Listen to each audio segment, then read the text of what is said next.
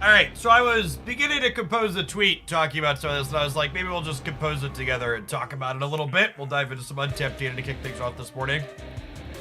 So this current Infinite Conquest tier list, I think, does a really good job of highlighting the kind of core problem with Conquest as a format. At least in its current state. The giant gap here between the A's and B's and then the everything else is a big deal. Let's include these definitions in the tweet. Can I get them nicely? Yeah, looks like that. We resize.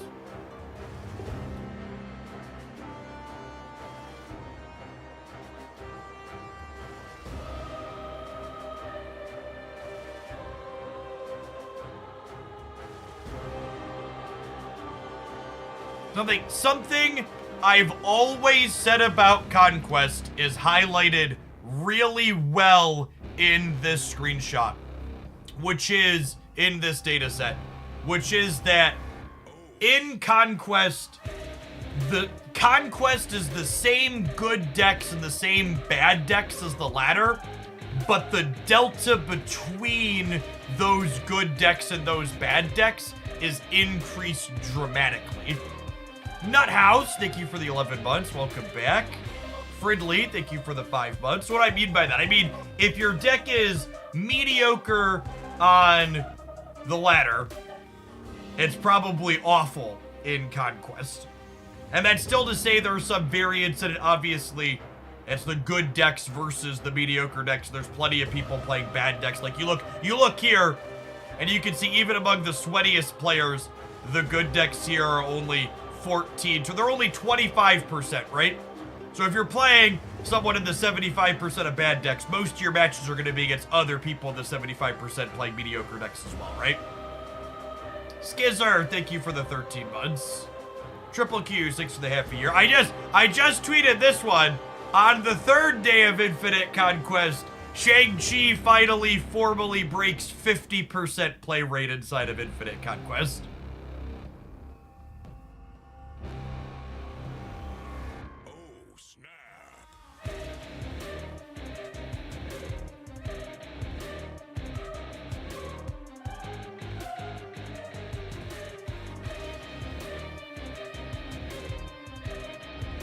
Zabu, so I've been archiving this one for posterity's sake.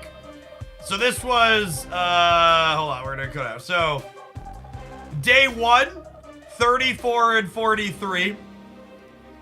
Day 2, 45 and 36. Day 3, 51 and 39.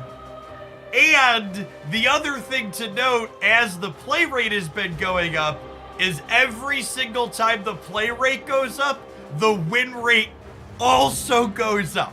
Which, if you're familiar with, like, competitive game stats, that's the opposite of what should be happening. Generally speaking, we expect win rates to get flatter and go down the more popular something gets. Sirius, you can use your Prime sub on mobile at this link here. Appreciate the support as always. Rob Bowley, thank you for the 7 months. Yoga Dragon, thank you for the 8. Triple Quipples, that's a fun username. Thanks for the half a year. Thanks for the almost 2 years here. We're gonna fire this one off here. I think this snapshot of Infinite Conquest post OTA from Untapped really highlights the issue with the current no sideboard / multi-deck. The good decks are much better than the less good decks compared to ladder, where there is less of a difference. going on, Bezos? Thank you for the 14 months. Welcome back. I think the snapshot of Infinite Conquest post OTA front tap snap really highlights the issue with the current no sideboard / multi deck. The good decks are much better than the less good decks compared to the latter, where there is less of a difference. Oh no, did I just... Oh god, did I keep it? Alright, thank you. Thank you, my browser, for caching. Alright, what if I compare... Because ranked is, everything's a lot bit closer, right? Yeah, you can see everything's a lot a bit closer in here.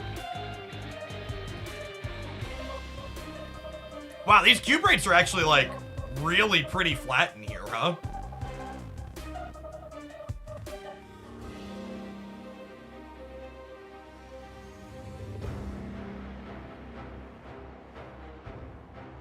Playing Scar without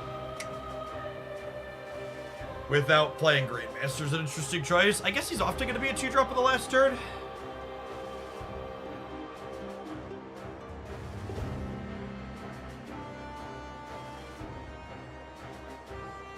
Sideboards would only make tech cards better. That is an argument that gets thrown up from people every time I talk about sideboards. But here's the thing, chat. The tech cards are already here. What's Sarah Control gonna fucking do, chat? Sideboard Shang-Chi, Enchantress, and Killmonger? They're already fucking playing those cards. No. Sideboards don't make the tech card decks better. The tech card decks are already the best decks. They're already good. They've always been the best in Conquest.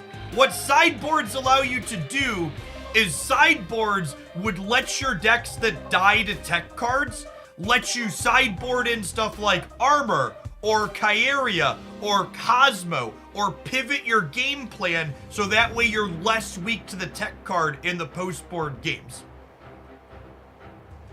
One of the big things sideboards do is they allow combo decks to be more agile and flexible.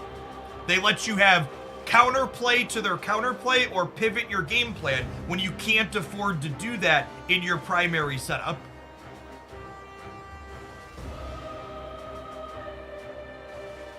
We're already in the tech cards are everywhere. Like, they're basically, Conquest has always been dominated by the tech. Like, I get that right now it's especially heinous, like Shang-Chi is 50%. It's not always like this. But even when it's not like this, Shang-Chi decks and other decks playing interactive bits have basically always been the best thing to be doing in Conquest. And the big thing sideboards would do is let you have decks that aren't leaning on these things that could generate counterplay to them. Don't you think there's a lack of interactive cards that aren't tech cards? I think interactive cards are basically always automatically tech cards. It's your hemming and hawing and actualing about, like, weird definitions. I just ask that you stop. It's pedantic and it's not constructive or useful to pushing a conversation forward. So, Conquest looks a little bleak. But Rank's still looking pretty good. There's a lot of stuff going on here. I guess I see Sheedot here. It's low popularity, though. As I say, whenever I see the Leech deck as number 3, I always, like, involuntarily cringe a little bit. So, Jessica Jones has a 67... This is actually really funny, because the best deck in Conquest is Lockdown, I think. And this is the only deck playing Jessica Jones. So, like, the other cards, like Shang-Chi and Zabu and these others, they're contained in some varying copies of bad decks. Basically, the only people playing Jessica Jones are playing this S-tier deck.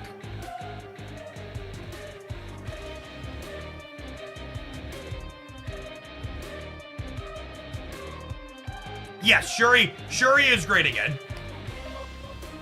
Shuri's been good since they nerfed Blob. Shuri's one of those decks that, like, Blob's dominance was the blip outlier on the map where this deck wasn't competitive, because generally speaking, this deck's always been competitive. It just got power crept hard by Blob making bigger numbers for less work. How's Beta Ray Bill looking? He's got okay stats. And Conquest is so hard. You gotta ignore the actual win rates in Conquest because all of them are super high the way it ends up being a not full data set. Okay. Yeah, this is about average. One of the things that Untapped data doesn't really let me dig into that I wish I could is, so like let's search Beta Ray Bill here. Like what if I, oh that's actually kind of surprised. I'm a little surprised that Lockjaw is actually his best variation here.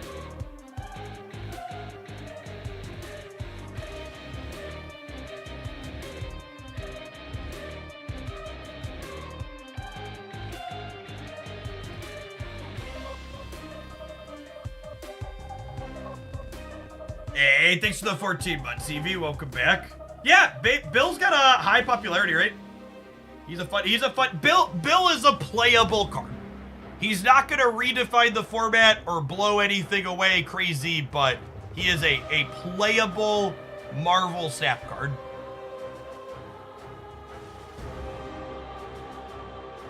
He's being the top 2 is not too surprising here. Hitmonkey continuing to struggle, also not too surprising. I've been very whelmed by Hitmonkey.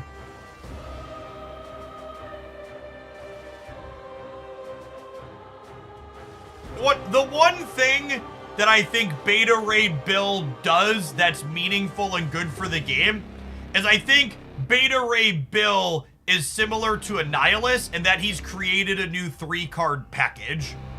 So Thor, Bill, Jane are 3 cards that you can slot into a few different shells interchangeably with other cards. Similar to how Hood, Sentry, Annihilus is a 3-card package doing something powerful that you can slot into and fill in the other 9 cards in a few different ways.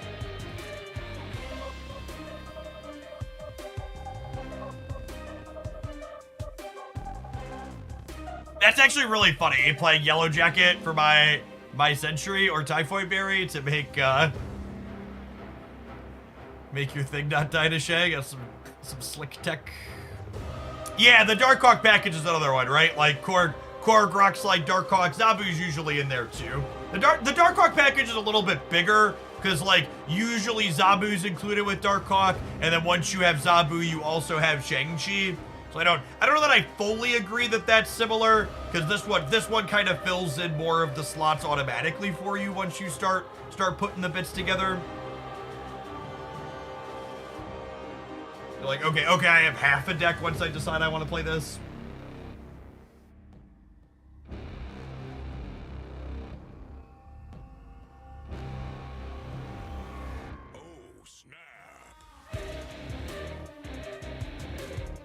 Oh, chat, Marvel Snap liked my tweet. Now, look at how wonderful that ghost is. She's beautiful. Do-do-do.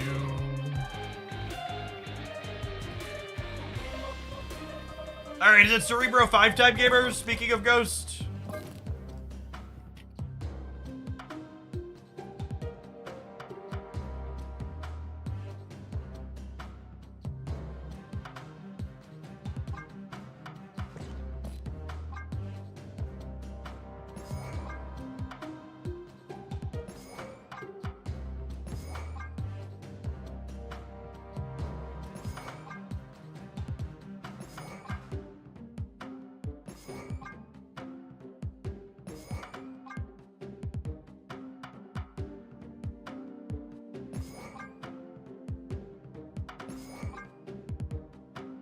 Yeah, I'm getting there.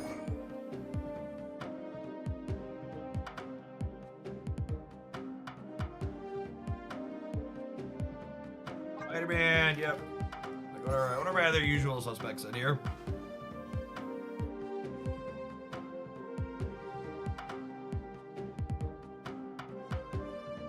So, if you're someone who's going to spend any amount of money on Marvel Snap, the season pass is always the best way you can spend money. So it should be the first thing you buy in any given month. That being said, if you're someone who spends less than $10 on Marvel Snap per month on average, I would probably recommend getting Black Swan or Hope Summers. I think as far as like metagame relevance, I would wager either of the upcoming season pass cards are going to be more relevant long-term than Scar. If you haven't seen those, you can check out my leaked card review video here for February and March.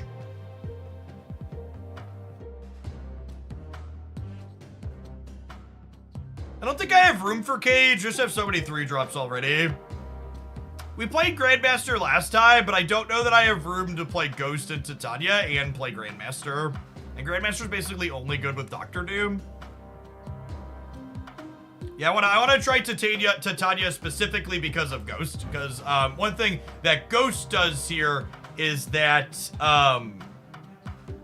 she makes it so you're always going second, so you can play Titania deterministically on turn 6 and know she's not going to jump over her. So, like, an ideal setup is, like, we have Ghost in play, we wave on 5, and then we, like, Doctor Doom plus Miles plus Titania on 6. Yeah, I could let you use Silk deterministically. I don't think you could replace Silk in this deck, unfortunately. There's a number of decks where you're like, yeah, you could sub Silk for Jeff or something, but this deck obviously needs 2/5s. You need 3 2/5s to play this deck, and there isn't another 2/5. Because if there was a 4th 2/5, I would be playing 4 2/5s instead of just 3 2/5s. Yeah, this is not a Silk replaceable deck. Alright, gamers, we're gonna just spew inside of Infinite Conquest all day. We're gonna play mostly mediocre, bad decks, but I have like 14 infinite tickets, so we need to burn them anyways, so might as well potentially give some wins. I'll get you in 120 seconds before we dive on into our first match. Thanks for hanging out. Don't go anywhere. We're not playing Martyr because this is a deck where Martyr has a real downside. Martyr could realistically jump to lose us the game with some frequency here.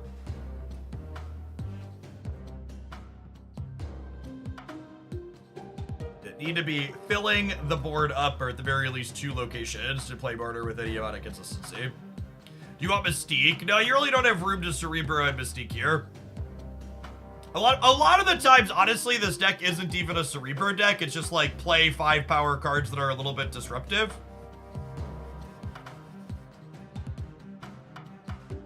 Crazy Captain Marvel. Chad, if you're sad about Captain Marvel, make sure you catch the Cerebro 4 highlight video that was on the Jeff Hoagland YouTube channel yesterday.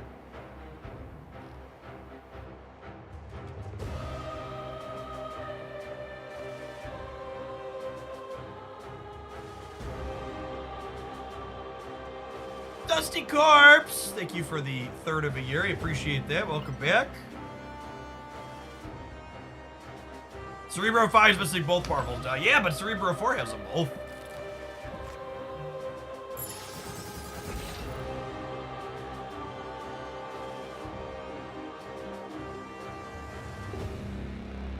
Can you Star-Lord if you don't have Silk? It's really a lot worse. Star-Lord is just not going to be a 2/5 with any consistency. Oh, snap. Your Miles also gets worse if you're missing Silk.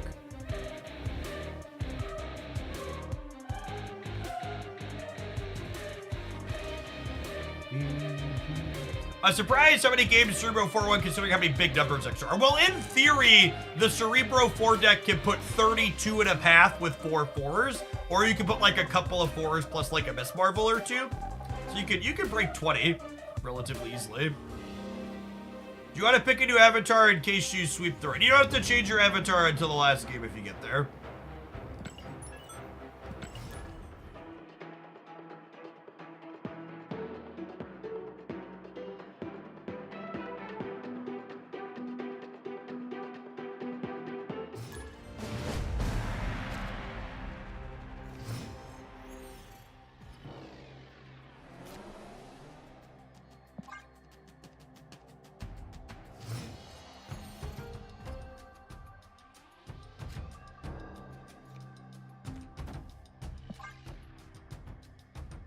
But it's playing Thanos.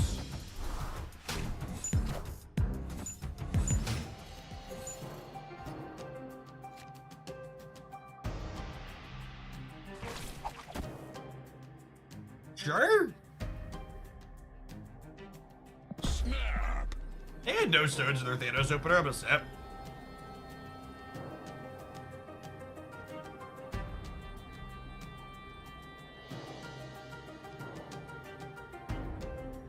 Really enjoyed the 2099 deck you played yesterday. Yeah, after we try through a few new ideas, we'll probably run that one back today at some point. Here.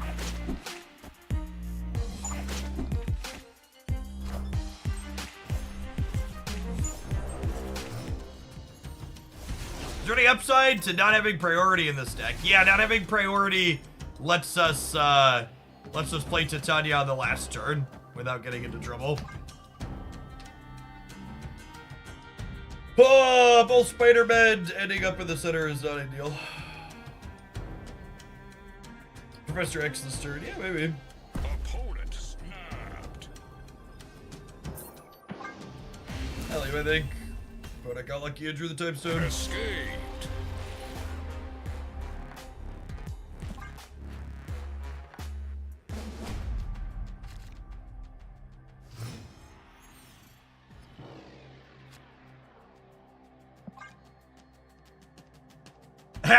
I had someone complaining in my YouTube comments last season or the season before about how they accidentally picked the wrong avatar for Infinite Conquest. I was just like, listen, bud, if you messed that up, that is firmly on you.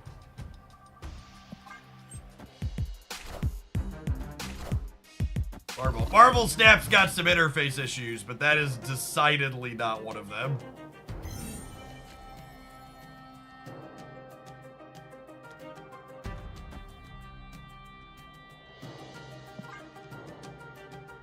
You can't control where Martyr goes, gamers. This Martyr is not playable in this deck.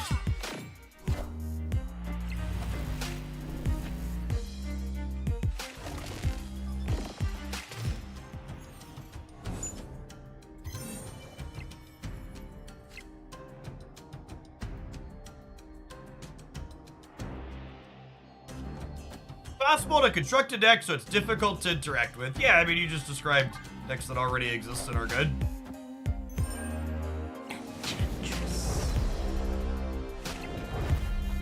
Martyr is only playable in decks that are filling 2 or more lanes, gamers.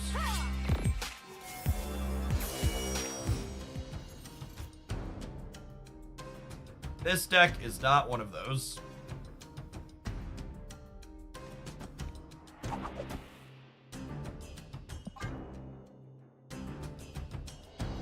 It'd be better to not Enchantress the Soulstone. Well, there's 2 Xandars. I'm not gonna get to play Cerebro this game.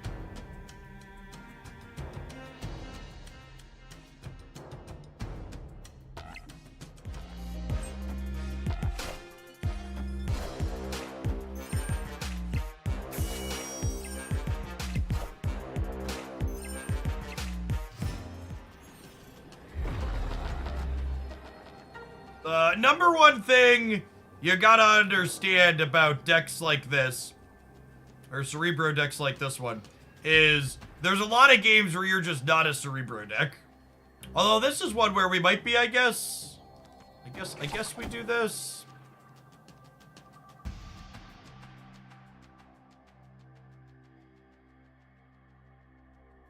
How does Martyr interact with Captain Marvel? Depends on the order they've played. End of game effects happen in the order you put them on the board. Snap. Ah, Boomer Snap them.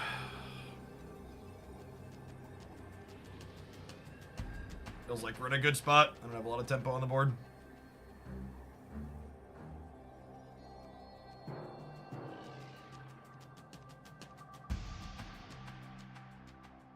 You know, I could have maybe gone like Cerebro Titania here. Or maybe like Cerebro here. Well, I guess Cerebro ends up here regardless, right?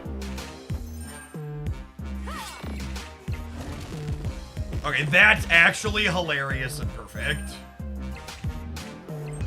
Got him.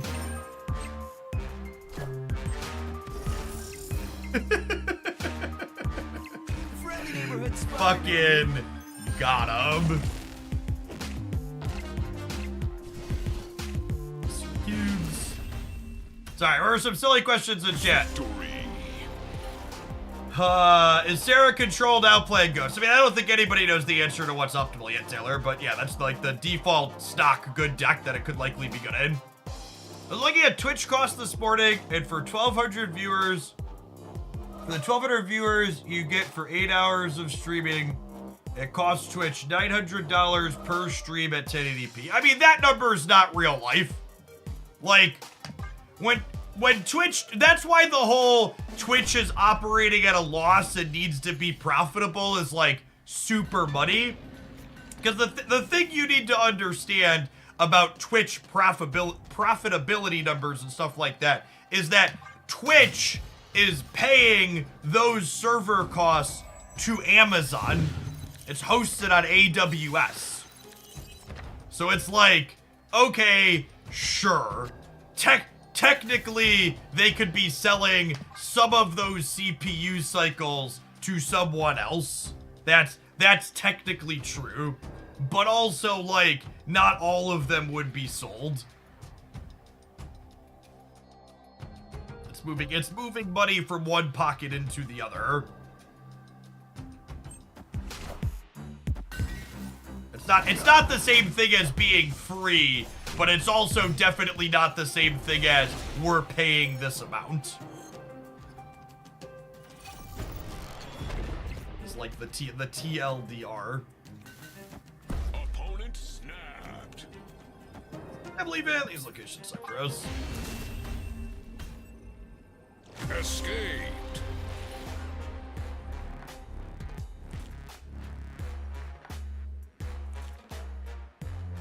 Alright, gamers. How long have you been following my stream for? Dr. MF has been following this stream for 5 months. And maybe you haven't been paying attention for the last 5 months.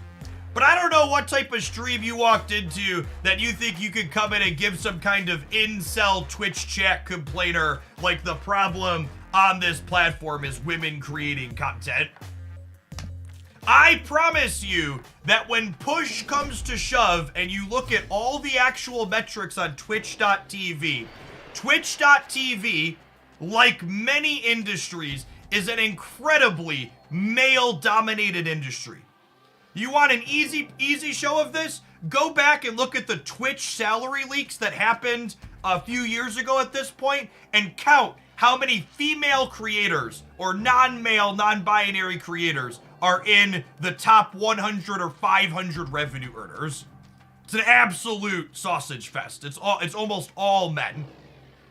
And this idea that the female content creators are the problem is 100% perpetrated by the fact that men who are struggling to find success want a fucking cop-out other than their content's not good. It's easier to blame women for their shortcomings than it is to be like, oh, maybe I need to do better, or maybe there's something outside my control that I could improve. Decision DM, thank you for the primer, appreciate the support. And Dreaded Fisher, thanks for the sub gift. It's very generous of you. Opponent snapped. I want to use my energy this turn, but I also feel like I probably want to save Enchantress to tag a... I'm going to save for the snap. I kind of want to use Enchantress to tag a Soulstone, potentially.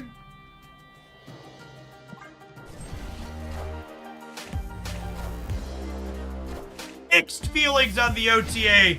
People think Ghost and Spider-Man got nerfed. All I have to say, chat, and I've talked about this a lot, but people saying that those cards got nerfed is what I always call a great example of showing you who you should be listening to takes from and who you shouldn't. Anybody that tells you a 1-2 going to a 3-5 is a downgrade or a 4-6 going to a 5-9 is a downgrade, that's them shouting for everybody that will listen they don't understand power to cost dynamics in Marvel Snap at a fundamental level.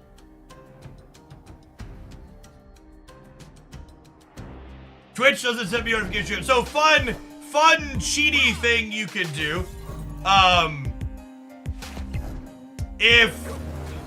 Wait, does this still lockjaw even though the card goes back to their hand?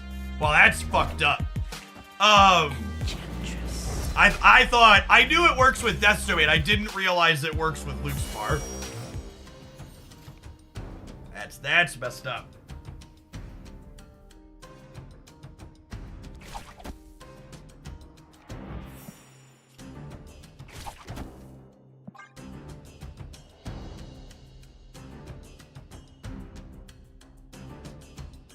The Hulkbuster change is the textbook definition of a side grade. It is a situational change that is better in some spots and worse in some others.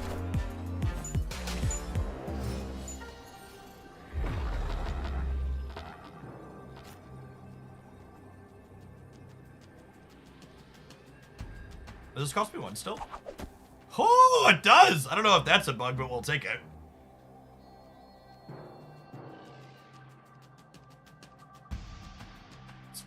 Fuck this guy in particular.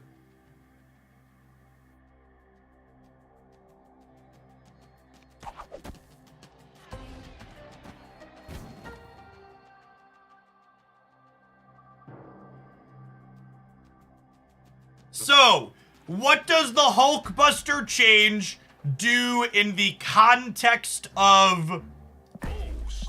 What does the Hulkbuster change do in the context of the Destroy deck? In my theory-crafted opinion, I would wager that the Hulkbuster change raises the floor of that deck, makes its average draw be a bit better, while simultaneously lowering the ceiling, making its biggest draws a little bit smaller.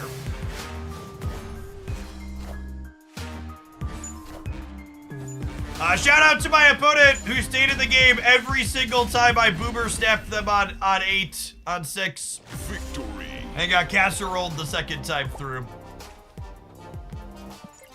This is why so many people boomer snap, by the way. And I was only boomer snapping because people stay after they leech you way too much. This is also another good example of a game of, like, people always ask when I play Cerebro Fighters, like, Jeff, how do you deal with the location variants or stuff like that? This deck is just literally not a Cerebro deck in a lot of the games. Like, sometimes you play this out and then it adds, like, I don't know, 6 to 10 power to the board. But that's also why it doesn't play Mystique, right? Like, it doesn't play Mystique because, you're not a Cerebro deck in a lot of the games. Yeah, it's like this mid-tier, slightly disruptive deck that puts reasonable numbers into play. And if you think about it, you look at our cards are like way above rate on average compared to Marvel Snap stuff, right? Like we're getting 2 5s and 3 5s and 1 5s and 6 15s. Like just on pure rate alone, our cards are bigger than a lot of what other people are doing.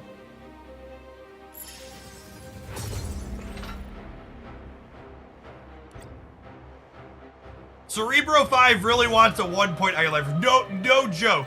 That could realistically put this deck over the top. If Miss Marvel was still 5 power, you could probably play Mystique. Maybe, even when the deck had Miss Marvel, I still really wasn't a Mystique fan in here, if I'm being honest. It's like less bad with Miss Marvel, but I think it still probably wasn't good.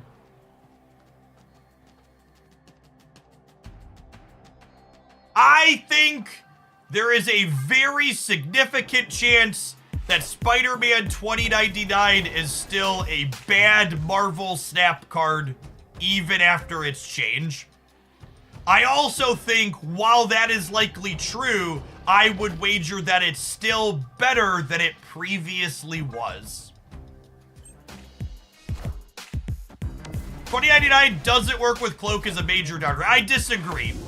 As someone who spent probably more time than you playing with really terrible Marvel Snap cards like Spider-Man 2099, not working with Cloak is really not a big deal.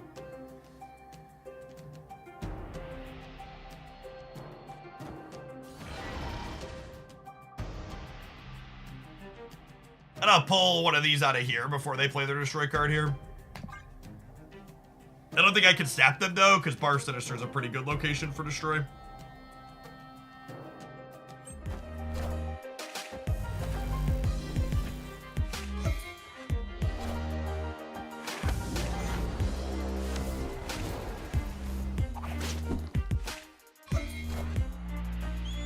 Oh, rip, they're killmongering us.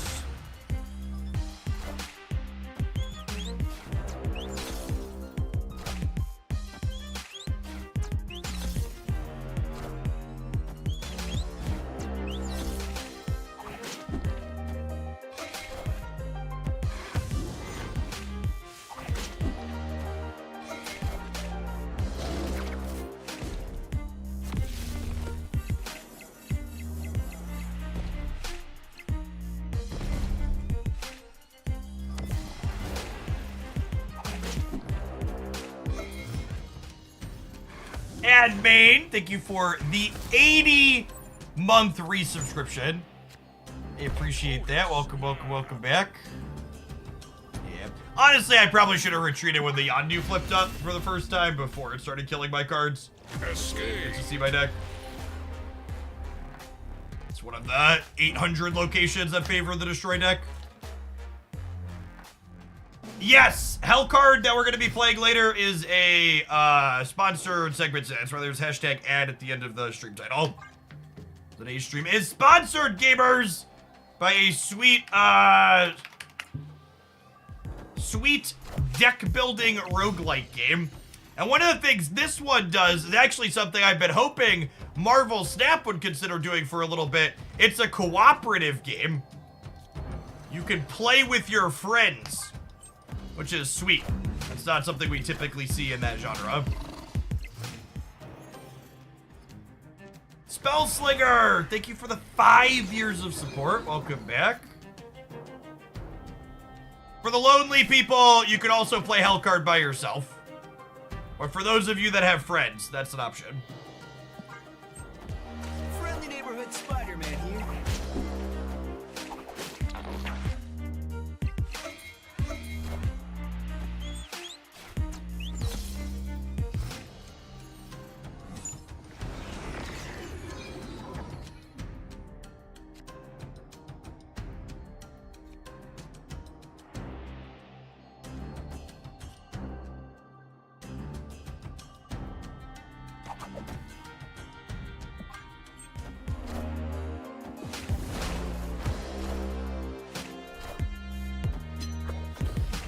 They're playing Magic.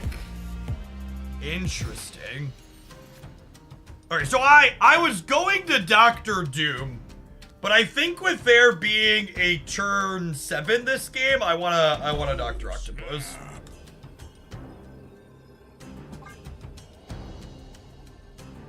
What did their Yondu kill? Killed Titania? That's whatever. Hey, thanks for the quarter of a year, Yogmoth. Welcome back. There are Zola null decks. Sure, most of the destroy decks are Zola null decks. There are Shang-Chi deck. It's good to know. They got Thanos from both Great Portals. Holy! Woo! Doggy! Let's go! Let's go! Do do do do do do. Do do do do do do.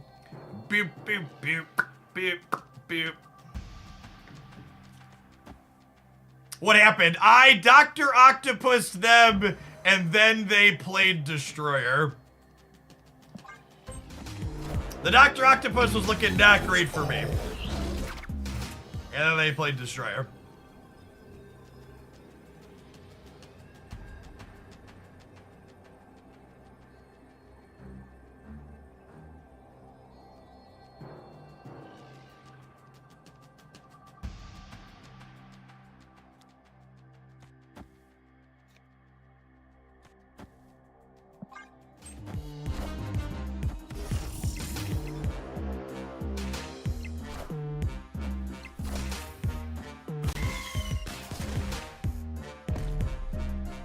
death. I'm trying to think, what other card are they playing here? They're staying while deathlocking their own thing. Victory.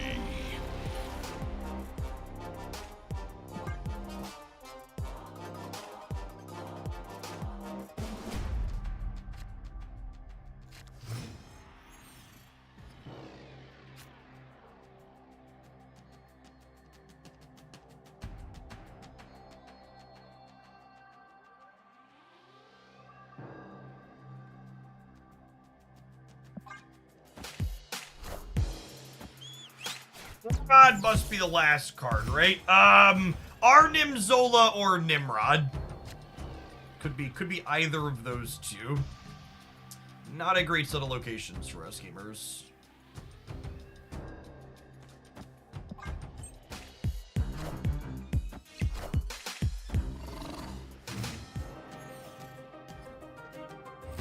They also haven't showed us Venom or Carnage yet. Yeah, no Venom or Carnage yet. It's a great call out, actually.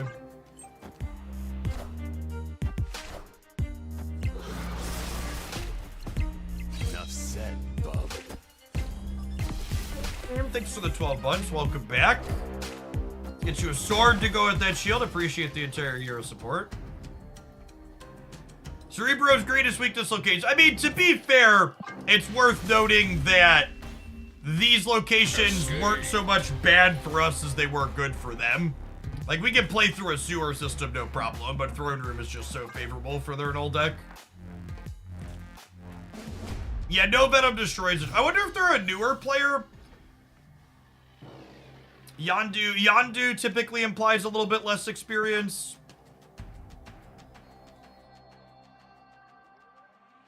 What's the nonsense about my Prime ending, but I can't use it yet? Yeah, it doesn't, like, it lapses before it comes up, which is real silly.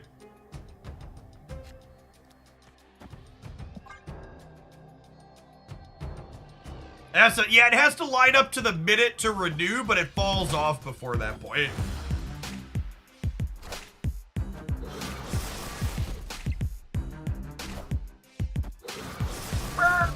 Thank you for the over 2.5 years. Welcome back.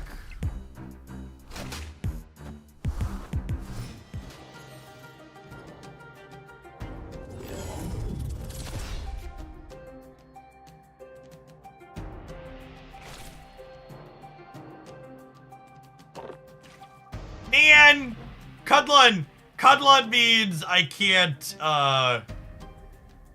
do this if I want to keep my Cerebro bonus. How big can I get a Nexus if I draw Cerebro? It would be 13 times 4. It's 52. I'll stay. Ooh.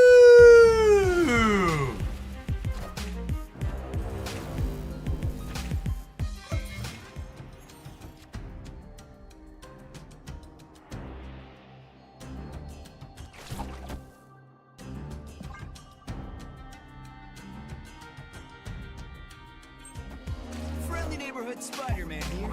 So Spider-Man on Bar Sinister gives me 5 spiders, chat. Friendly Because neighborhood he jumps out and then Spider-Man 4 here. fill. Friendly neighborhood Spider-Man here. Friendly neighborhood Spider-Man here. Friendly neighborhood Spider-Man. Alright, Cerebro, please dodge Yondu. 5 Spider-Mans, I think I saw that movie, yep.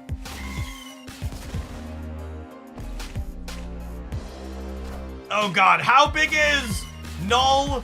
They've killed 3 5-power Deathlocks. That's 15.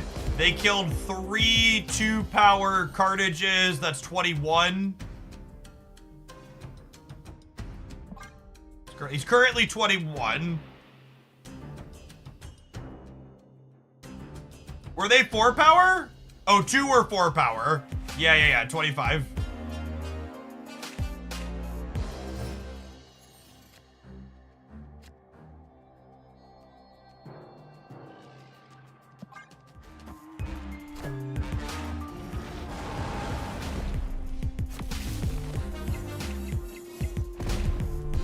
Alright, how big? Big. Big. Big, big. Alright, so 17 times 3 is 51. I believe we have lost. Very, very big. Low triple digits.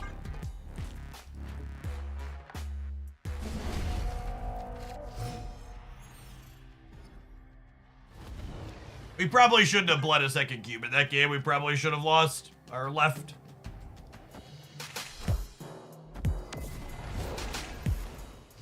Honestly, I could have stayed that game if I would have simply played Ghost and then left space. The mistake was playing the Spider-Man. I could have played Ghost and held Enchantress right for the null, is what I actually should have done. Be reflective for a moment.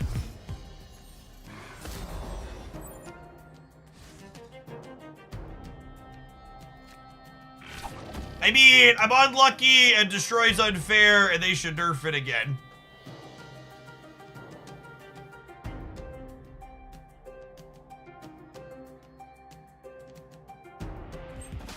Friendly neighborhood Spider-Man here.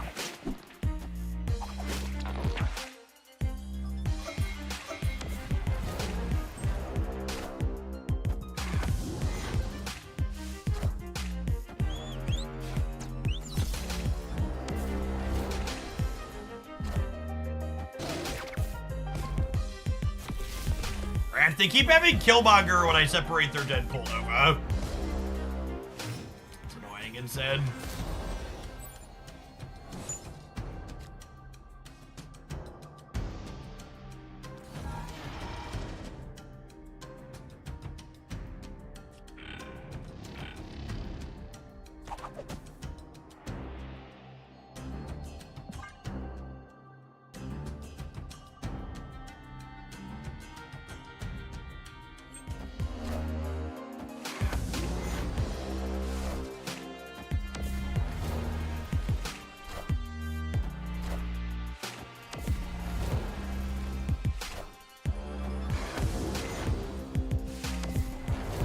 Deathlocking middle?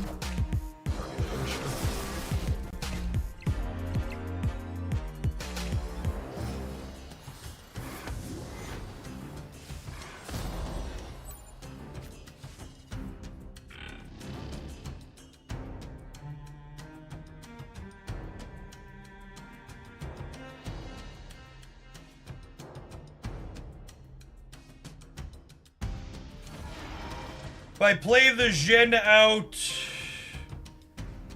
Doombot here, Doombot here. I play the Jhin out here, Doombot here, Doombot here. And then I have 1, 2, 3 spaces open. I play these 3 next turn. If I had Cerebro, I'd snap here, but I think without Cerebro, I have to wait.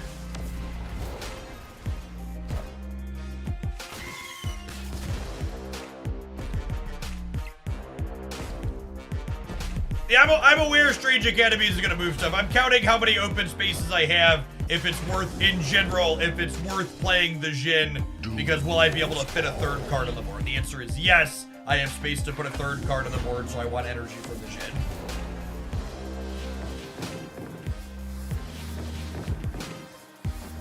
It could have been right to like Jhin here or here to put more 5s into these locations though. Or like maybe I want 4 5s here. Cerebro!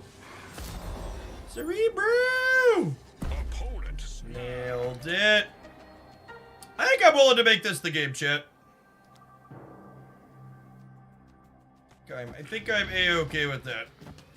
It's also worth noting that Ghost here is making it so I can play Titania, which is ideal. That is. People are asking, why is Ghost in the deck? Ghost is in the deck so you can not have priority to end on Titania in turn 6.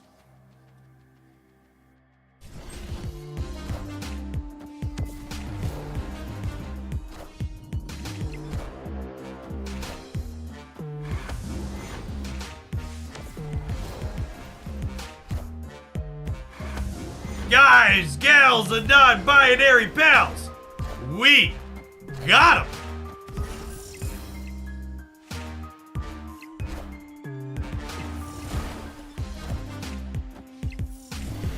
Yes, Ghost can also be a tool for Enchantress, is noteworthy, but the initial draw to her was... You get to play this.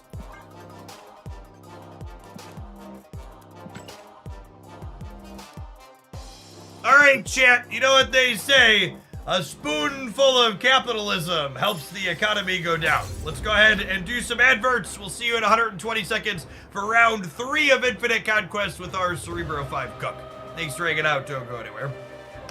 Have you done the math to figure out how much day collection complete is now? I have not.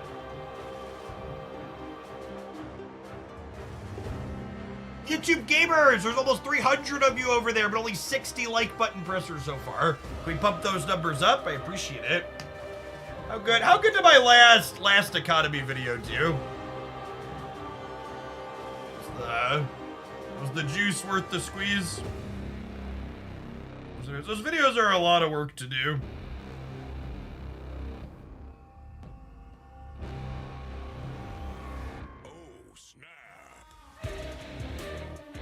This one.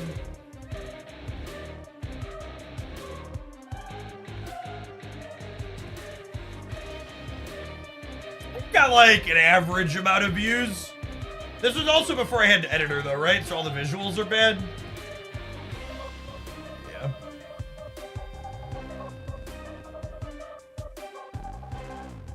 Lockhart, thanks for the prime, I appreciate it.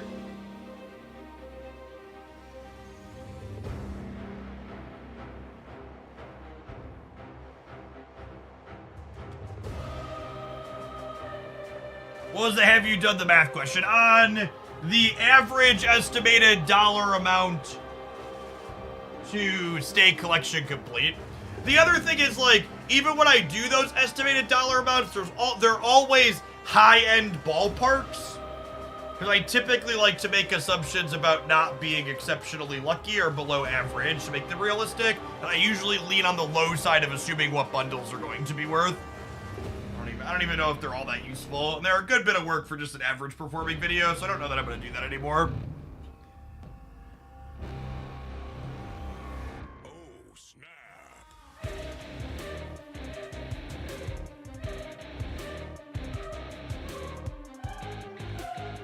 Lockhart, thank you for that brand new Prime support. There's a ton of people out there you can send that to every month. They can send it this way. K Sharkman, thanks for the 2/3 of a year.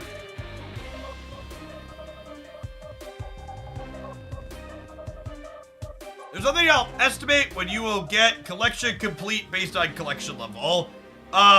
You could do an estimate for Series 3 complete. Is that what you're asking? Because you'll technically never be Series 4 and 5 complete without spending. But Series 3 complete, you get two, or you get, I think it's 3 Series 3 cards per 120 levels now.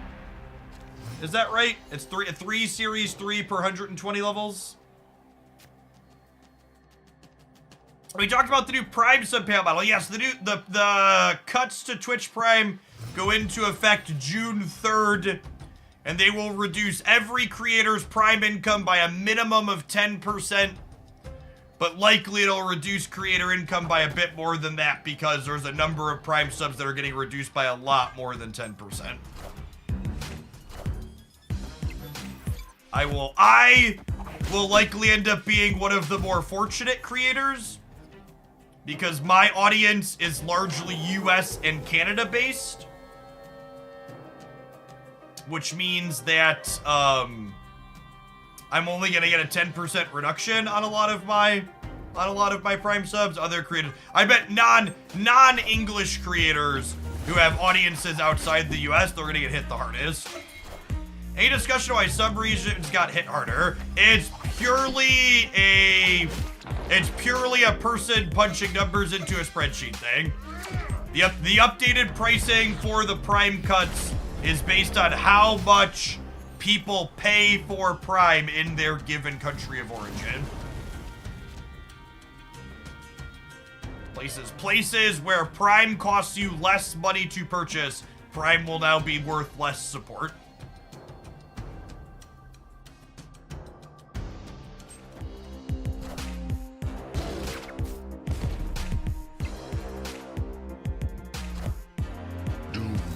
kills all.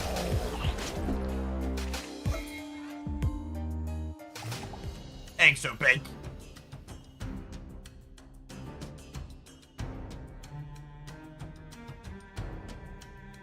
I was gonna keep banning Silk around and keep Miles being cheap.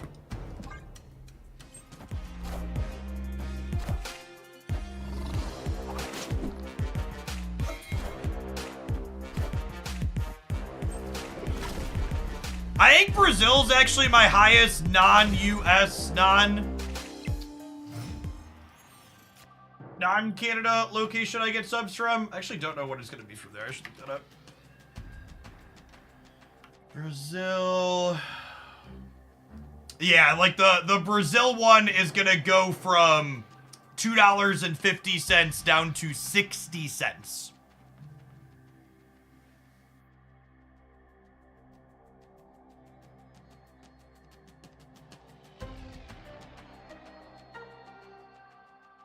It is an incredible drop off for people from those regions.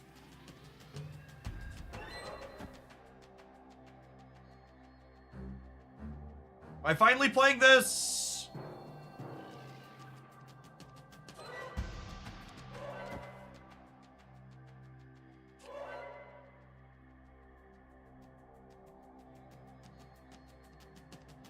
They could Zola here, yeah.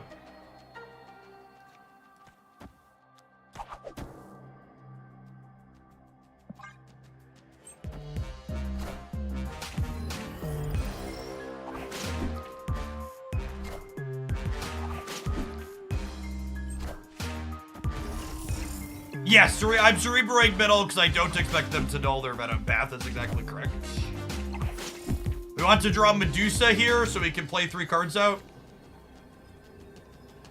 Rip Polaris.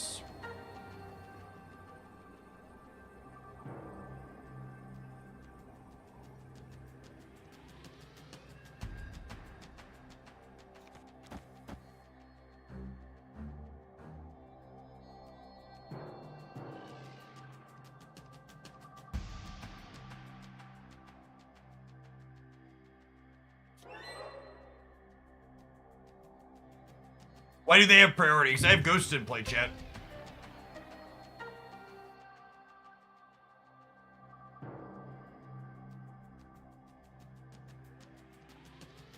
Do I do this? They're most likely to null here.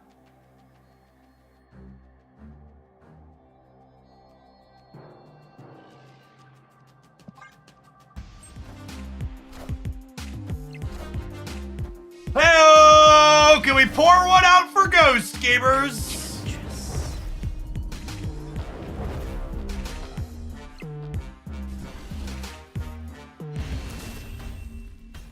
It's only for 2 cubes.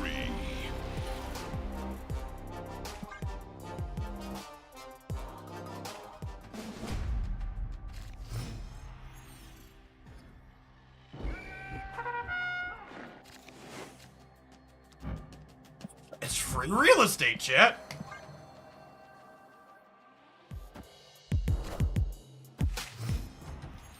The biggest takeaway, to say one more thing on the Prime sub nerf, is that the only 3 regions that are getting reduced by 20, the only 3 regions that are getting reduced by 10% are Canada, Puerto Rico, and the United States.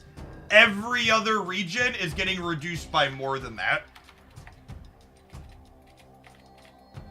In fact, the only other region that will still pay more than $2 for a Prime sub is Australia. They're going down to $2.15 instead of $2.50.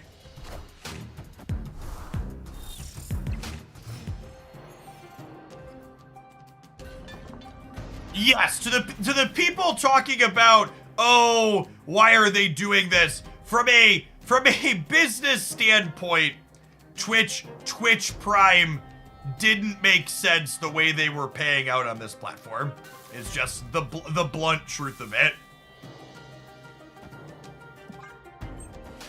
It did not make sense for them to be paying out as much as they did. Yeah, genuinely, I was happy that the change to Prime was okay, we're cutting it by a percentage, not okay, we're getting rid of it.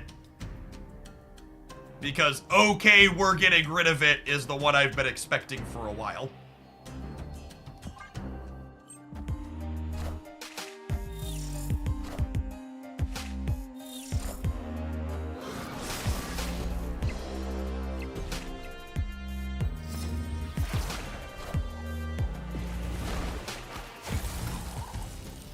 We talked about this earlier.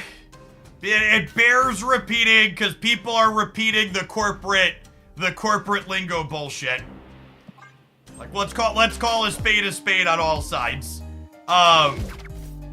Saying that Twitch isn't profitable is not clear cut and dry because one of Twitch's biggest expenditures is server space. And they pay Amazon for those CPU cycles. So their literal biggest cost is taking dollars from one pocket and putting it into another. So like, yeah, technically they're not profitable, but also like, come on. All right, do I think I need a third thing over here? Ghost is again looking good here, letting us go second. We're gonna get to pull Deadpool or something into here. Honestly, if I'm pulling another thing into here, they're snapping me. They don't have any extra energy. They get to make a single play here.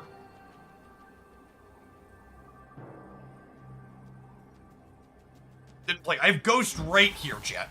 My actual Ghost. I think it's this, and I think I might snap them back.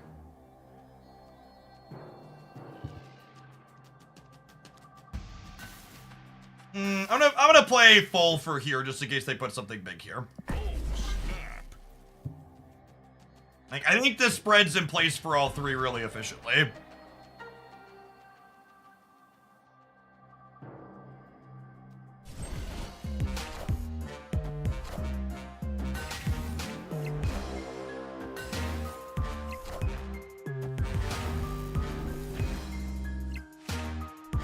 Oh, come on! Damn! Oh, that sucks. My original play won it. That's a tough break. We would have been 15 to 15, and we would have been 30 to 8 here. We also could have won the coin flip. We lost the 50-50 on Wolverine, but I also would have won 100% of the time regardless of the flip if I had taken my original line. All right, I mean, honestly, we played a bunch of really good, sweet games with this, and Ghost was genuinely useful and impressive in a number of spots. Between Titania and Enchantress and Silk, I really liked what this deck had going on. Seems like a fun mixture of cards you can play some reasonable games of Marvel Snap with. Our variant in Split is also stellar here, yes.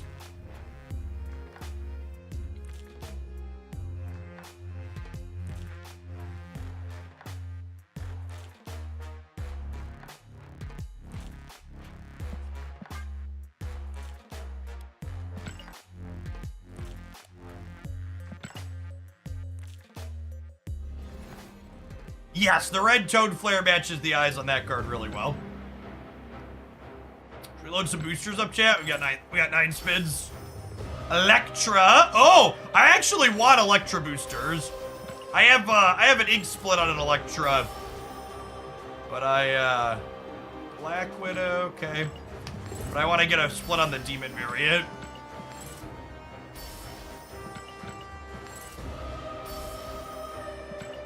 That Ghost gives big StarCraft vibes. Yeah, I agree. Maw's not bad. Need splits on him still. Good split on Black Bolt already.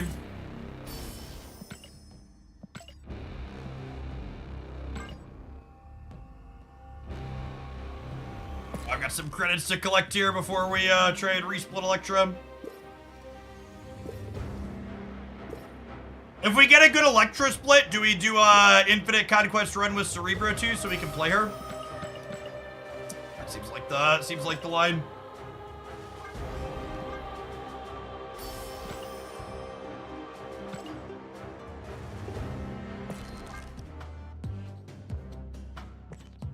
Damn, I have this one that's inked red, but I like this variant a lot more.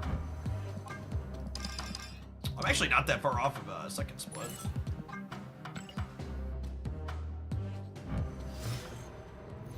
Oh, there's someone else mentioned there was a web shop event. Let me take a peekaboo there and look, Jim.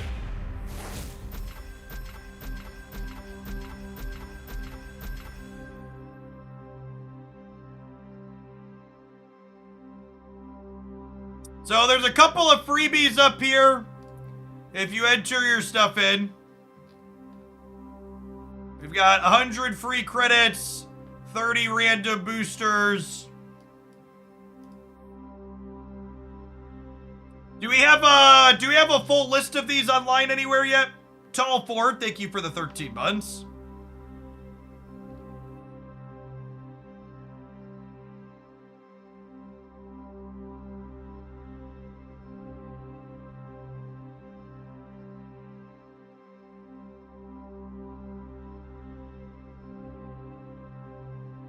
All right, are we giving Marvel stat money?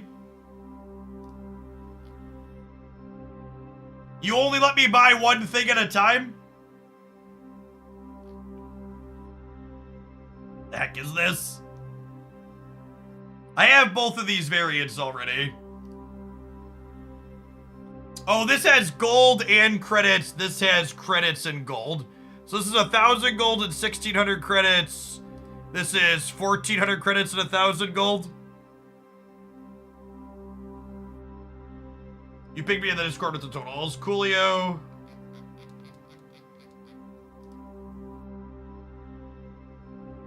Credits, 500 credits, free credits, 1,500 credits, 1,500 credits, golden credits, gold. More gold, more gold, more gold. If you have the card already, you just only get the currency, which I think is still, that's better than buying the 1,000 gold one. All right, hold on, chat. We're gonna click through some purchases here real quick.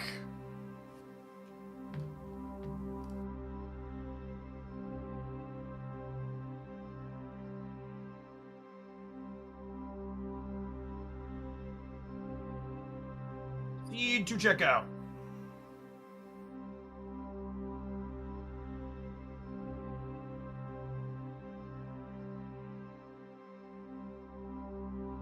Oh, you got a makeup premium mystery variant today. That's interesting.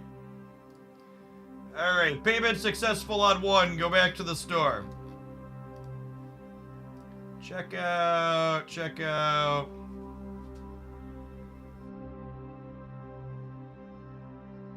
I wasn't gonna spend more money until the whale track rolled over, chat. I'm gonna have to restart my client for these to show up anyways, right?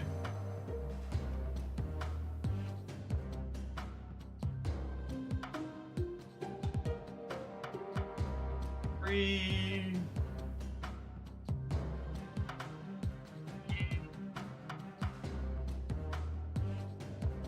It keeps losing my zip code every time I go back to the store, and I keep having to type it in. Oh my god, I lost my payment method preference there too that time.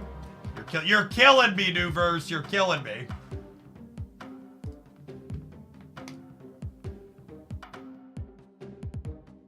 Part of me wonders if Snap won't end up being better off when they lose them as a publisher. Maybe some things will improve.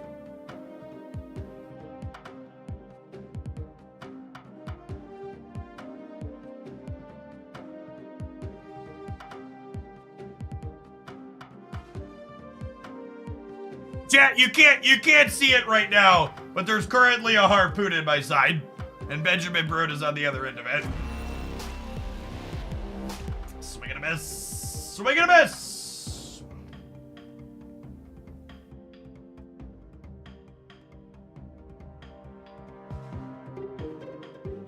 Yes, I also bought the infinite ticket bundle. No think, no count, only spend.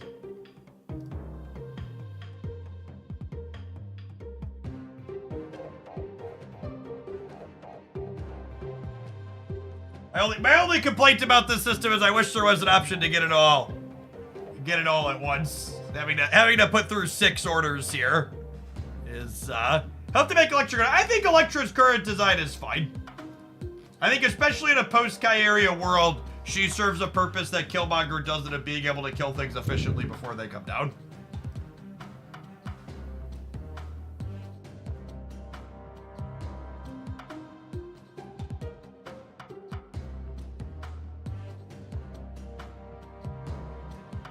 The last one.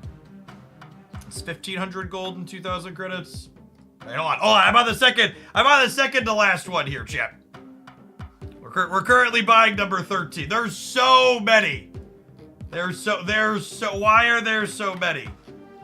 You know why there's so many, chat? Because buying a bunch of little things is easier than getting people to buy one big thing. That's why. I didn't just spend $70. I spent $3 and $9 and $10 and $15 and $13.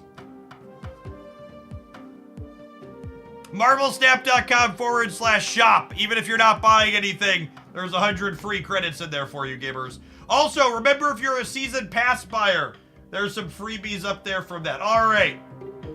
I have been fully harpooned. See, this is actually the dangerous thing about this site, though. This tells me that my Marvel Snap spending for the month was $760. I feel like for this track, they should probably just stop counting your points once you hit the 20,000. Because I feel like people are gonna see this. It's gonna hold up a mirror to them very easily. And that's usually something these games like to obfuscate, like what your total is.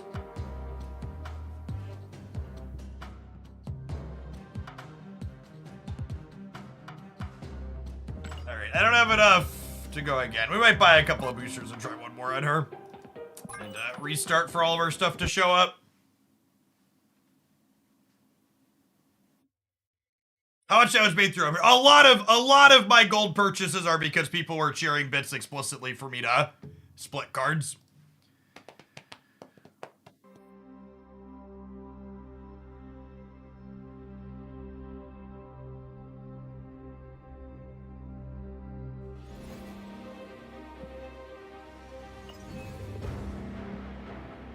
If it's tax deductible, it's basically free. Yeah, that's what my accountant told me.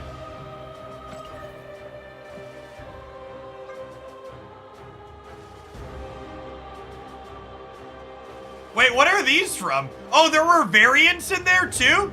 Look at that, chat. There were variants in there too.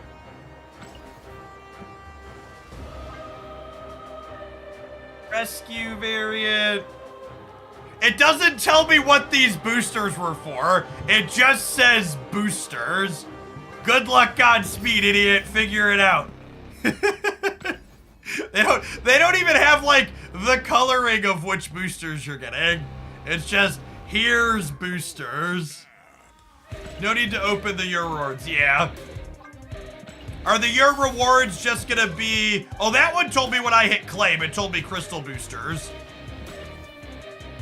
The ones, the claim your rewards that give you boosters, it tells you.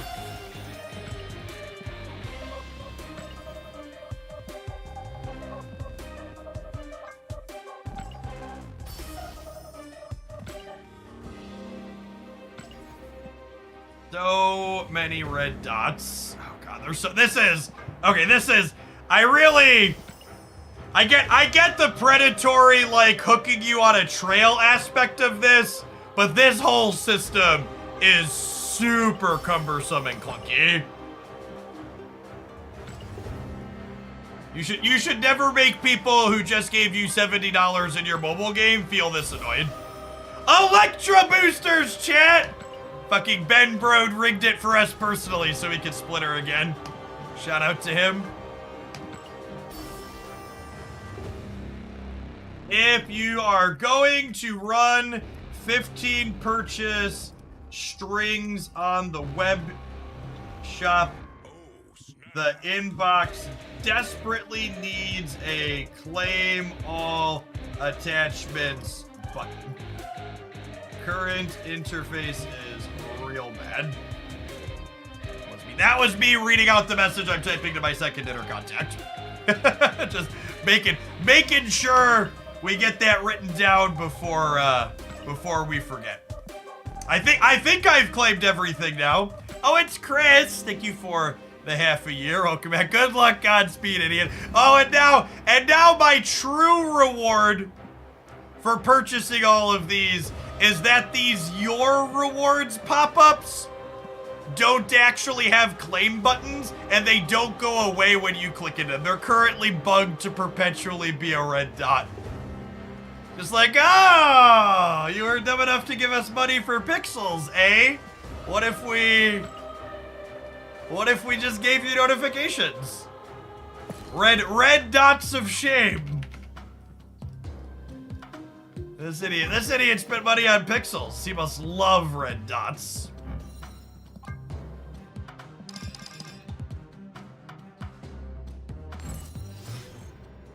The scarlet dot of shame.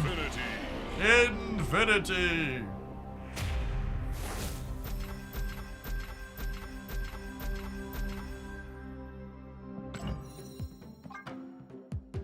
I just spent a bunch of money. Give me a split. Whoo, dog, you see, chat? We spent a bunch of money. And then not only did we get the Electra boosters we needed completely at random, but we also got the premium split. Papa Bro knows when to pay out. Kamikaze, thank you for the gifted subs. That's super generous. They knew what we was splitting. Listen, unironically, if these random boosters were programmed to give you more boosters on cards you've split most recently, that would be a brilliant back-end thing to be doing. Rather than having these be pure random, have them be more weighted towards the purple flares. I think the purple flare's fine. The card's got a lot of black on it. The purple complements that just reasonably.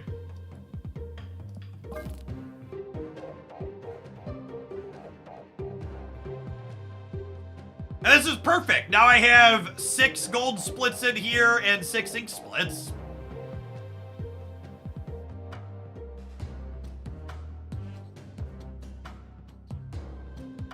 Perfectly balanced as all things should be. Chat, I have 6,000 credits. Okay, I'm not gonna compulsively split my 6,000 with my 6,000 credits. We're gonna be good and wait. Right? We're gonna be good and wait. Okay, let's play. Let's play it. We've been economying for a little bit. Let's play Infinite Conquest.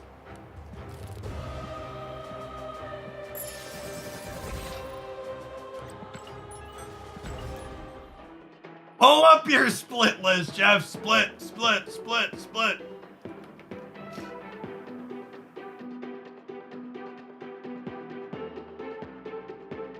Can we take a bet on whether those 6,000 credits will still be there at the end of the stream? Listen, chat, I don't make bets I know I'm gonna lose.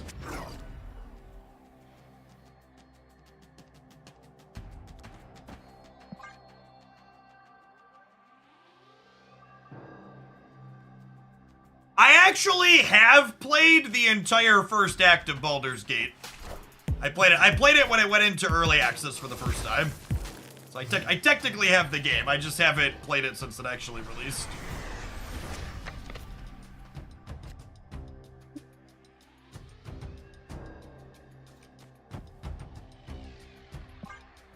A seconder commented on whether they're ever adding other types of rare splits besides inked or gold. So, in the data mined, there was an outer space backdrop split that was mined.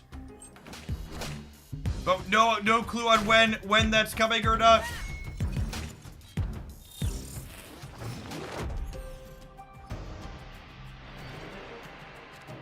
Do you have a good split for the final boss of Snap M, Baku? Asking the real questions. I think I might vibe for one turn here, because I really would like to draw Cerebro to copy.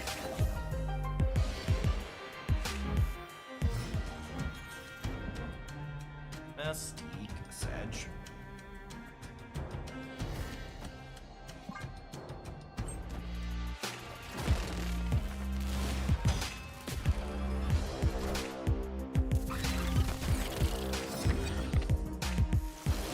There were new splits in the coming soon section of the roadmap for Q1, Q2. Okay, that's good to know. I forgot about that. Or missed that, or whatever you want to call it. Oh, unfortunately, because I failed there, I have to play this mid.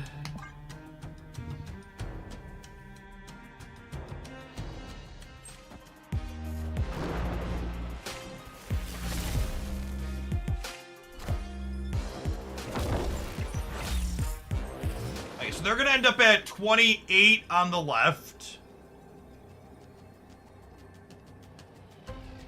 So then it comes down to, is this enough to win here?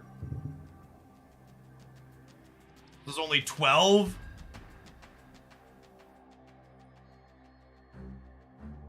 Twelve's beating like Hulk and stuff. Loses to like Hulk Wasp. If they let me limp, I'm gonna limp.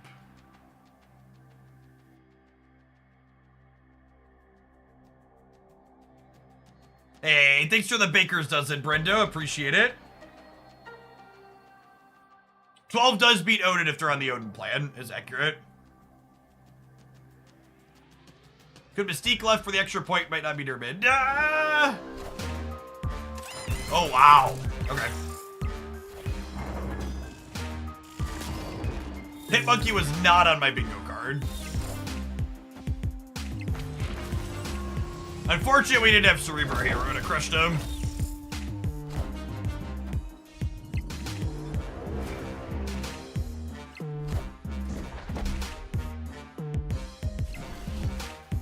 Fine, it's only a 2-pointer.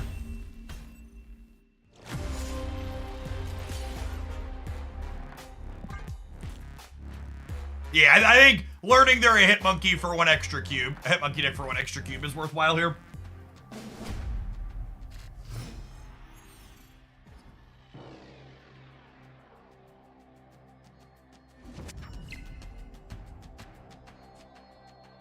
They are an armor deck is a thing to think about when looking at Rickety Bridge.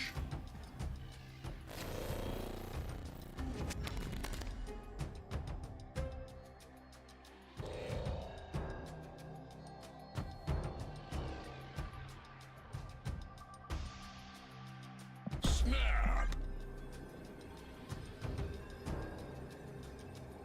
A snap on the Nico draw too. It might be right to play the Electro out here too for tempo.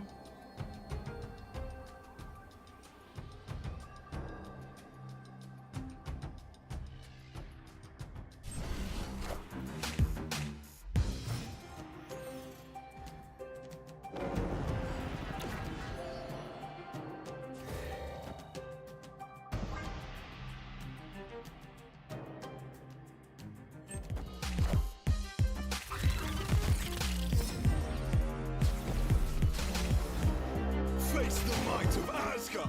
Mjolnir.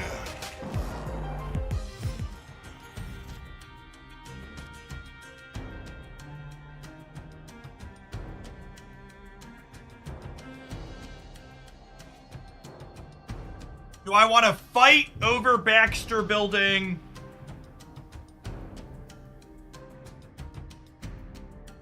Or do I want to storm it and fight for other things?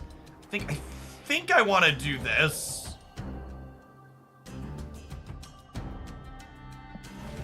That's close though. Maybe I just want to spread out.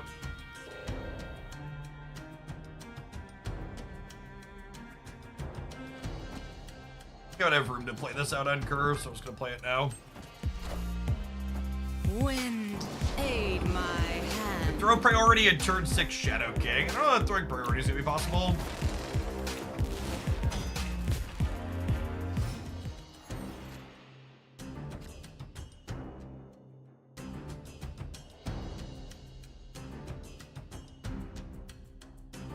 I might just be This might be a throw the Baxter building with the game angle.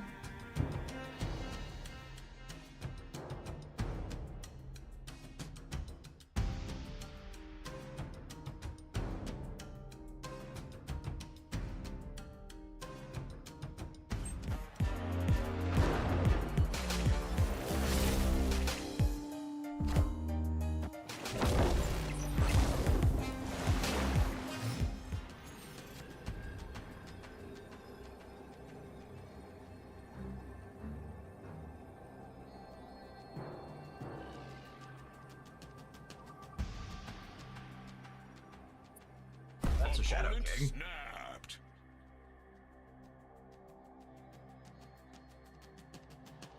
So I have two lines here. I have move Nightcrawler middle, play Cerebro Mystique into the Baxter building. Or I have play Shadow King into the Baxter building, play Cerebro middle.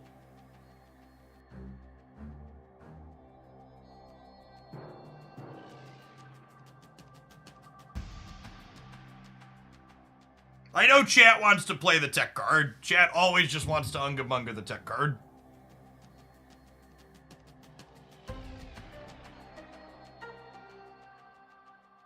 I'm not playing around in Goliath.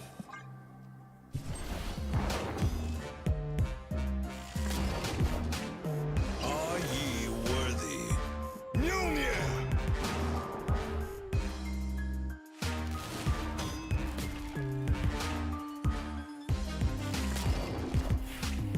Alright, so the To me! non-play for Baxter building would have won. If the Cerebro lives, we win anyways. Cool.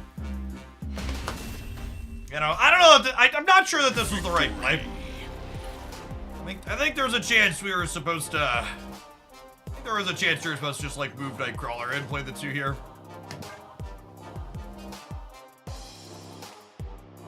The Mystique line doesn't die 25% of the time to the Danger Room.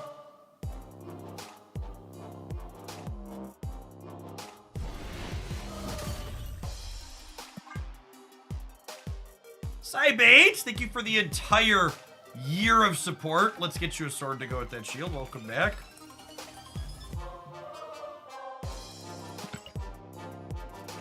It's totally reasonable for them to have Goliath, though, I think. No. Especially not once we see Odin, but even before we see Odin, the Hitmonkey deck playing Goliath is incredibly unlikely.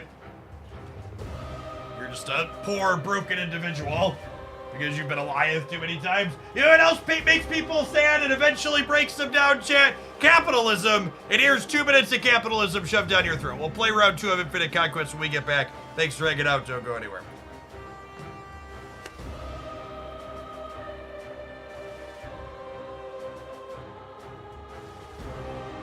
Don't worry, YouTube viewers. I didn't forget about you. You can have some capitalism as well.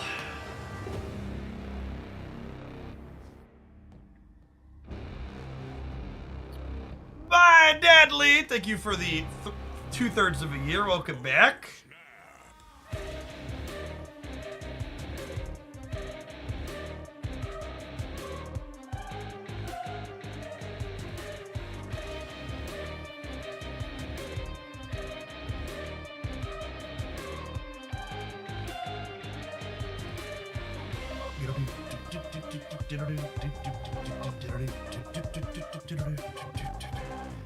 Activate my Capital Blockers subscription. You're just capitalisming it a different way.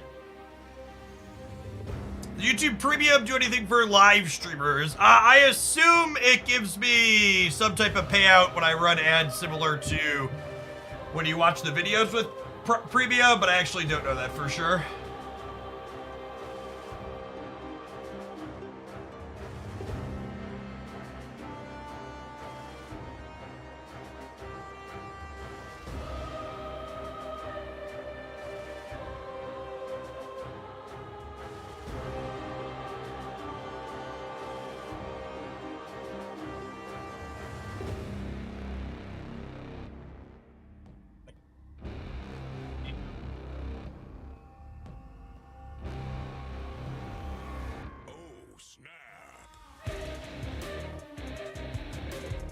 We've been slacking on my bike the last few days. You get some more pedal. That's why I'm bouncing. Anytime you see me moving back and forth like this, that's the bike chair. Do I dual stream? Yeah, anytime I'm live on Twitch, I'm also live at youtube.com/Jeff Oakland.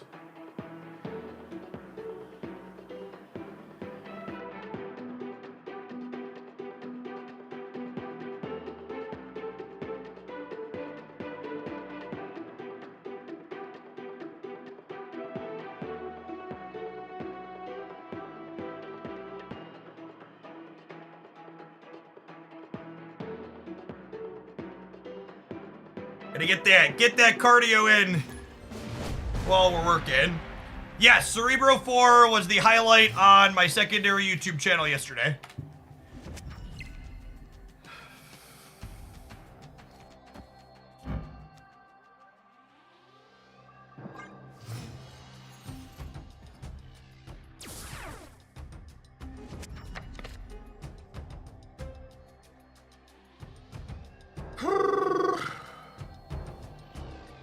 I never thought I'd see Omega Red and a Thanos deck in Infinite Conquest. So, the thing about Infinite Conquest, chat, is there is no collection level based matchmaking and no MMR based matchmaking inside of Infinite Conquest.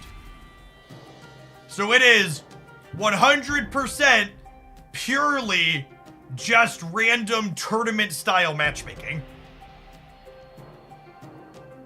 JOZ, thank you for the entire year. So while you will find, you know, people that are successful and grind a lot inside of Conquest, you're also going to find a lot of people that don't have a lot of experience in this format.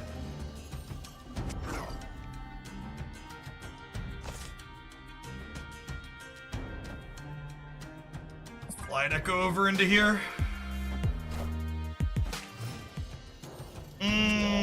Yeah, I guess that's my fault. I deserve that.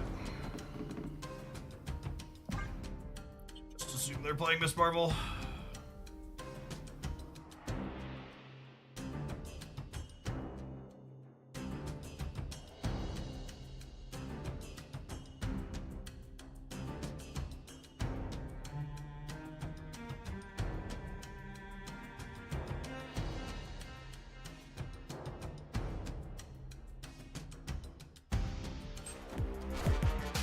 You know what? Blue Marvel's actually a bit of a risk in this matchup. Because if they Enchantress by Blue Marvel, I lose the Cerebro bonus everywhere. So I'm gonna limp for one here. It's obvious which deck we're playing, but we can't beat Enchantress left.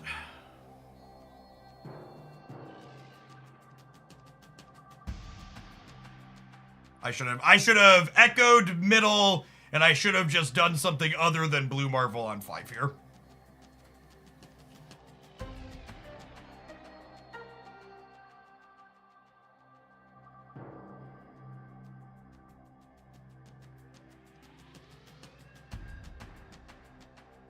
Opponent snapped.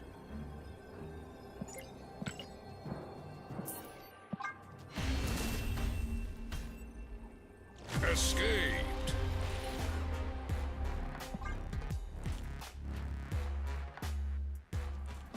The long rope into the boomer. We're talking about how sometimes you can get easier, more random opponents. There are also a very deep player pool of dripping, filthy, sweaty opponents. This is our first one of those this morning. Breaking news. They are trying real hard. No, I don't think they're ghosting chat. I think the reality is just almost assuredly they were told by some sweaty content creator that it's optimal to only snap after you rope almost the whole turn.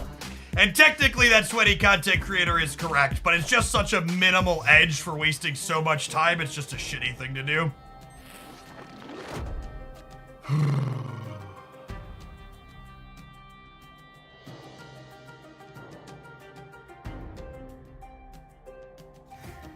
Ooh, if I close this off, they have nowhere to play Sarah, right? So I'm gonna storm and then snap, I think.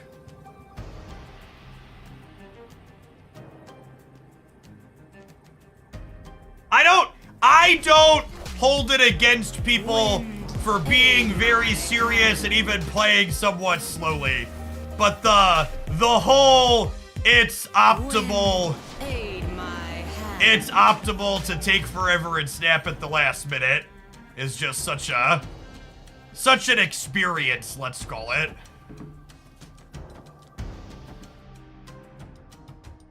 That I'm just not a fan.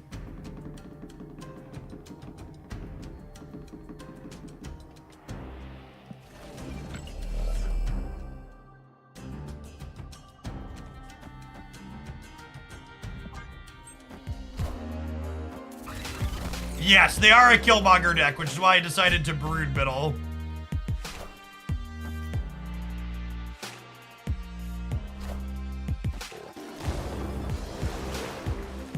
I guess we're just losing the left now, huh?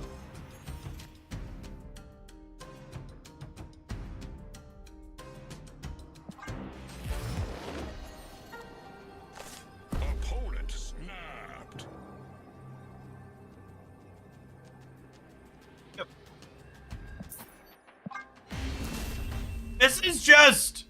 It's just the worst kind of gameplay. Like, I don't... it's just...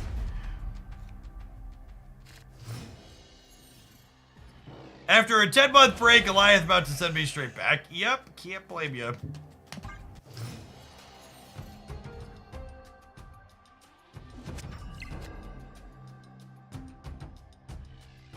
Goliath and Leech and others, still not a great gameplay experience.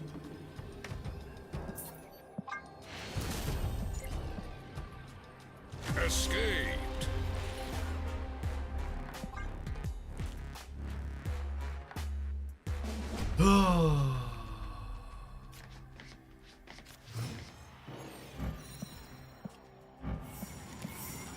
Live from the Daily Bugle.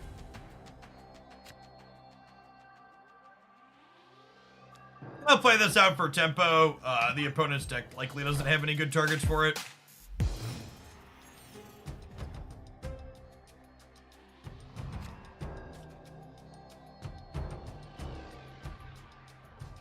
If I Goose here and Storm here, my opponent will have nowhere to play Sarah.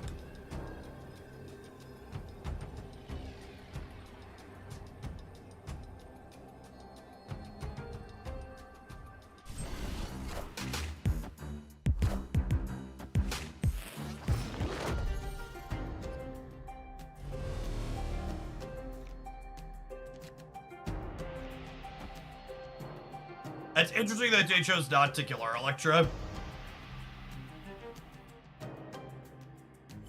Also, it's a safe space for Cerebro. Kinda, until they Zabu.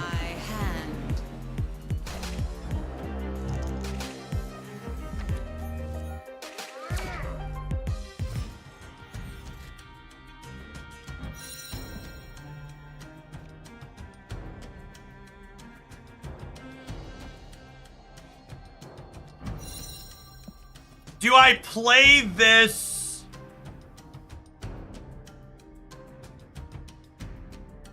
And just hope to spike Cerebro next turn? If I don't spike Cerebro, we just won't need we can just put the bonus on anyways. Yeah, we could Shadow King it away otherwise. Yeah, that's true. I could just play a tempo Shadow King and he resets himself. It's a great show.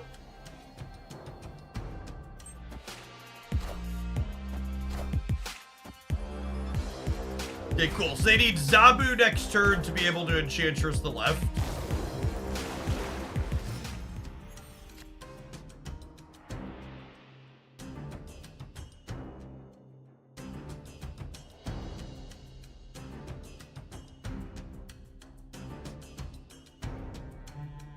So this matchup seems hard. Is it crazy to not play the Cerebro and just hope Cerebro Mystique on 6 gets them?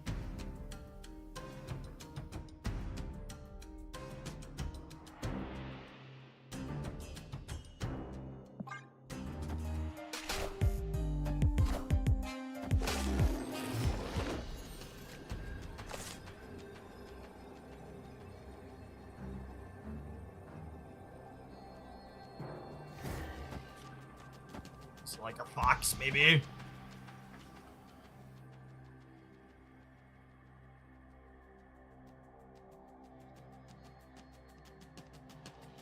We go up to 18 on the left, or we go up to 24 on the right.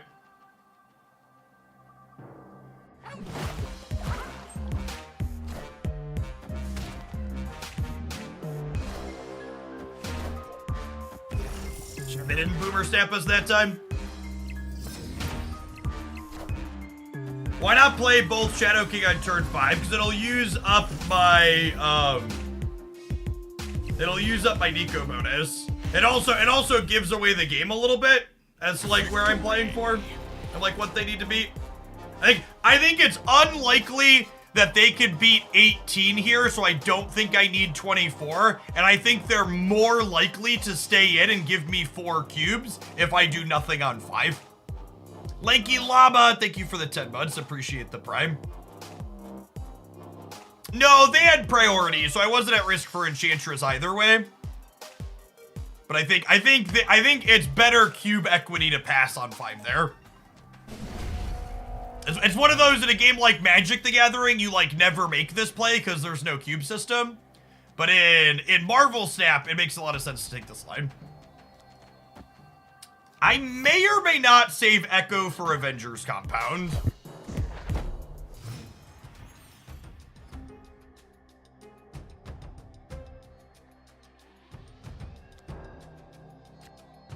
Yeah, I think I'm gonna Echo the Avengers Compound. So wait, there's Sarah. Can't work.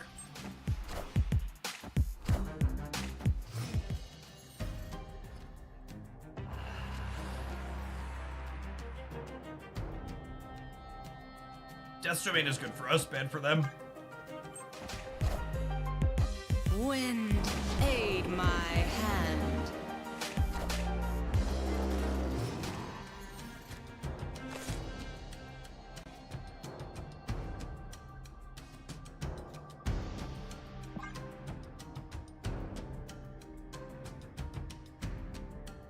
That's a decent Echo split. It's green around the border. I guess the green doesn't look too terrible. The bottom of this is like faded yellow to green, but better border effect would be nice. This is what I'll probably resplit when we eventually have a few hundred boosters to take some rolls at it. Should we snap here? No, they're a Killmonger deck. And I don't have enough raw numbers to snap them here. If they weren't a Killmonger deck, we would snap for sure, but I just have too many ones in play.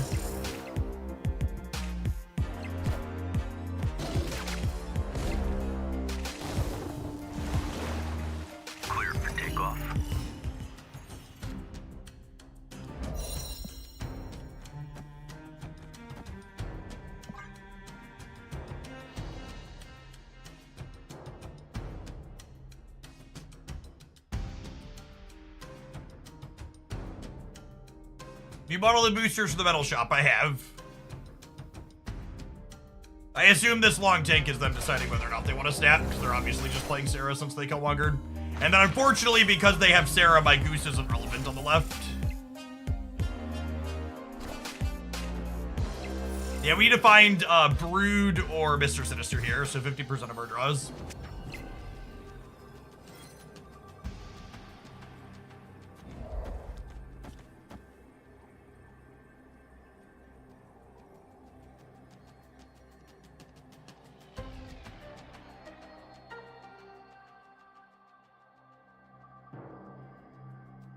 We lose to Enchantress plus Miss Marvel.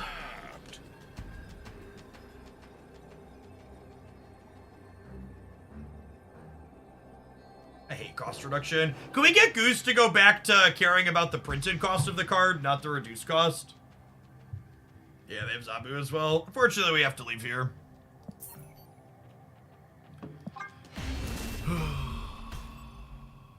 Escape. That was a thing for Goose. Yeah, originally Goose didn't care about the energy you were paying. It cared about the original cost of the card when it put it into your deck.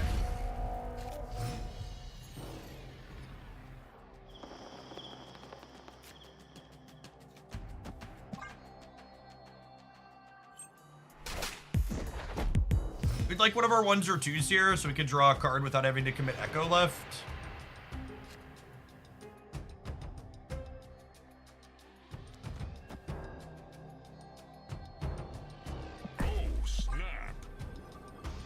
make this the game.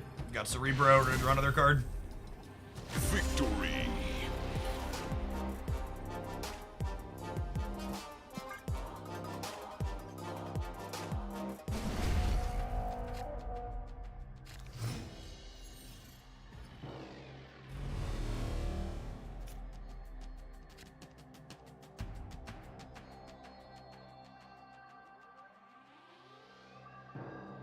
Do I snap this? Take a look at one location. Okay, now we'll vibe because there's an expansion.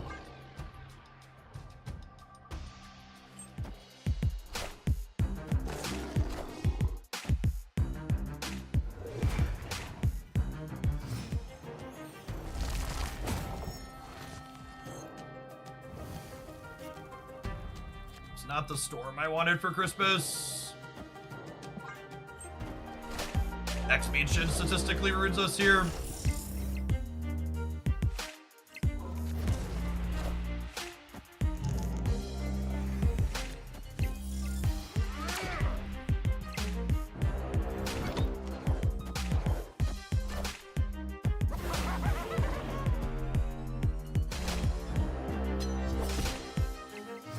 And their Killmonger's gone?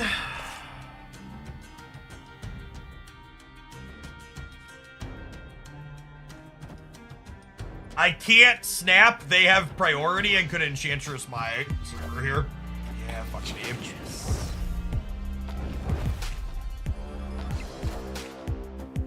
Oh, that was their out.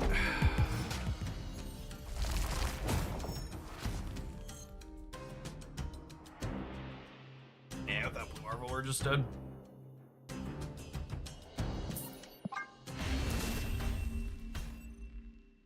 Escaped.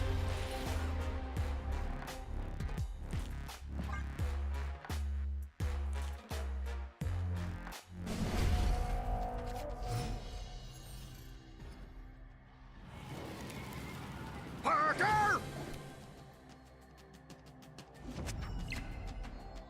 That's good to know about, I suppose.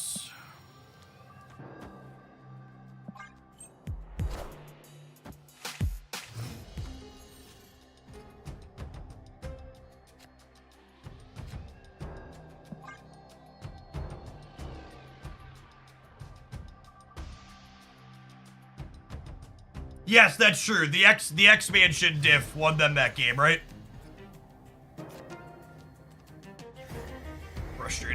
Frustrating reality. We need the Sadapi Killmonger, and ideally we don't want it to be Storm either. That'll do, pig. That'll do. I kinda want this to be their Killmonger, though.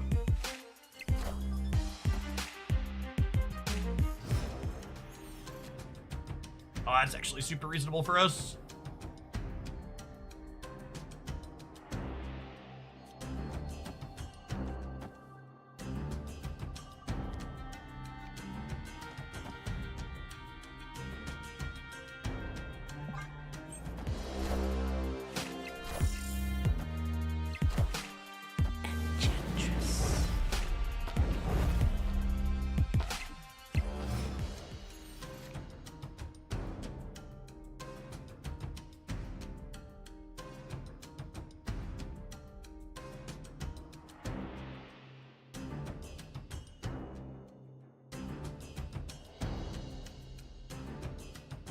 Man, I really need a blue marble this turn.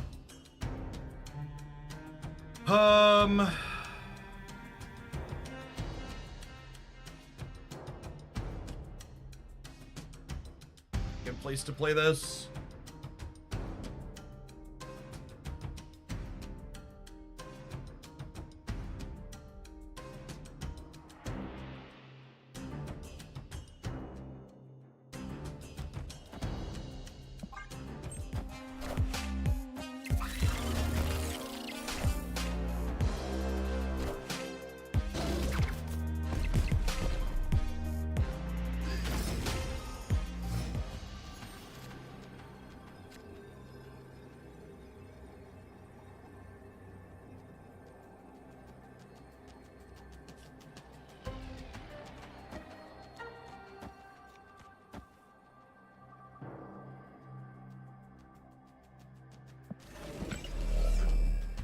This is better, right?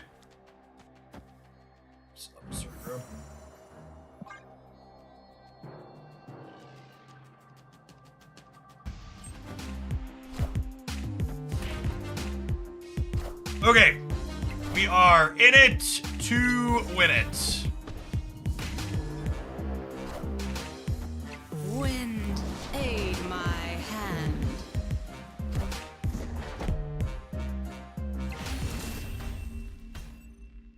Victory. One shot, one opportunity. 2 cubes and a dream, round 9. Cerebro on the opener is a good start. Storm to mitigate location variance feels good.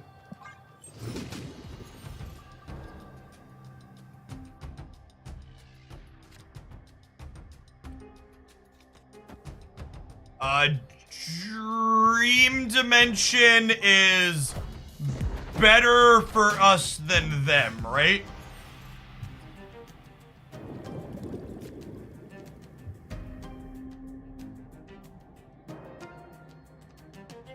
Oh, they have Mobius. Alright, I'm just not gonna take the risk. I'm gonna get rid of it. Wind, aid my hand.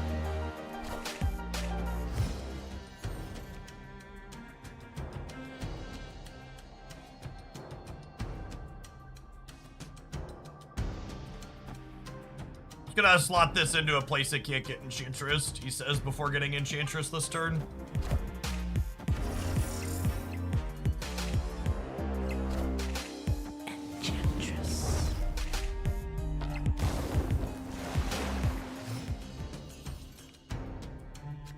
Oh, we even drew the Mystique.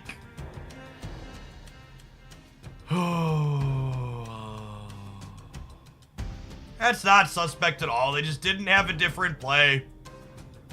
They played their card.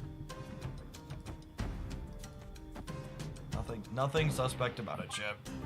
Just bad luck.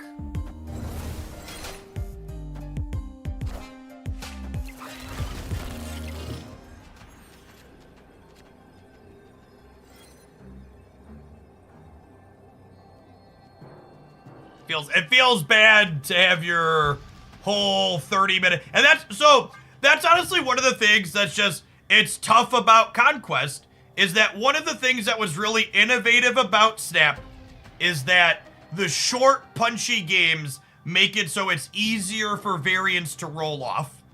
But when I spent, 30 minutes or however long we spent on this game trying to play, and the whole game was decided by, did they have Enchantress on 4 and did they have Killmonger on 6? And we lose both of those unlucky flips. It's so much easier to feel frustrated in a game like this than it is when this happens on the ladder and it was 3 minutes of my time and we just move on to the next one, right? But like they won what, they're something like 60% to have this on curve, and they're 75% to have this at the end. And if they just like are missing either of these, we could win the game here. Because if they're missing this one on curve, I get to Mystique later. Yeah, and they had Sarah on curve for all of it as well.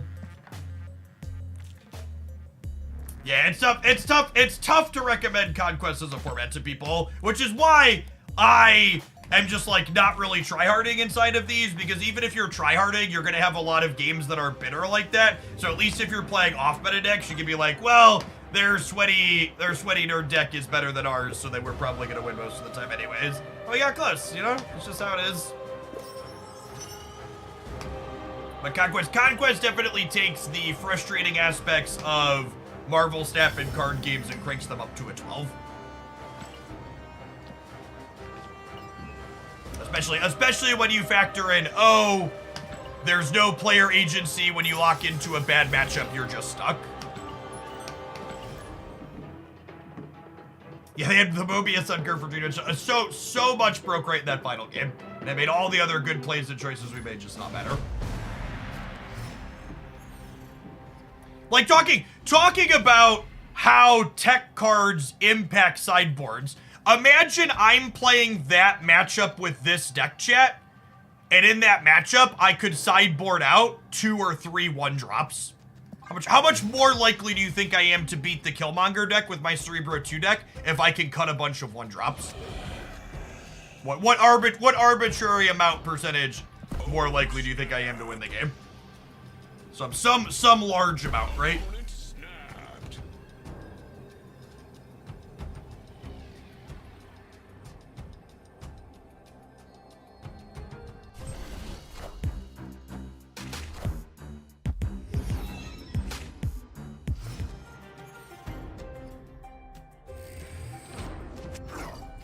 Do you think they have regrets goosing my invisible movement path, chat?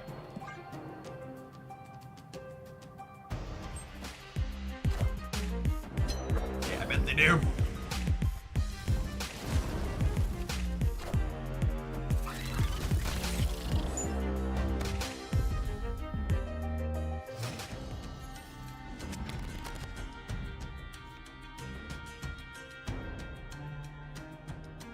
I would like to draw my entire deck because I would like to Storm Limbo on 6. I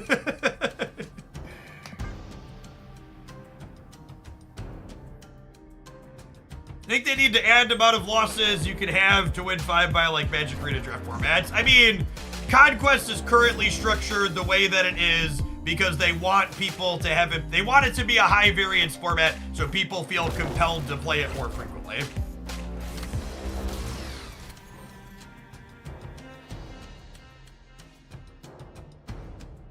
The high variance aspect of Conquest is very much a feature, not a bug. All right, chat, can we win a 50-50 to rug pull them next turn is the question. And this Echo tags their Iron Man this turn. I am. Easiest fucking game of Marvel Snap I've ever played in my life. Sometimes lucky, rubber ducky.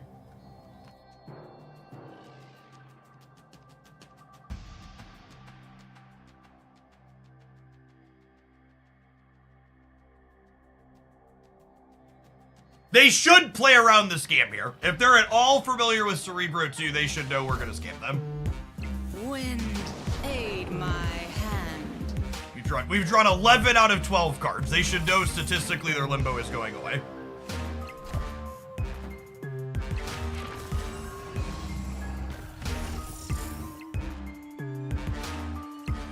Such is my judgment.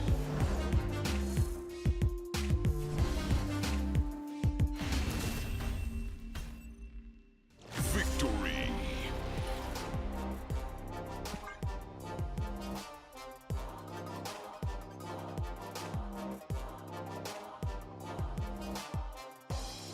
Lucky 7s, chat.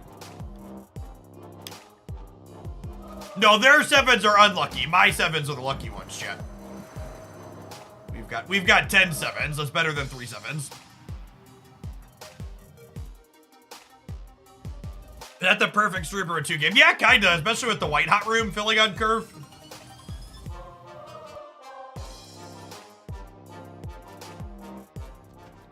Do you think Jonathan's disconnected, gamers? Can someone please check on Jonathan? Do we need to replace their phone? I think there's a chance we might need to replace Jonathan's phone, chat. Alright, while they disconnect, we'll sit here and pedal for a minute. I have some concern for Jonathan's phone. Johnny, are you okay? Are you okay? Are you okay, Johnny?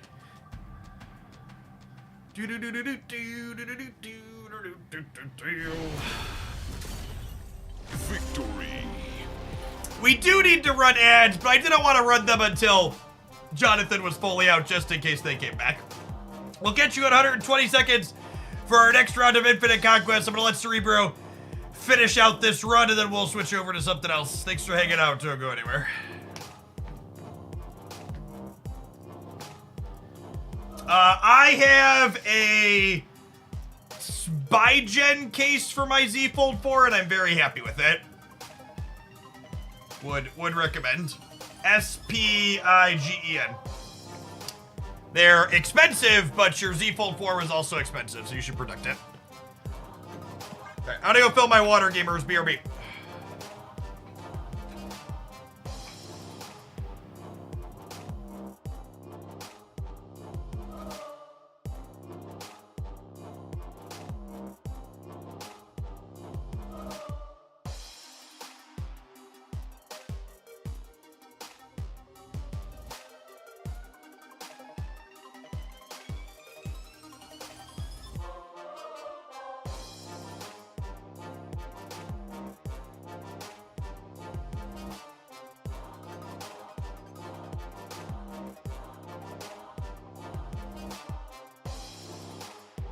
What's going on, Al? Thanks for the 2.5 years. Welcome back. Mr. Something, thank you for the 19 months.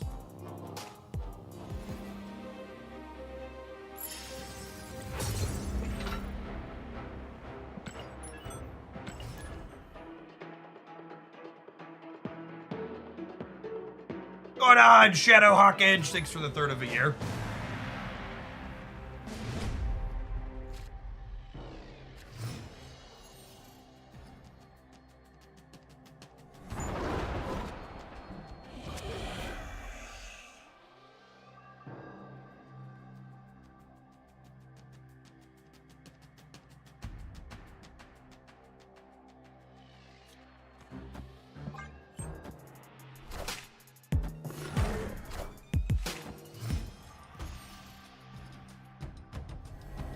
Fast gamer.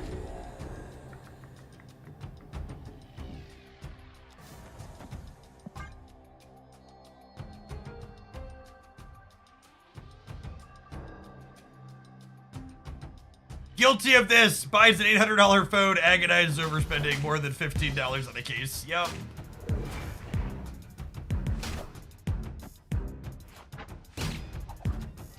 And the Z Fold is even more than that. The Z Fold is a big expensive one.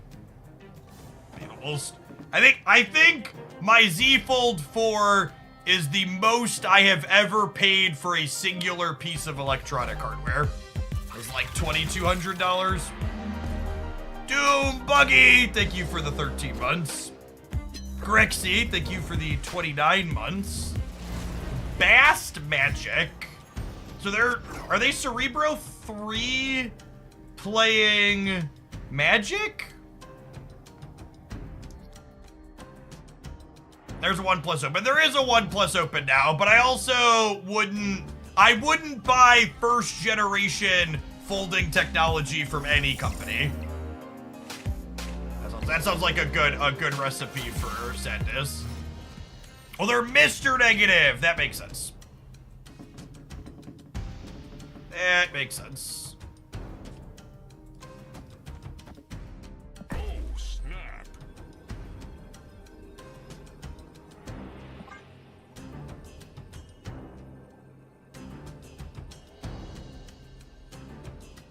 What's Spider-Ham doing in their deck? It's just a good card. Yeah, we'd be able to storm off the top, that would be great, but I think we're in a pretty good spot regardless with the Shadow King here. We get to wipe this Bast off the right.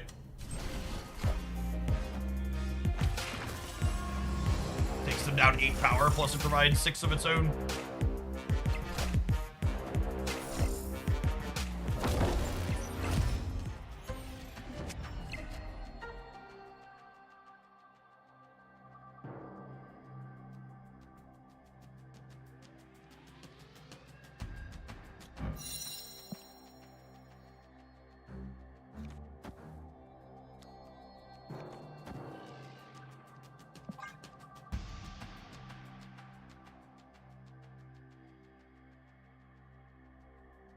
Edge to miss on our 80%er to have Storm. Nobody ever retreats to the Storm rug pull either. What turn did they Mr. Negative? They Mr. Negative on 4, so they're gonna have 3 inverted cards.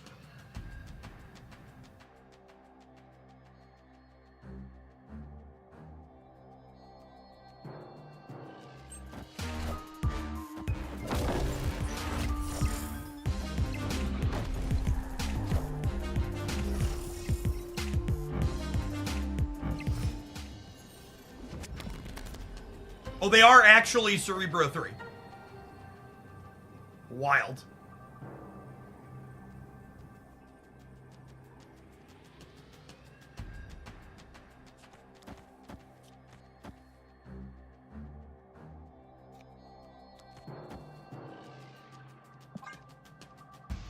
If you get read by a Valkyr, I guess. This was one of their negative cards. We do still have 12 power if they Valk us.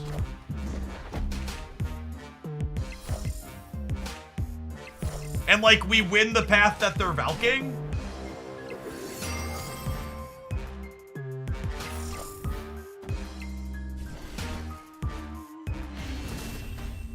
I'm very confused what world we're living in that's a game-winning play. Because that's the thing. Their Valk ruins our non-Cerebro paths, but they lose the Valk path typically. This will be a matchup where we want to prioritize Blue Marveling or Mystiquing Blue Marvel, not Cerebro.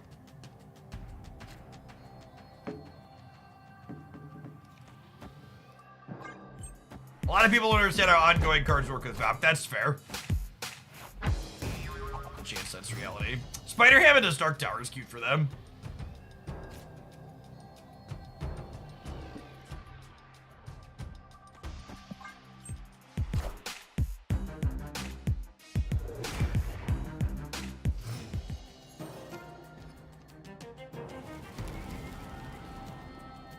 This just in. Alright, well we know that's coming.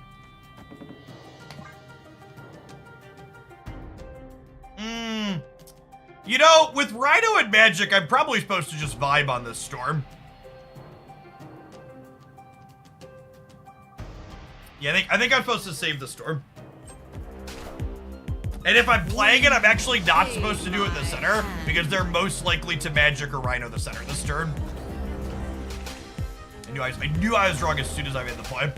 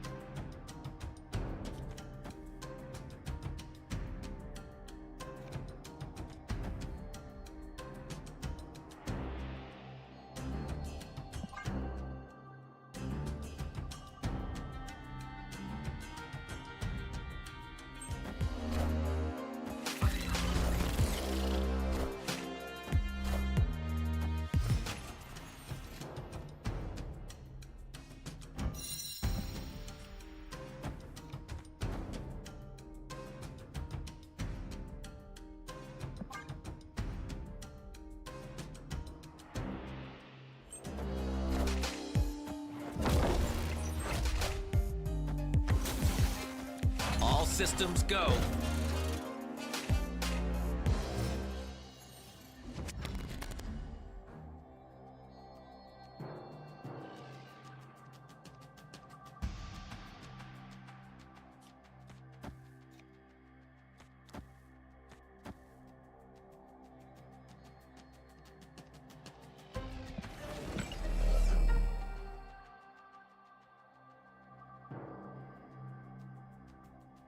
It doesn't matter though, because they're Valkyrie the center anyways, right?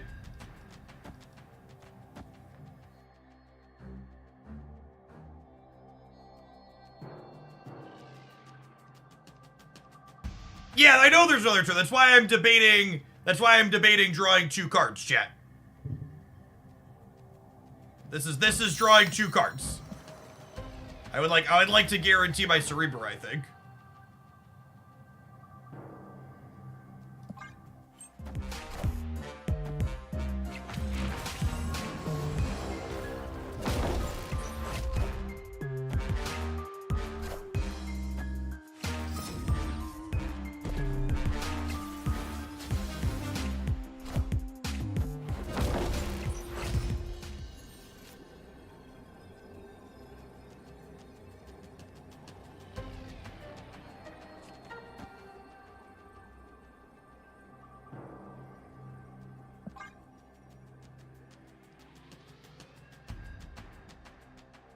Yeah, okay, right, to potentially catch something with Echo. Yeah, maybe? I don't know. If I put them on Valking here, having this here, if I want a Cerebro to make this bigger, is better. It is worth noting our Cerebro is only buffing the left side here, though.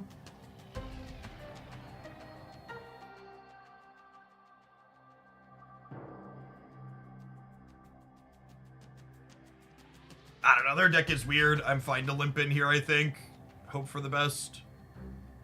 You get tagged by something random like Rogue or Enchantress even, based on the other cards that they're playing.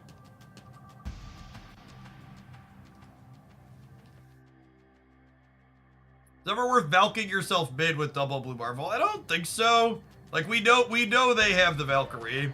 It could be right to play something not Cerebro and assume we have the left side covered, but the upside to Cerebro in the middle is that it lets the left beat inverted Iron Man. Does it? Inverted Iron Man is 15. Yeah, inverted. We're beating inverted Iron Man on the left.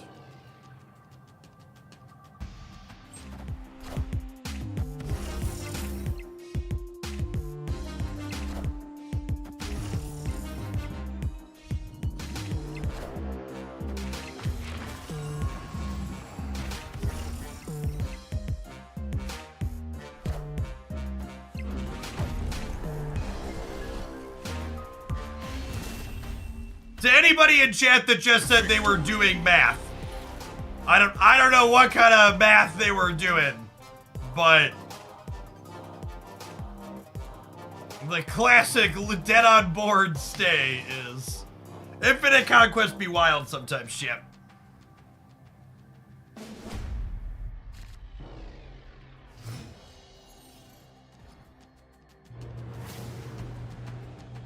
I'm gonna play Electron Curve here since there's that land in play.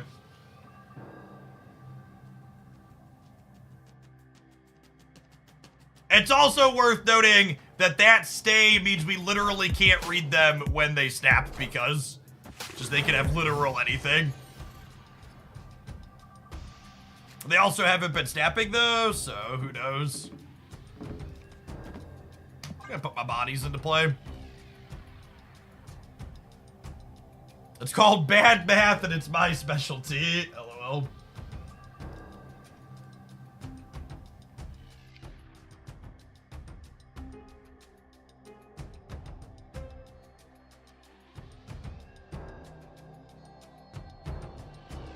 Jeff's newest paid actor. Chat, if I was paying my opponent, they would be playing way faster than they currently are, okay?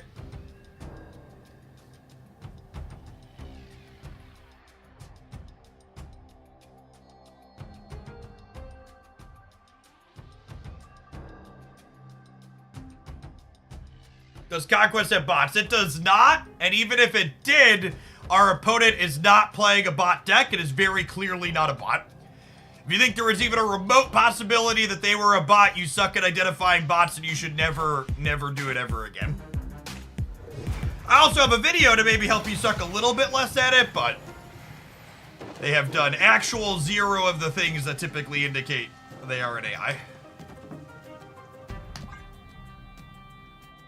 Bots would also be faster, yes. Accurate.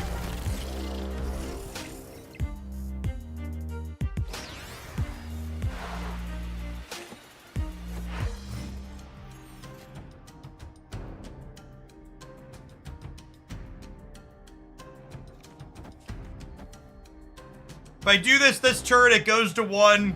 I do this next turn, it goes to 2. I storm on 3. Or storm on 6. Snap.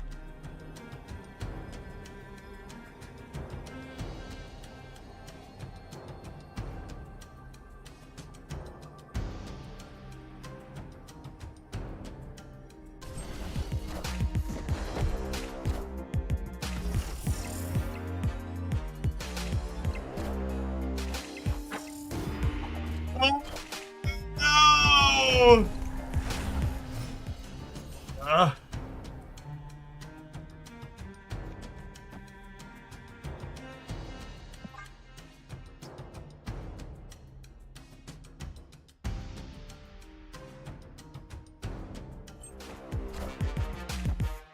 Shadow King does not save the day. Shadow King goes, then Murray Isle triggers again, bringing him up to 3.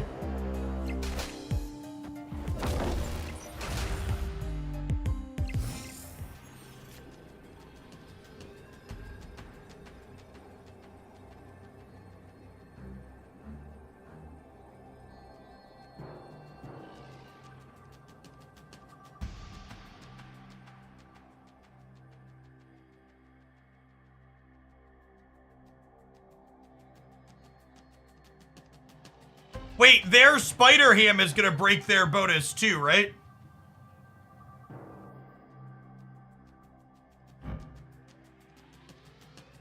Because of the blue marble? I'm gonna stay.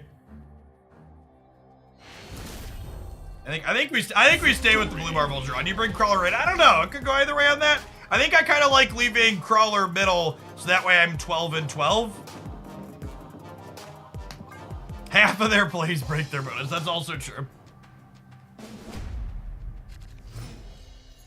All right, chat. We got 5 shots to win the last one here. I would love to draw some Marvel Staff cards. Thank you for asking. Although it's a little unfortunate to note here, Blue Marvel is probably our best card in this matchup, and it's exposed to Spider Ham right now. Their last card's probably Iron Man. I would assume their last card's Iron Man, typically. But based on all the other plays they've made this game, I don't know that we can reasonably make that assumption.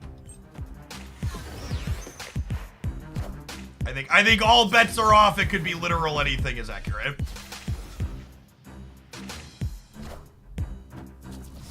Yeah. Truth.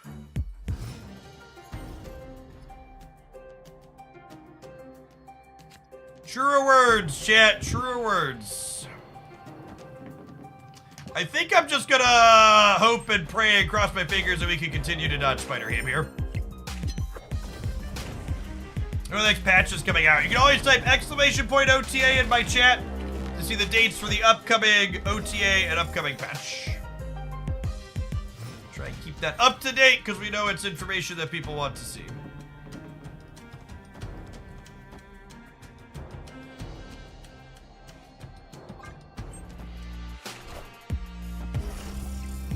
A guaranteed rug pull, yep. And they didn't have pork for the blue marble here. Which is lovely.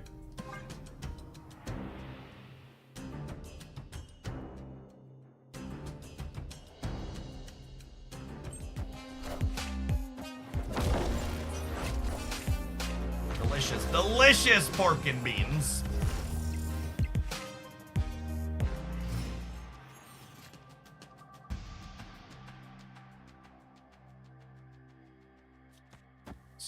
Excuse my manners if I make a scene, chat.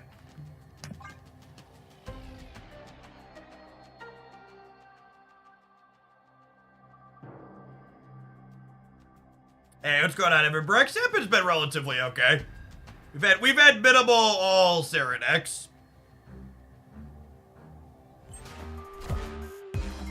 Wind, aid my hand.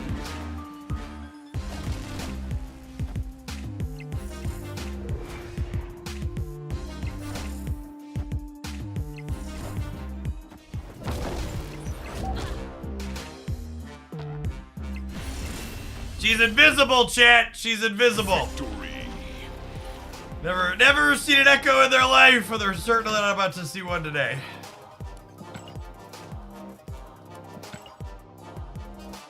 It feels like it was an appropriately fitting end to how the rest of that match went.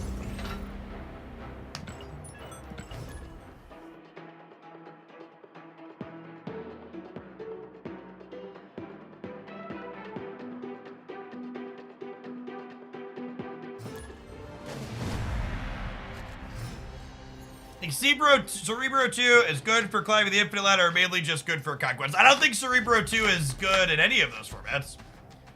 I think it's like somewhat serviceable if you're good at it and play it well. I think. In my opinion, the only good decks in Marvel Snap right now are the Zabu, Shang-Chi, Miss Marvel decks, and Thanos Lockjaw. I think all other decks that aren't on that list are various forms of coping. And that's not to say you can't win games with them if you play them well, but it's just to say they're various forms of coping. Snap.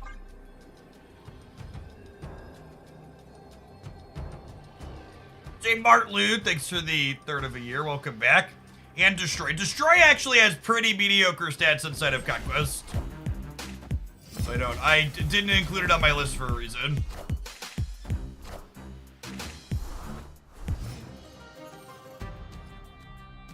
Yeah, for people talking about Black Knight right now, the Black Knight decks are Zabu, the Black Knight decks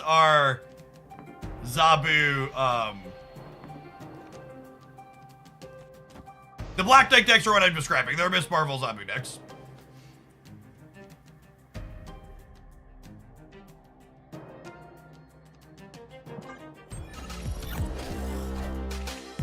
Wind, aid my hand. Wind, aid my hand.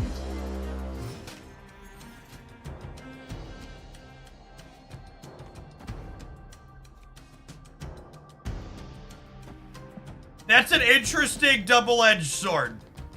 Because obviously we can murder Nebula, but in order to do that, we give up our Cerebro bonus.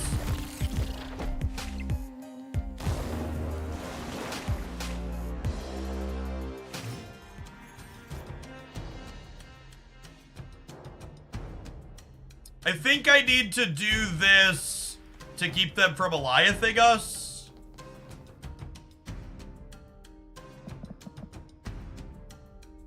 As much as I would like to Blue Marvel.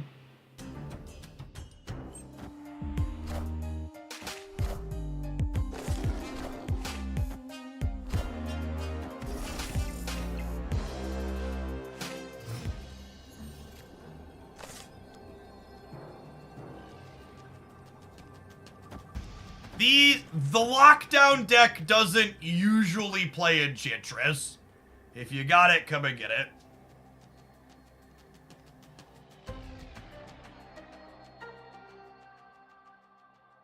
Usually they don't have room for that. They have Shang-Chi typically, but Enchantress shouldn't be in their output range.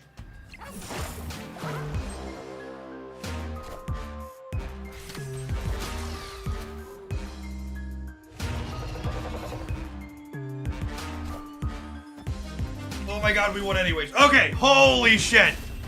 Holy shit, gamers. Victory.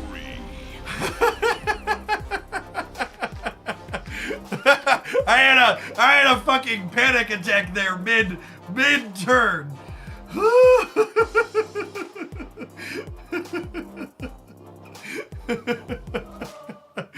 Oh man.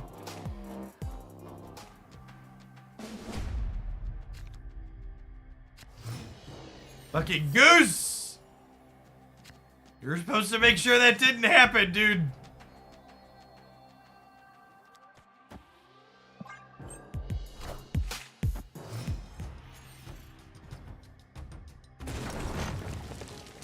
Opponent snapped.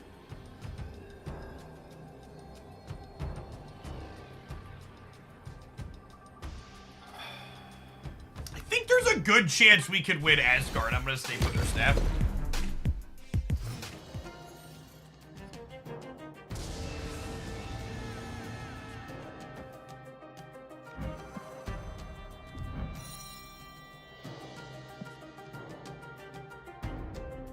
Let's see what they do here, but we might be in snapping the back territory. Oh, is one of these a one drop?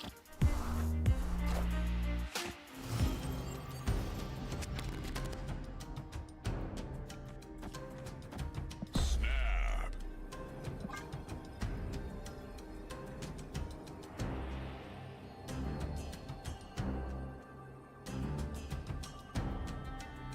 Like more of your cubes, please.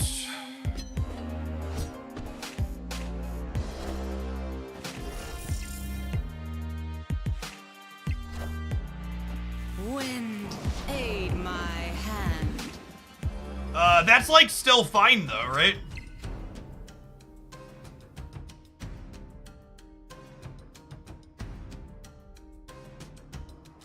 What do we think of just this? And then we have Blue Marvel and Nico on the last turn?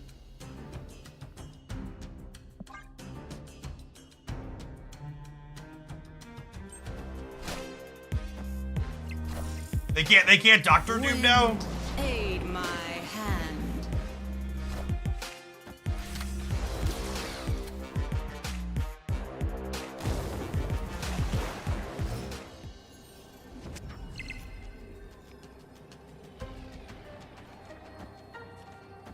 So they're going to 16 middle, I'm going to 20. How do they beat 20 through a goose? They can't, right? Fun fact, chat.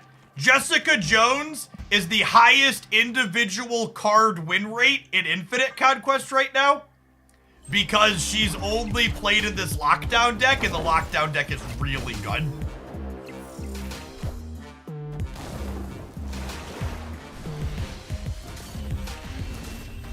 Jessica Jones has like a 67% win rate or something stupid in Infinite Conquest. For what it's worth, chat, I think them staying in there is fine because if they retreat, they're 2-10, and their odds of winning 2-10 are basically non-existent. So like, I don't actually think that's a bad stay. I think they should take their low probability chance to win because their odds of winning if they retreat are even lower.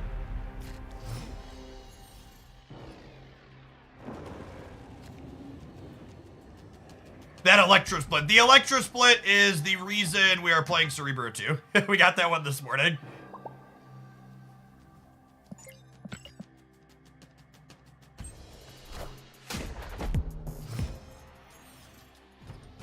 Jeff, why do you mute people when they emote you? Dear YouTube commenter who's commenting on that at some point in the future, the emotes don't create joy for me. They often create frustration. So rather than sitting and being frustrated, I mute them.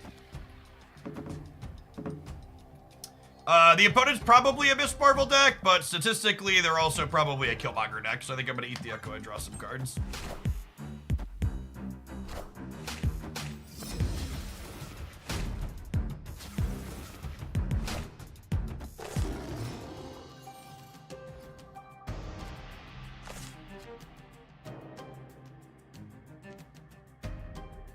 Opponent snapped.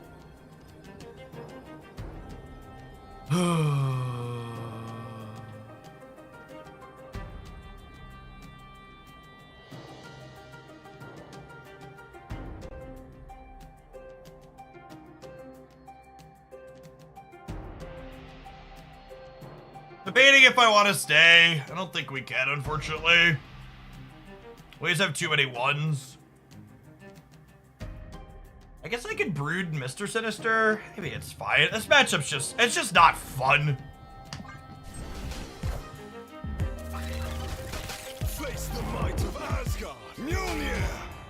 Ooh, maybe they're not a Killmonger build. That would be exciting.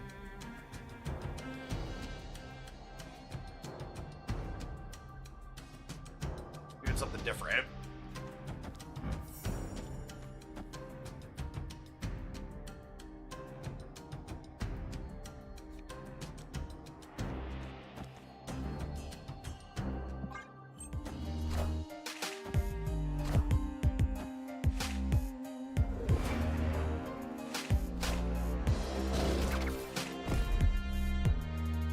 Nope. That's why people are talking about Beta Ray Bill having some good builds. And in reality, all the good builds of Beta Ray Bill are literally just different Miss Marvel tech decks. Like, yeah, they technically have good stats, but they don't have good stats because Beta Ray Bill is good. They have good stats because they're just playing all the fucked up deck cards. Beta Ray. Beta Ray Bill is like serviceable if you're playing all the fucked up tech cards.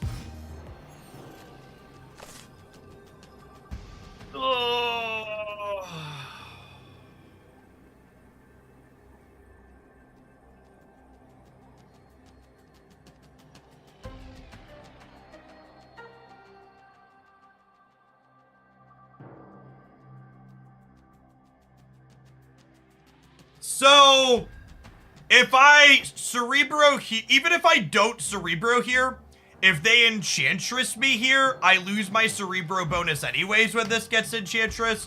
Honestly, I think this matchup is just gonna make me a salty little bitch. So I think I'm gonna snap them back here and play for 8 cubes and just let Fate take control.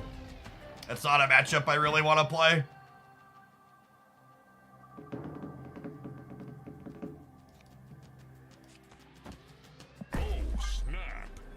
Just ship it for 8 and hope it works out. My mood will be better overall if I don't have to play this matchup.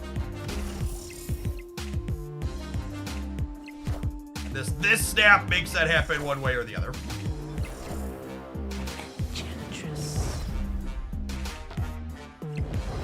I genuinely don't know how you can be Marvel Snap and look at this gameplay and be like, this is the best deck we want in our format. This is the one. To me. It's just, there's no. And then they had the audacity to literally make it better. Just it's just like actually the most. The ghost buff was super tone deaf as to what was going on in the format. Super duper tone deaf.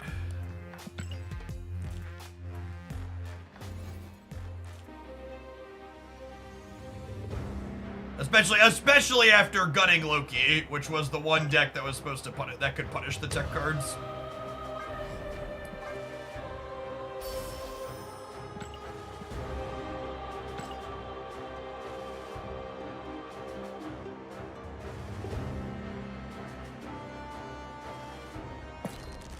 All right, we'll leave that deck together because it was fun.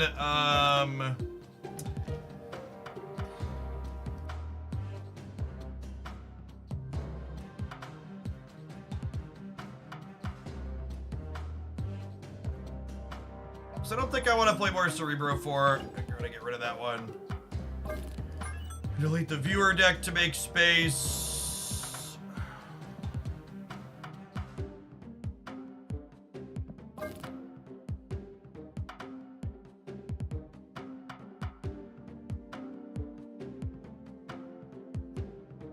Yeah, I agree with that, Terrible Gamer.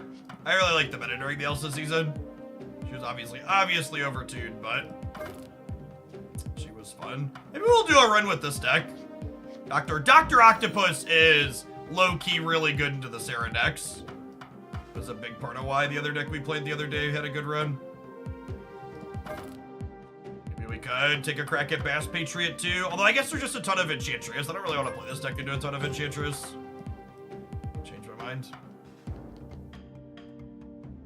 Jared's Goblin, thank you for the 51 months. I appreciate that. Welcome back. Special K, thank you for the over 3.5 years. We're gonna close out on some Hellcard, our stream sponsor today. Probably about 3 or 4 o'clock central, so we're gonna do snap for another few hours yet. All right, I wanna burn a couple more Infinity tickets. I'm just debating what I wanna do it with. Let's do Dr. Dagger. Give it 2 tries.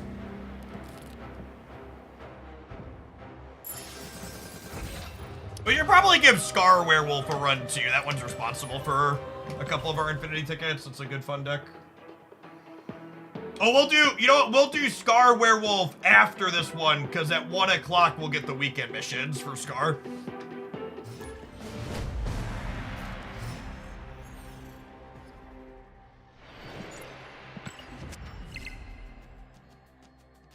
Galactus Eliath Leech. Definitely an S tier mute here.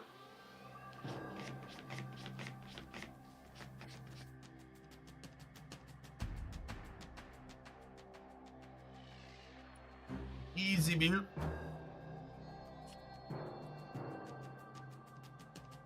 I'm vibing for now.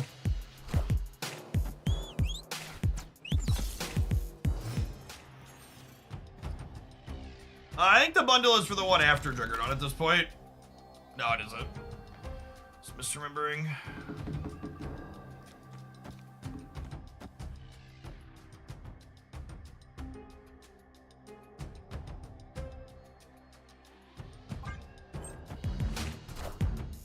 So I was excited for Cloning Bats, but they're a destroy deck, which means the Cloning Bats is better for them than us.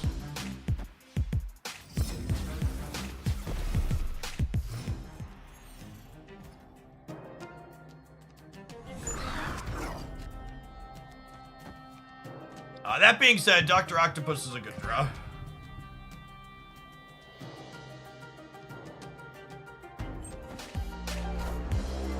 Have a good workout, Luthril.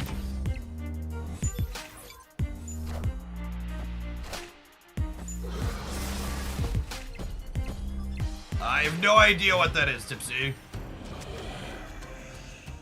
You're the second person to ask about it, though.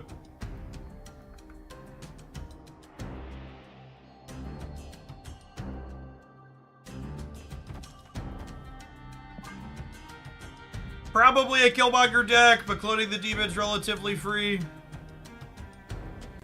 They're getting rid of a location here in a second.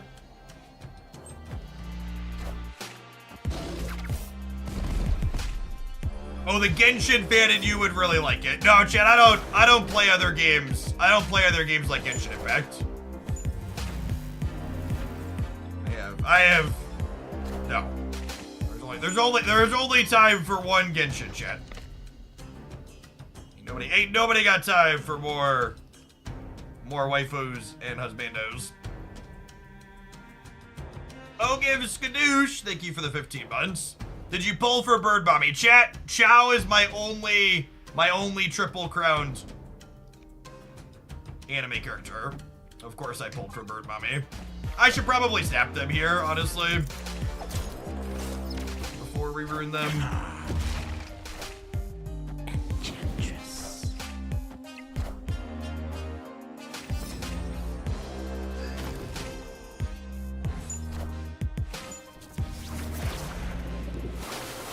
Oh good, destroy tech cards in case anybody was wondering.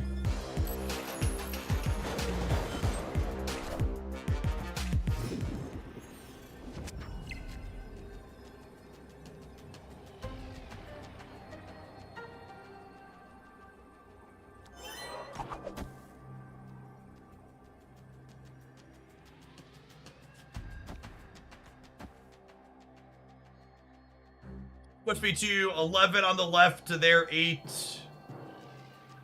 And we pull into the middle. I'm gonna boomer snap them. Oh, snap. Feels like I can boomer snap you moment.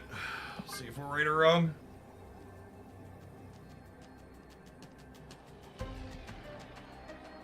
Username gives off I can boomer snap you vibes.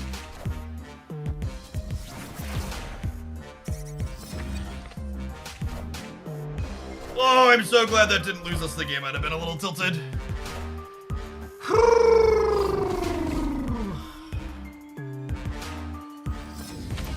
Freaking Wanda, chat.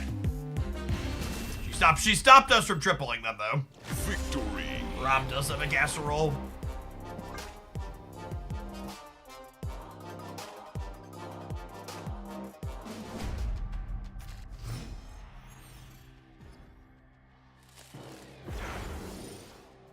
Did they finally pull Limbo and Flooded out of the season recap? That's great.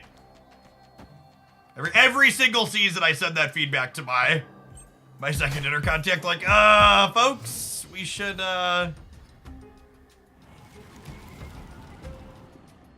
Breaking news.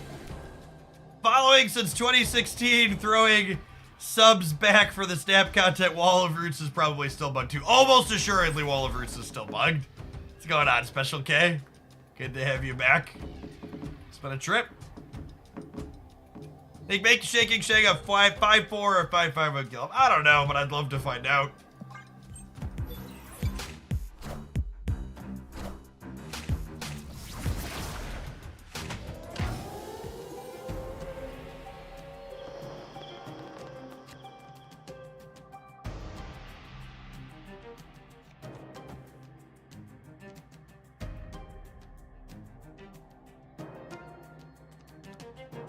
It's still bugged and is currently seeing play in the best / second best deck in a format.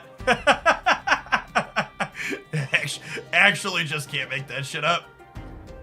Well, you could, but it would be sad. I think I'm kicking up rocks. It gives them a card, but rip. I didn't think about them having our debris.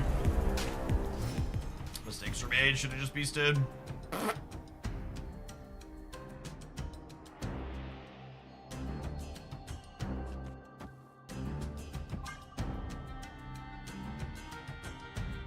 If I stick this into this with Shang-Chi...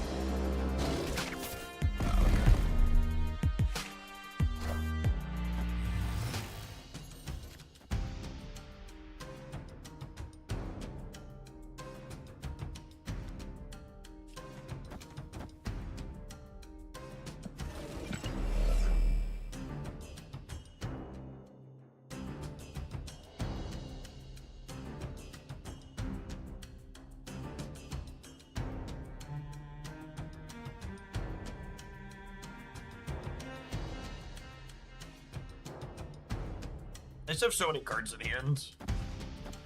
This means I don't draw anything, though. All my options kind of suck here. I think I'm just gonna Dr. Octopus right and hope to get lucky. Scar down at least.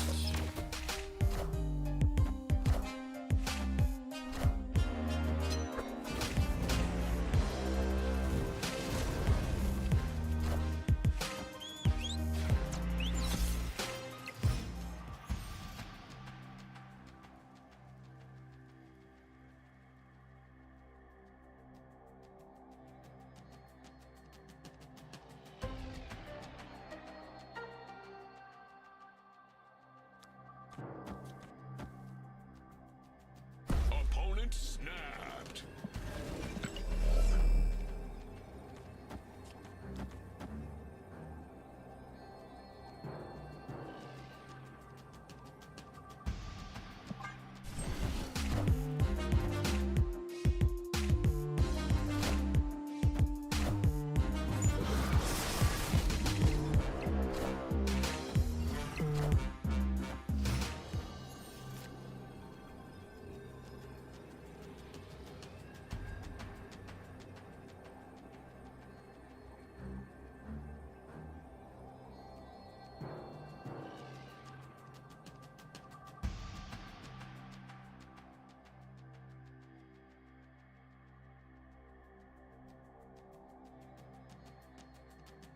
Scar costs 2. That's a good thought.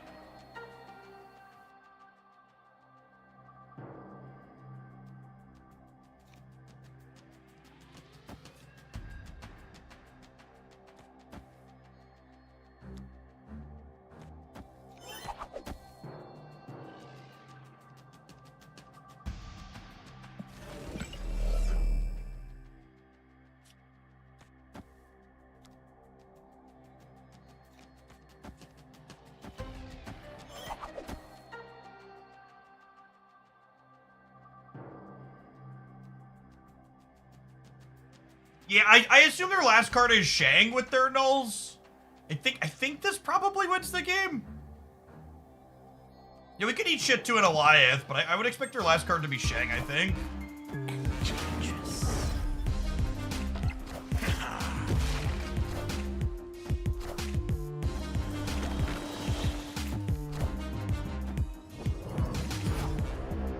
Alright, look at my 2-drop, chat. Look at her. Worship her! Not bad.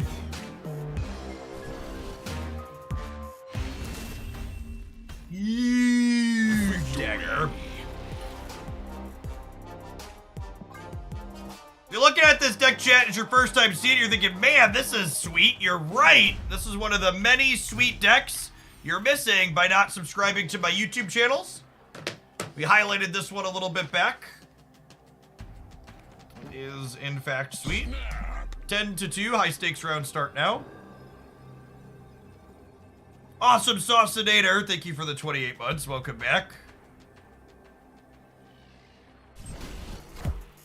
I'm not playing Hood on the left because I might Carnage this later, and if I Carnage it, I want it to be -3, not -1 to impact their null.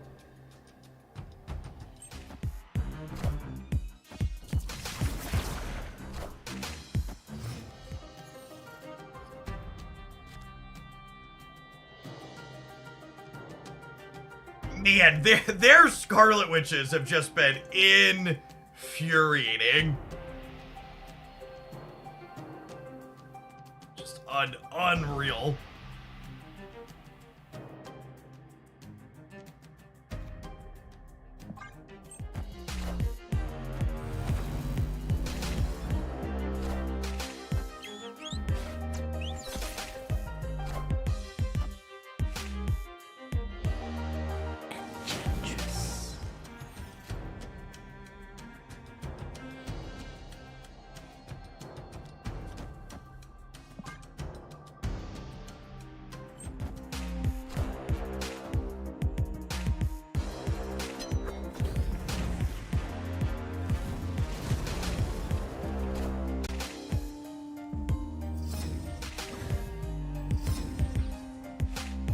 Okay, so the Limbo right gives us some solid agency over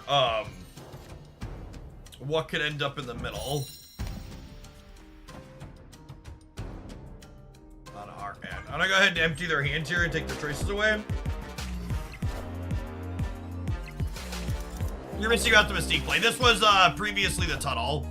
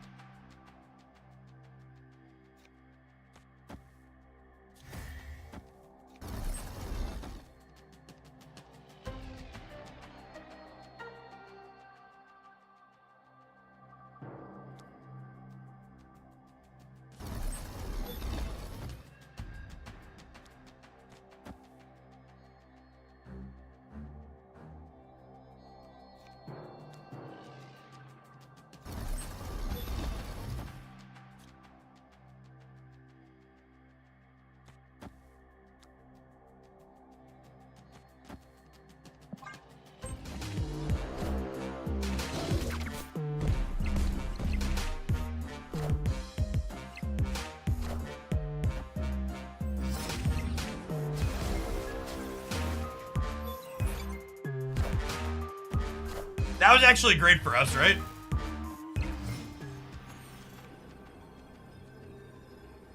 Because now I just get to...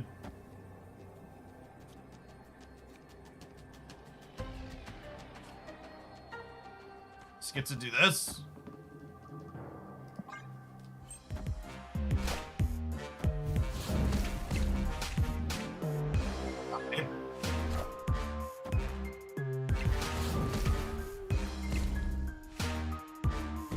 We went left and right here after the Shang-Chi gets kicked into the left.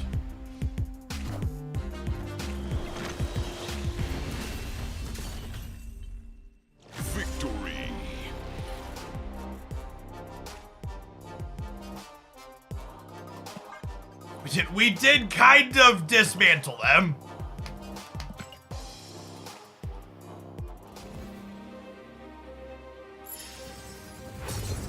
You gotta play around that sometimes, chat. Just like you at home could be playing around these adverts by subscribing to the channel, even completely for free with Twitch Prime. Otherwise, we'll see you in 120 seconds for our next match with our Dr. Dagger deck.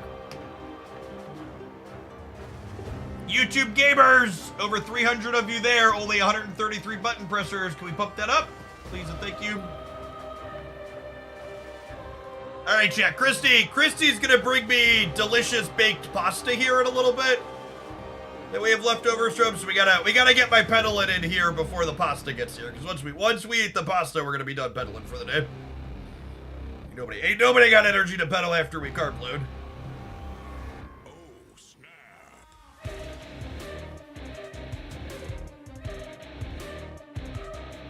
Are there any decks that are actually good against the Sarah all-tech cards? I think Hella Tribunal technically has a good matchup there, but it still doesn't feel good. It still feels like RNG and you gotta win a bunch of coin flips because you're Hella. The Sarah deck is one of those just legitimately everything you can play into it, even things that might be favored feel bad to play into it.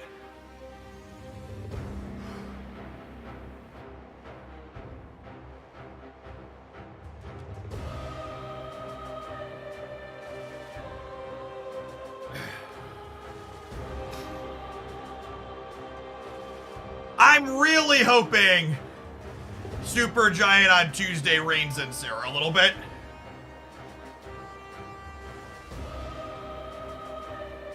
Been having a blast playing the Dazzler Patriot deck. Thanks for the 28 months, awesome, Standard. Glad it's been good for you. The adverts reminded me to push the button. Thanks for working that primer up for 3/4 of a year, Dino.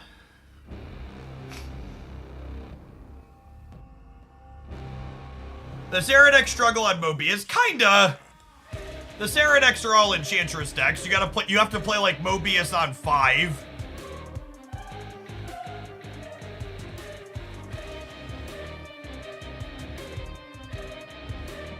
Yeah, that's the other thing. Like someone said, I've been doing okay. I do it with Loki, but Loki's a Zabu Shang Miss Marvel deck. A lot of the other decks are like kind of okay into it, are just that same deck with a slightly different coat of paint.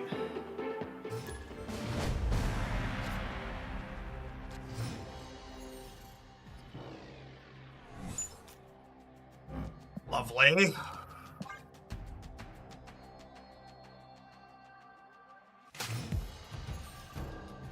Welcome back, Phantom Eric. It's a combo there, chat. Fill the old hand up and then make them draw. It's just good deck building. Thanks, Broad.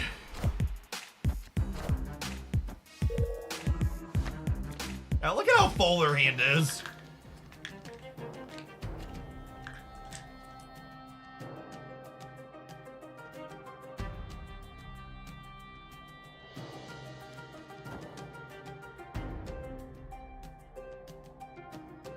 Weird, Evie. I wonder if you had an anniversary pending, but it was actually expired. Sometimes that happens.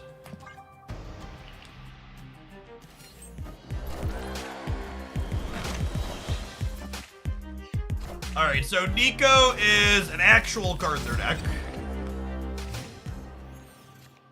They copied their Iceman.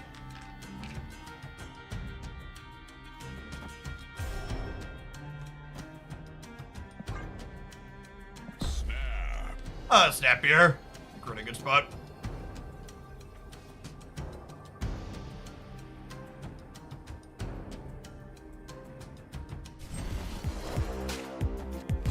I guess they could have, like, Carnage. They could be Destroy. Rip.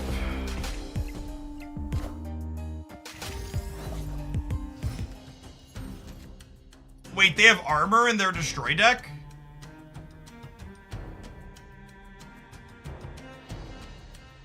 Gamers.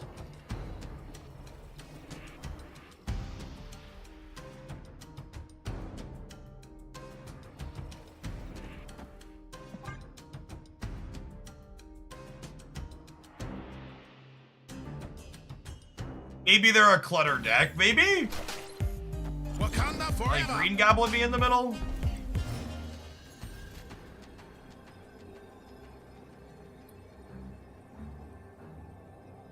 Yep, actually have to leave. I can't play for all three.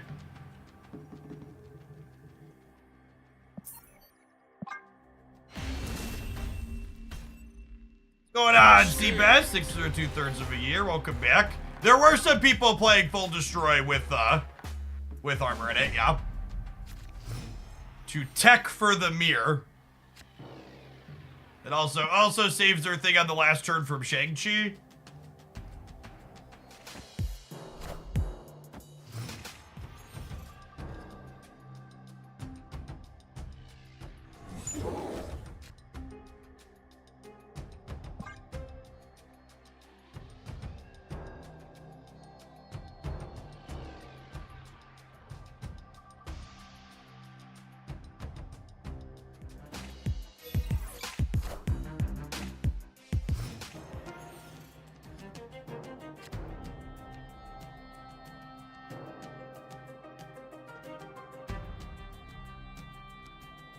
Okay, so they're about to venom the center.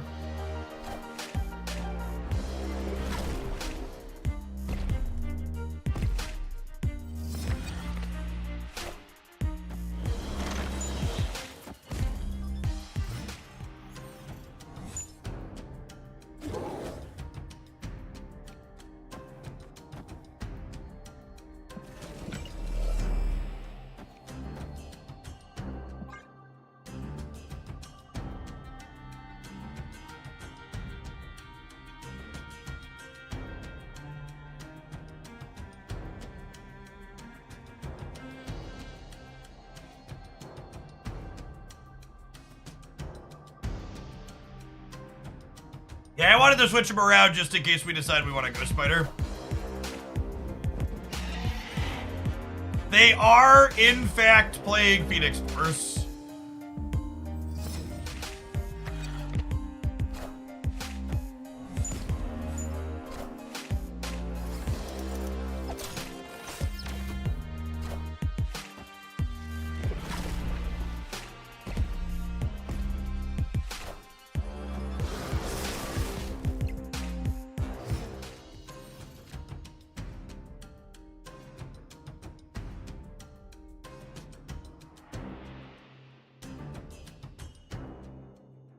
Eric, but with a K, thank you for the entire year of support. Michael Carter, thanks for the membership on the YouTube side. Welcome to chat. Appreciate it.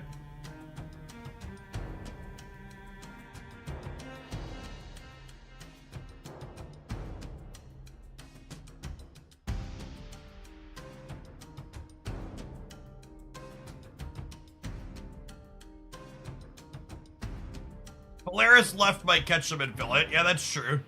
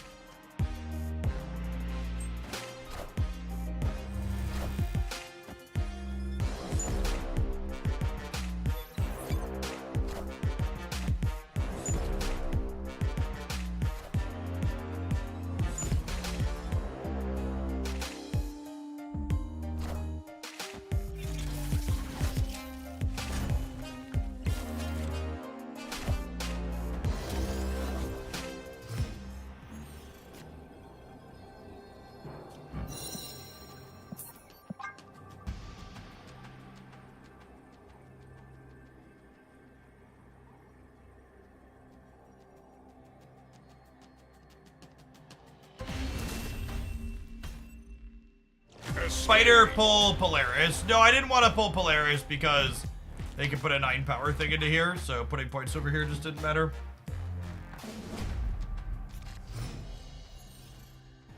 I could have pulled the Doctor Octopus over, but I was assuming they were going to play their other Phoenix Force out, and I guess wrong, unfortunately, on that.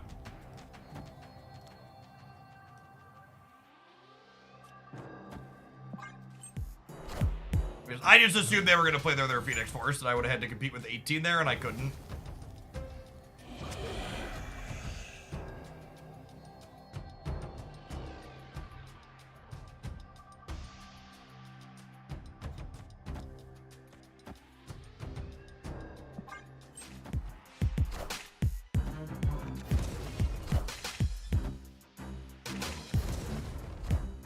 Carnage is a little sad.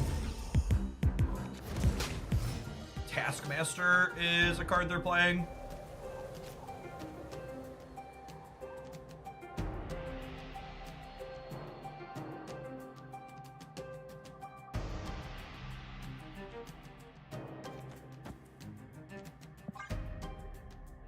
I think I have to do this because I lost Carnage. I was originally going to kick the dagger over and pick her back up, but I think I need to clear out the left here. My first Infinite Warrior season with Jade negative. Yeah, people really don't like retreating. That deck's excellent when you get it going.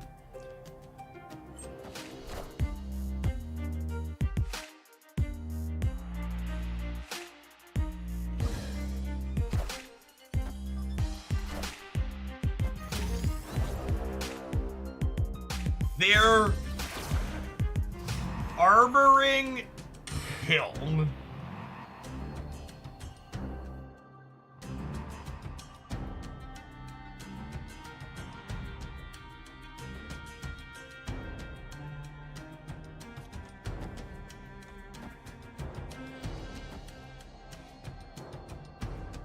This is +9, so +6 total.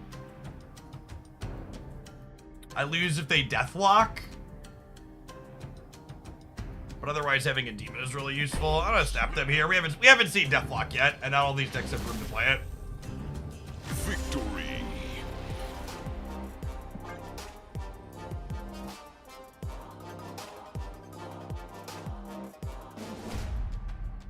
Thanks for the Prime sub, Bugs.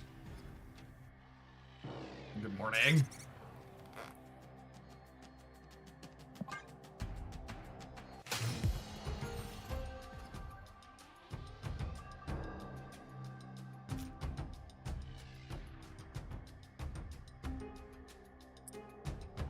So, this is adorable, but I can do this, and then I can beast this next turn and have access to the super flow. I think the squirrels cluttering are also bad for their Phoenix bars, but I'm gonna snap here. And I'm playing the Ghost Spider out just because she'll get to go to 0 when we beast her, so it's just like free to play her out here.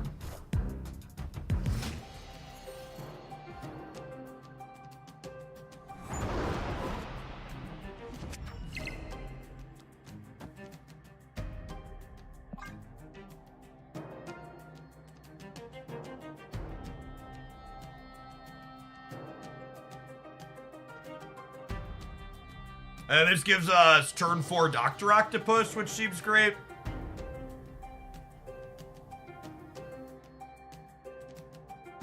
We'll miss a draw because of Hell's Kitchen, but that's fine.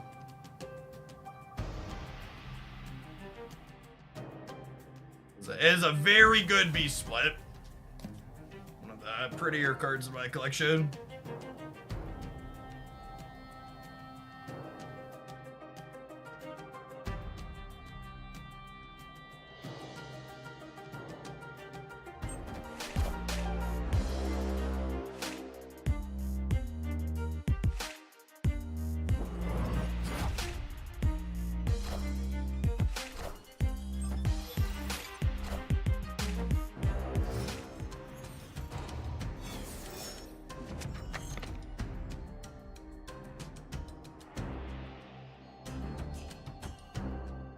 I just want to take their agency away from them here.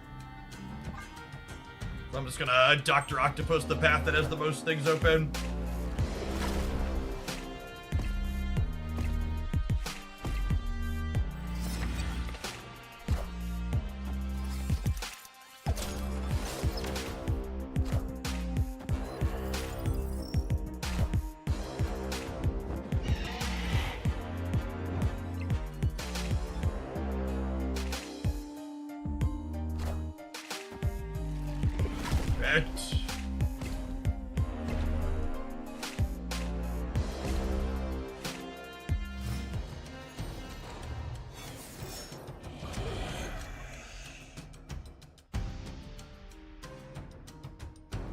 And then this is we bail out of the left unless we top deck Shang.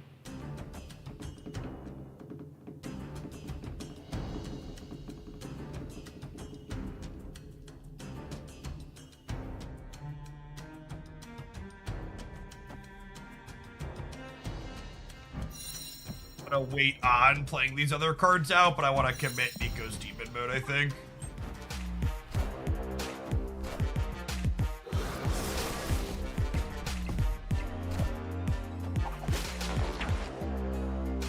I've had radio silence from my second dinner people when inquiring about whether or not the update was coming out today. So.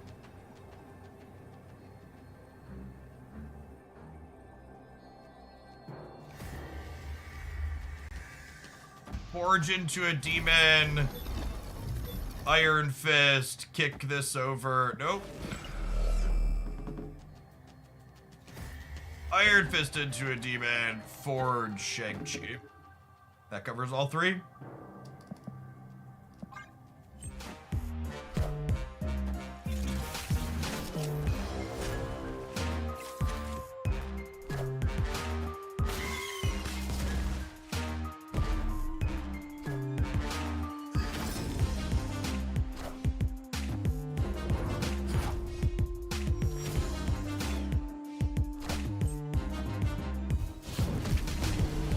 put it cooking, or just baked, one of the two.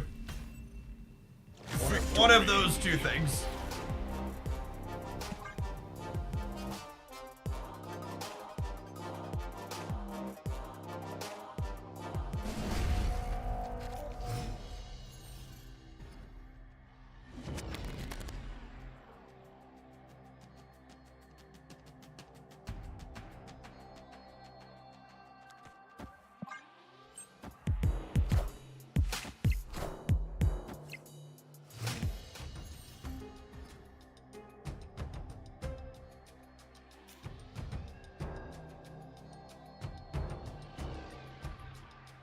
I think I'd rather kill Ghost Spider than Carnage.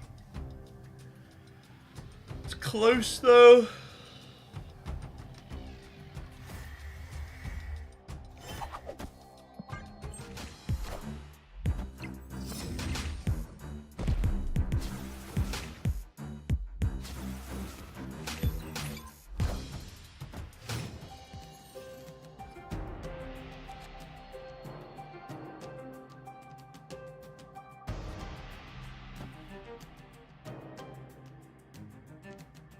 Unfortunate that I can't kick a rock here before they destroy this.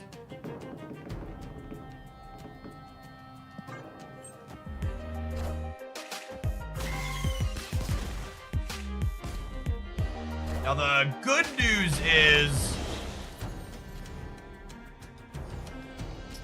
news is their thing being a 5 power multiple man means that we'll be able to Shang-Chi the Phoenix Force. A little bit first, though, if they have it, I suppose. Maybe debrising was wrong last turn if I was queuing up the Doc Ock just so I could maximize getting cards out of their hand.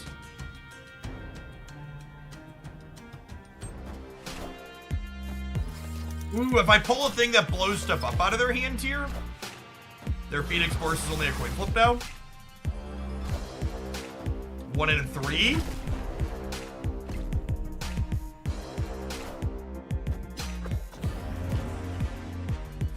It's genuinely hard for me to overstate, chat, how freaking good Dr. Octopus is as a Marvel Snap card. Like, if you, like, honestly, he might be the most underrated card in the game at this point. He's just so good. Do I care about missing a draw next turn? Yes, I would like to be able to draw Hood before I Carnage here.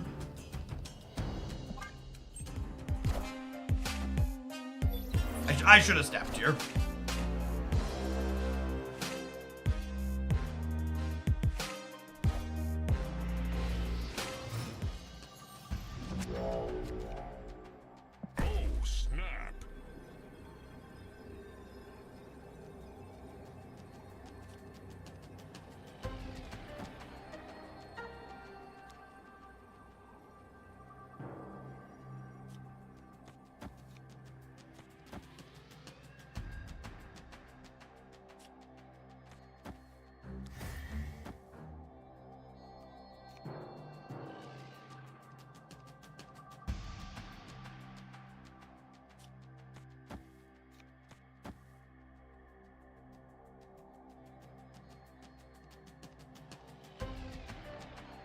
Oh, I'm killing the dagger.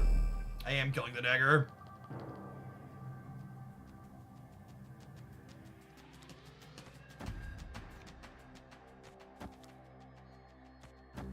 I have a forge trigger pending is the thing I'm trying to work out here.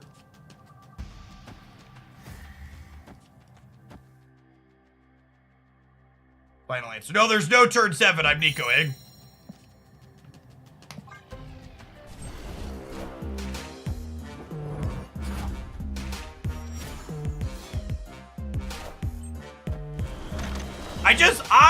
The way all the interlocking pieces of this deck synergize together is just so satisfying. It just feels so right.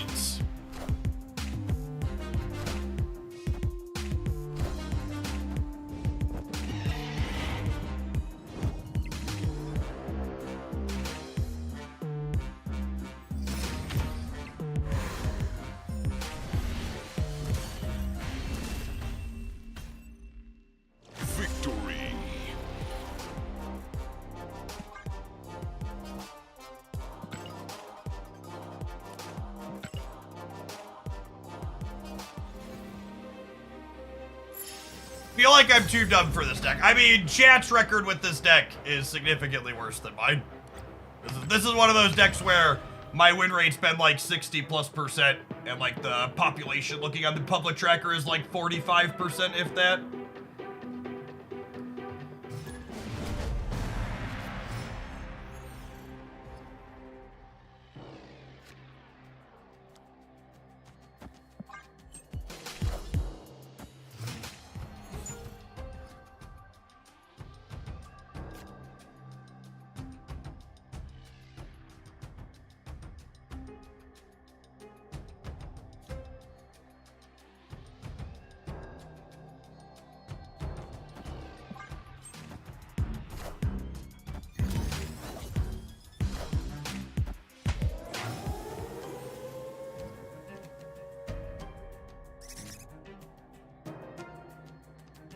Thank you, Joe.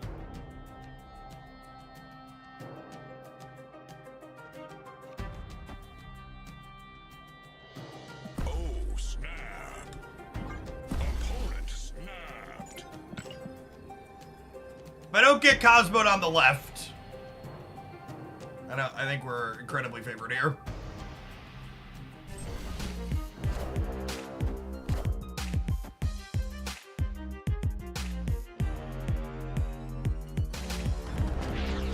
Kill Hala. Yep, sick. Sweet.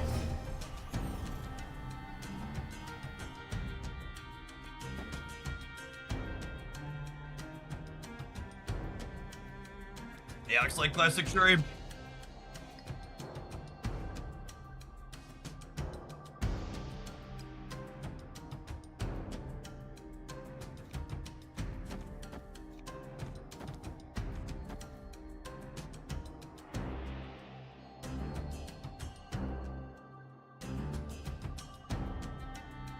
You think they Shuri left?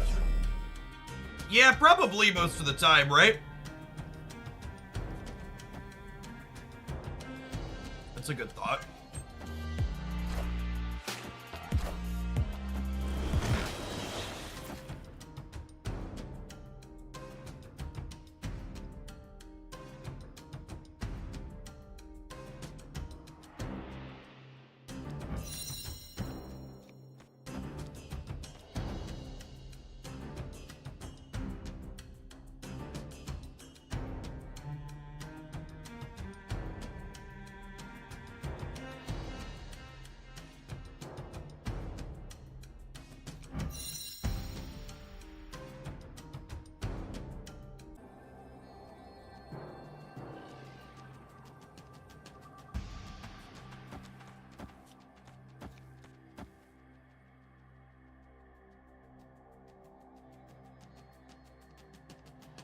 Biggest thing they can put right is 14, right?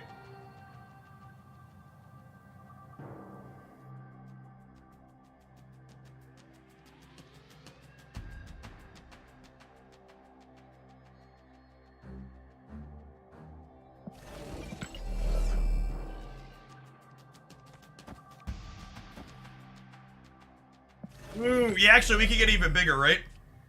I could do this into this, into this, into this, this.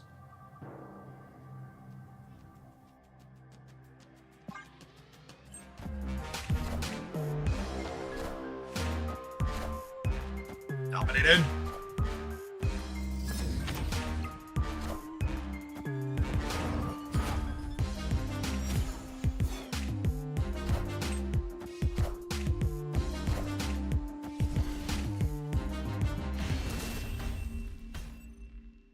Victory.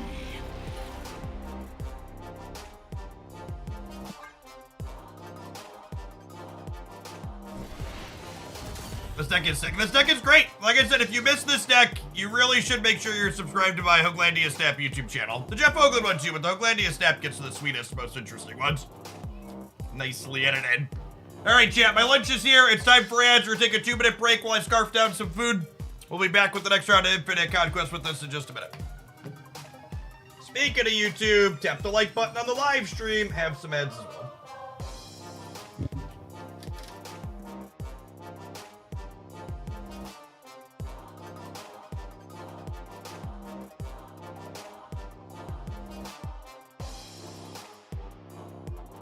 Meanwhile, I'm over here taking my socks off to do the math.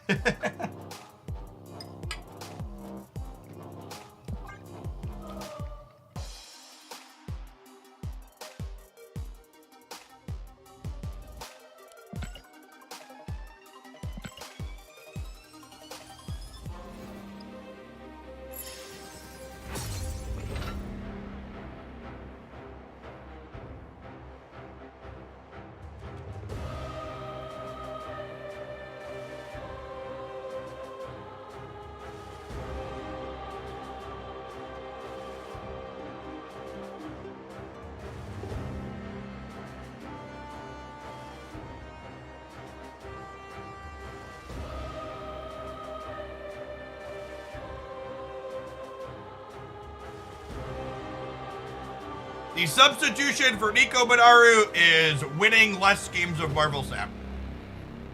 Nico and Miss Marvel are uniquely powerful cards that do not have replacements.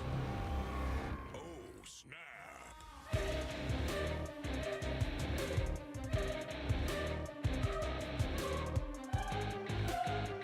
I think Nico is literally the best card you can spend tokens on right now. Your next 6,000 tokens should pin Nico and get her.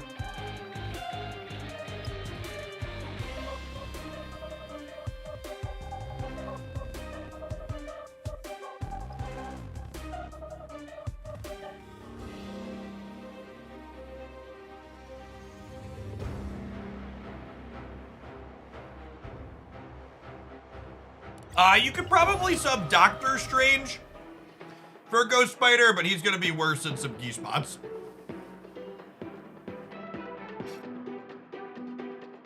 Less of a downgrade than losing Nico.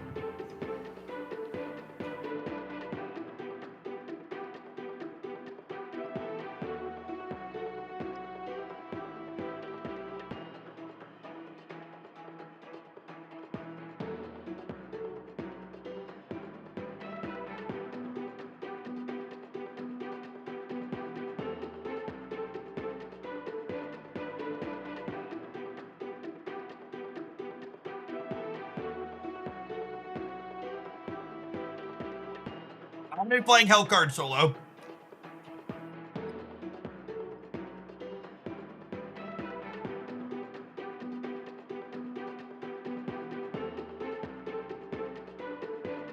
Today's sponsored segment was a little bit of a last minute thing, so I didn't have time to coordinate anything.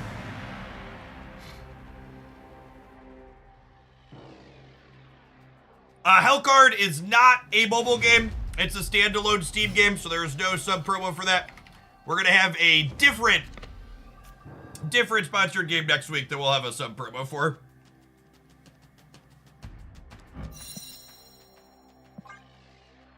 Hellcard is one of those fancy one-time fee games. You pay, I think it's currently on sale for 15 bucks. I think the sticker price is 20. The sticker price is 20 and is currently on sale for just under 16. And you get the whole game for one price, chat. For 1/4 of the price that I paid for Marvel Snap bundles today, you get a whole game. It's a steal. I mean, I can kick things into the center. I'm gonna try and pull the Polaris out.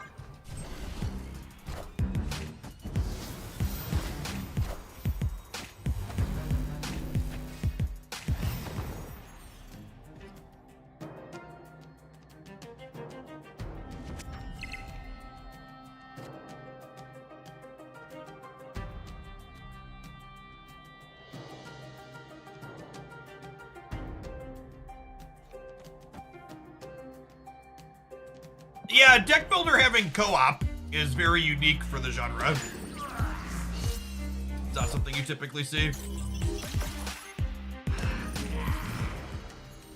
Yikes, losing my hand here is a little awkward. I think the average 3 is bigger than this, so I'm gonna play this out here. Oh, this also is just going to,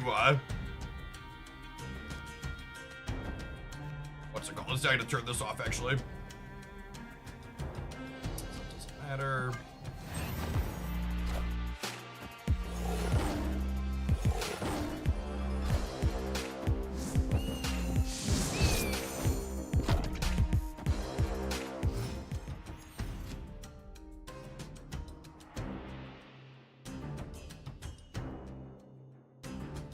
we're dead here.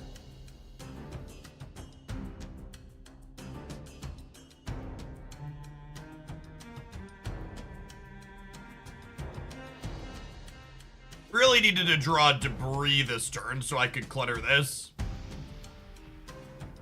I was gonna take a look at what other cards they're playing. Wakanda forever! Black Panther tracks.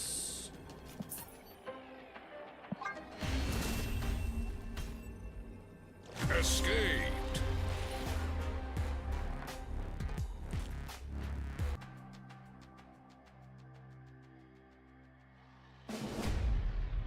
They should pump Tiger Spirits tonight. Maybe?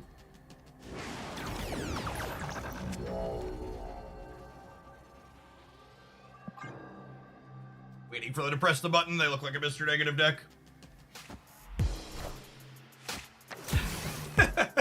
Well, I'm gonna hang out and see as many cards as they're willing to show me. Opponent snapped. They showed me too many, chat. Escaped. Alright, so bad location variant so far, but just the first couple. This is yet another matchup where Dr. Octopus is pretty instrumental in the games we're gonna win. Obviously, they could also just have a weak draw as well. Man, Elysium 2 out of 3 games is so good for them.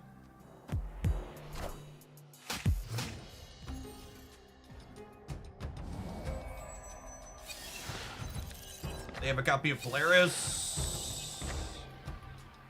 They have their copy of Null.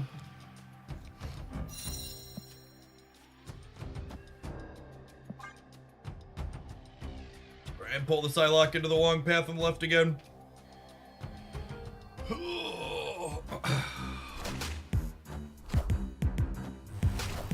Alright, their cards are very free.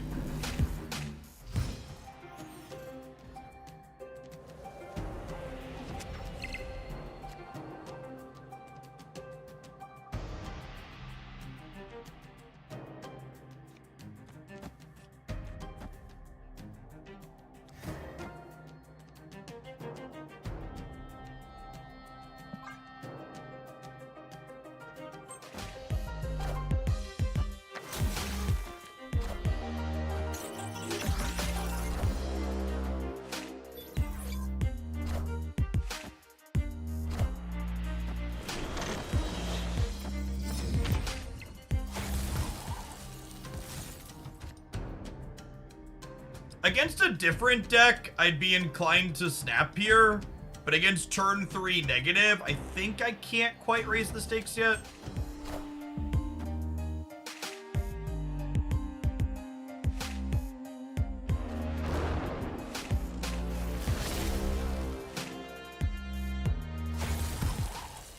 They drew 2 cards there.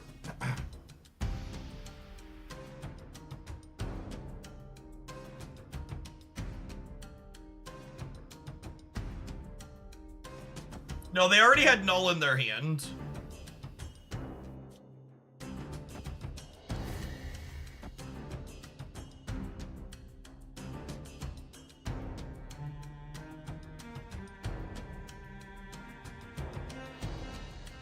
Opponent snapped.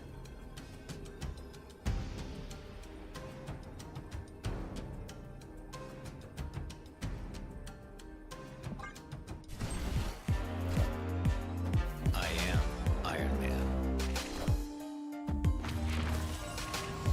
This is smart on their I part am to fill Iron Man. this turn. Cut off one head, 2 more shall take its place. Wakanda forever!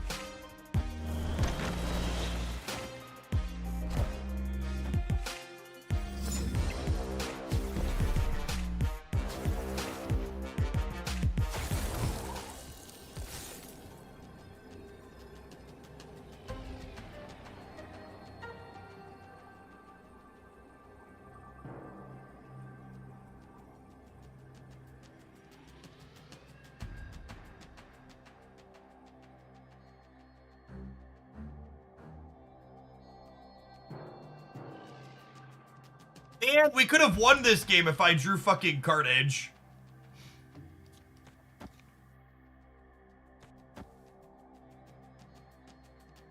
And then Carnage into Demon here would put us... it's only 11 to 10, right?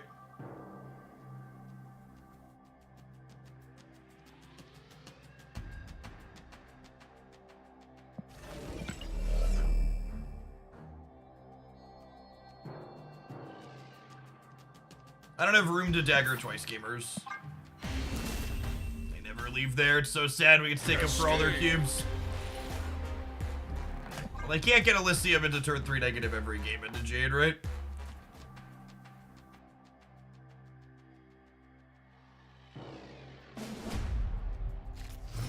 You say that now, yep.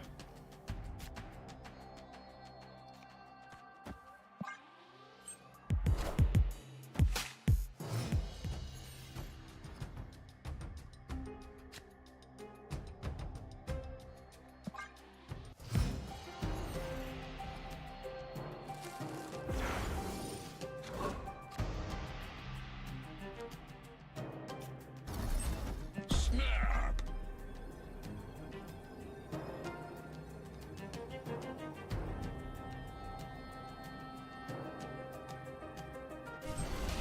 Alright, I need to draw not dagger next turn.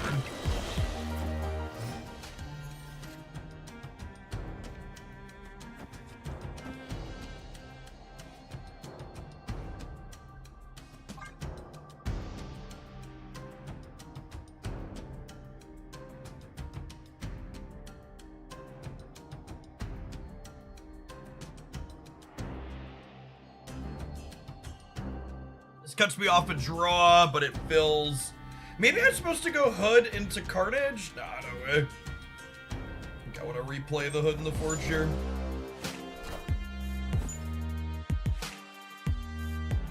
No, I'm not replaying the Hood. Anthem stuff.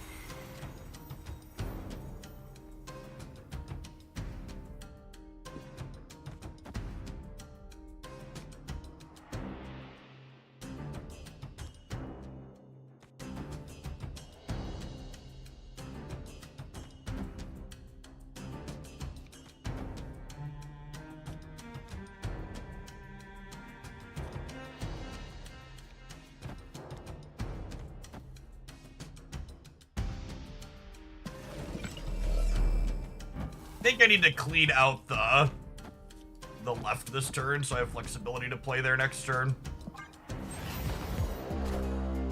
Wakanda forever!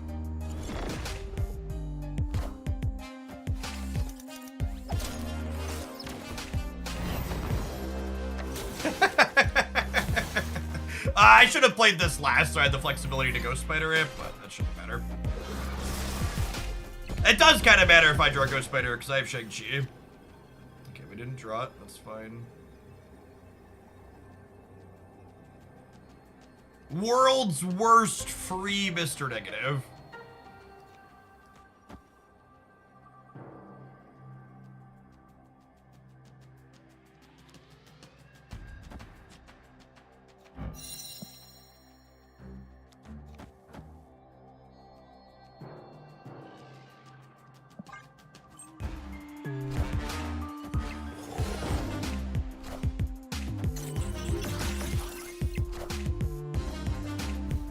Treated when you're dead to the most commonly played tech card in the format? Not even once, gamers.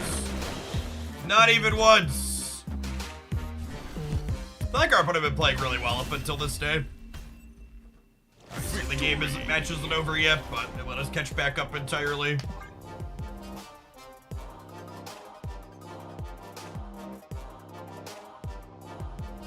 We're missing one card out of their deck. Oh, no, we're not. It's null. We know it's null.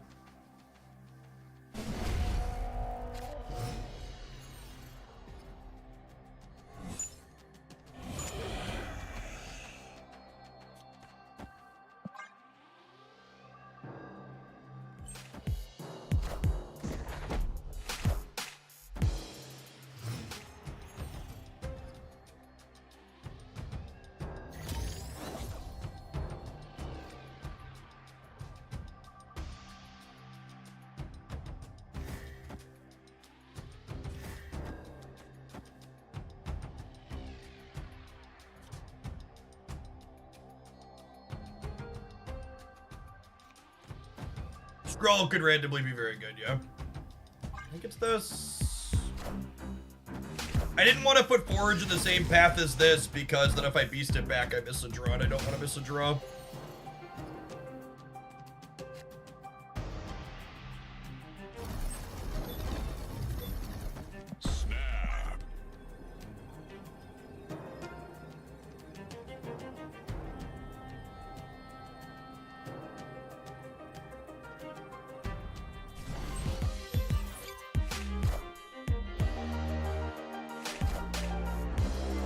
Time's up.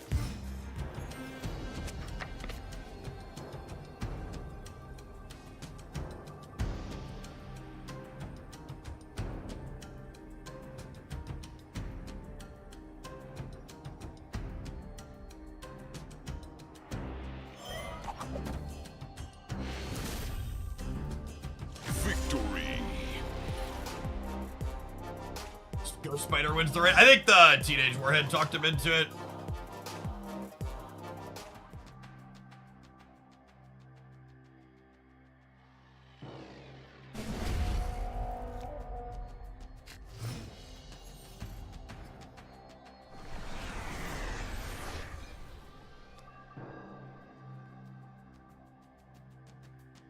Shit for them. We have 3 shots to win this last one, gamers.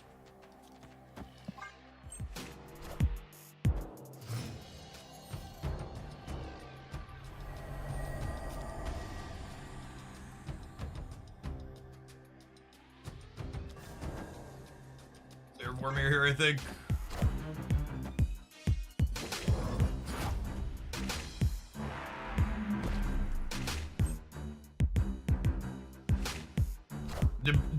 Debris is also, so we've talked a lot about Dr. Octopus being good in this deck, but like Debris is actually a very good disruptive card as well. Just like does a lot in a lot of these matchups.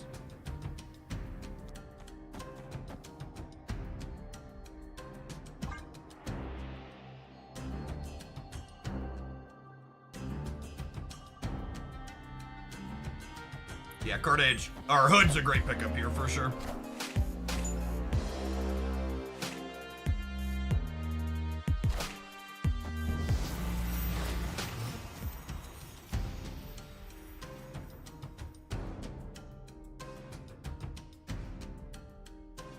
So this actually only downgrades by 1 over here.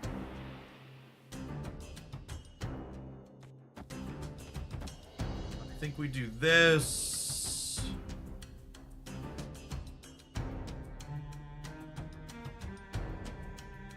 Probably just Demon here as well. I want to play for having priority, so that way if they Black Panther, I can Shang them. Oh, I'll miss a rock. Yeah, that's a good call. I'll just put this here then.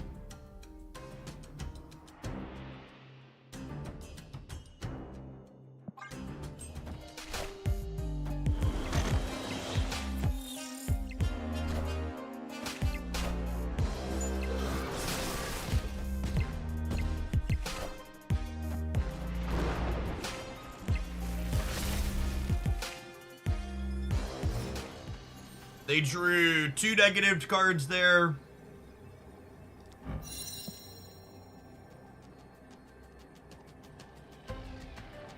We can realistically lose this game. Ugh.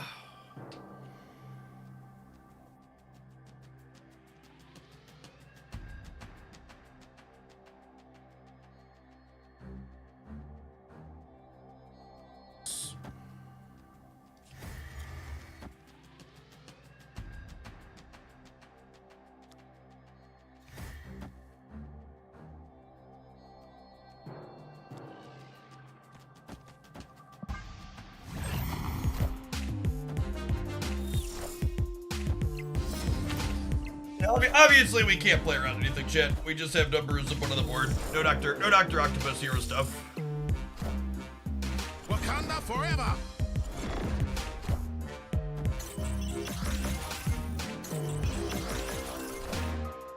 All hail Hydra! What a bullshit game. We'd have won with my original line of putting 2 more over here, but we can't know that that's what's gonna happen. We needed how many Ironheart triggers went here? 3, half their Ironheart 4. They got 4 of their 6 Ironheart triggers here. Yeah, they almost lost because they hit the rock too. That's fine. We got 2 more shots. Frustrating bit of variance to lose to, but it's not over yet. Have to have that happen twice more.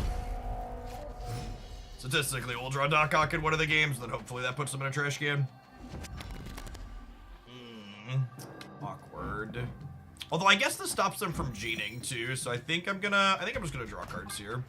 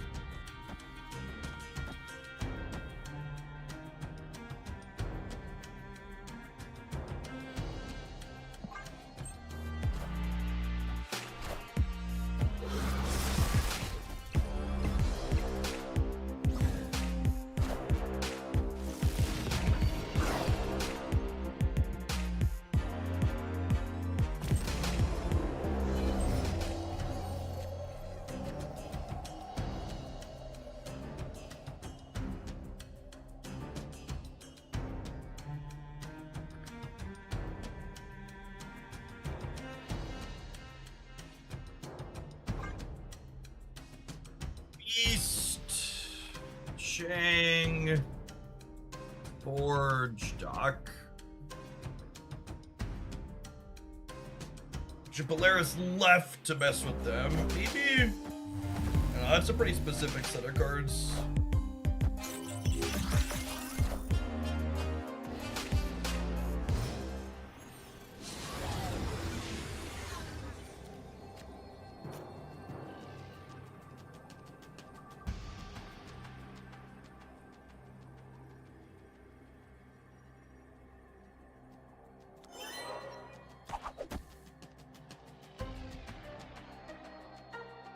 That was a good draw. She's so good, chat. She's so good. And is it Iron Man left? No, it's White Tiger somewhere. Do I want the extra points left or do I want the extra points center? Go want the extra points left. Oh, this could put it into here though, right? Like, I'm gonna Iron Man because I don't want the Tiger. I don't want to 50-50 the Tiger into here.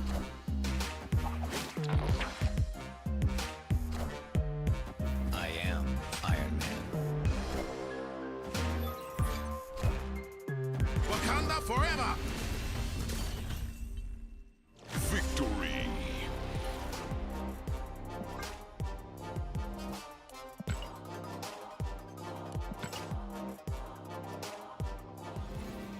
Not the dagger boosters we wanted for Christmas, but you know, we're making do. This deck selector is such an awful interface. Why when I click into it does it not default to the one I'm currently picked on? Why isn't that a thing?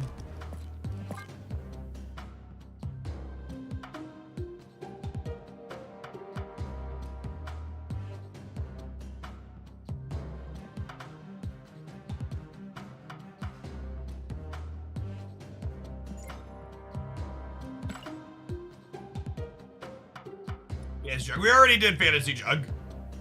I think it's Whale Shuri or Whale Hella. We went for Hella yesterday. We missed, so we'll go for Shuri today.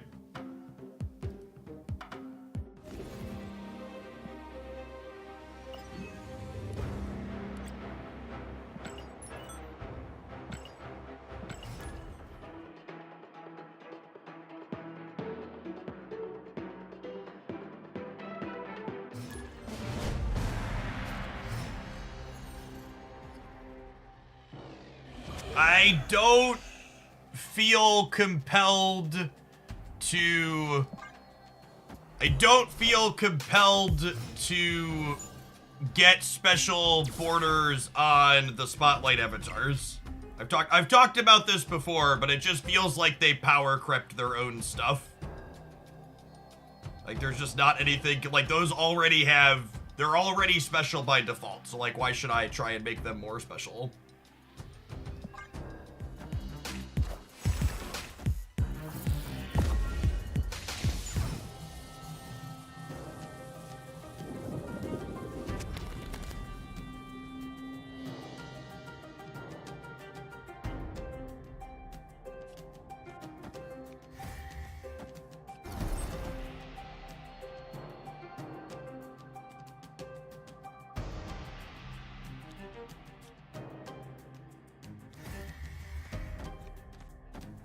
Okay, so I'm gonna do this, and then we'll Ghost Spider one of the Hulks into Atlantis.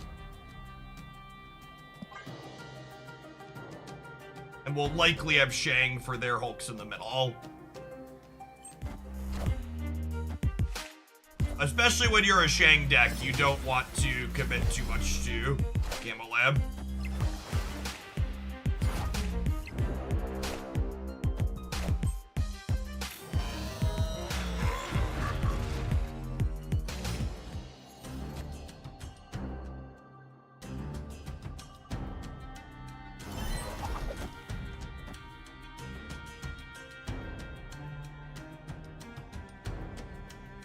I'm not gonna snap this turn because they could Shang-Chi me, they have priority. Usually people wait on that, but the snap could indicate I'm gonna do something funky and it might inform their play. So there's a good chance we'll snap on 5.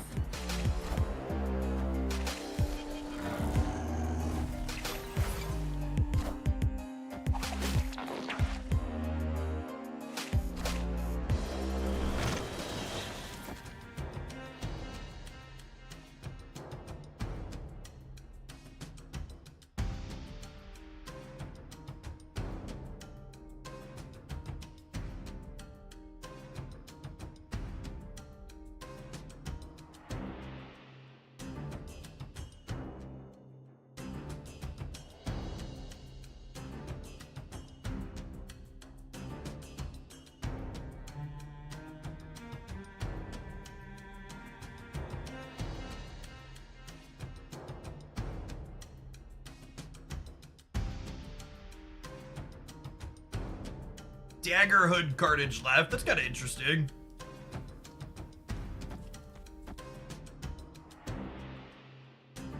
That's probably wrong.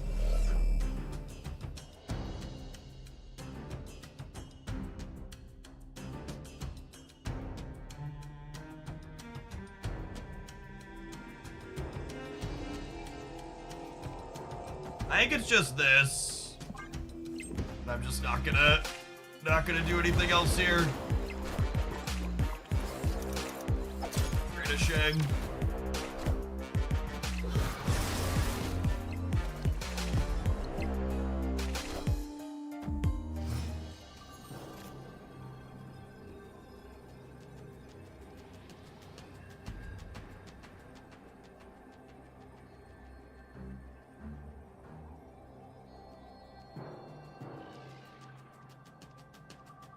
I mean, I'm not even sure if we're supposed to stay here if we hit the Shang. Because they're 75% to have theirs as well, right? Yeah, they have Shang-Chi. Escaped. I think not drawing the Shang's the blessing. So I'm not even remotely considering staying in the game.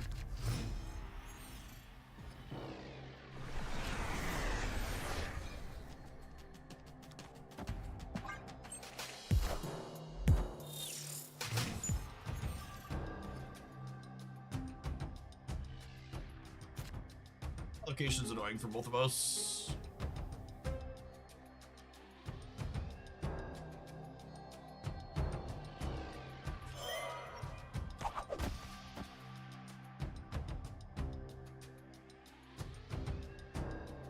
We do this and then beast them back.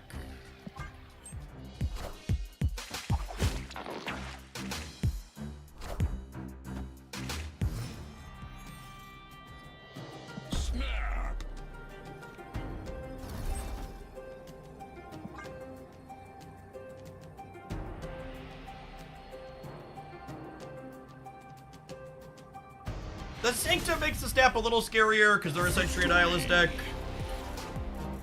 But they're behind enough not having Zabu or any other early plays that I'm happy to try and raise the stakes here.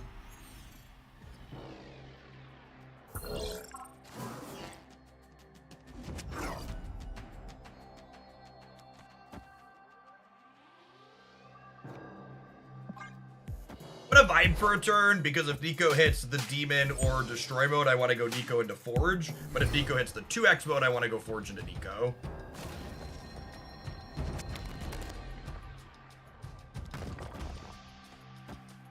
This Twitch stream is pre-recorded in front of a live audience, etc., etc.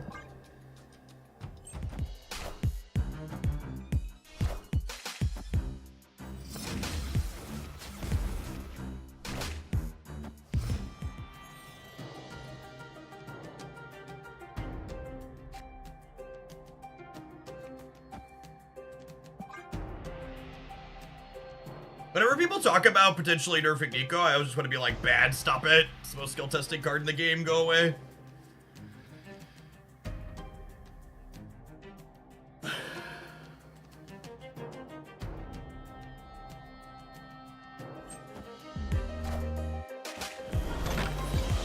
They're also a debris deck. Noted. I guess that makes sense with their man thing, huh?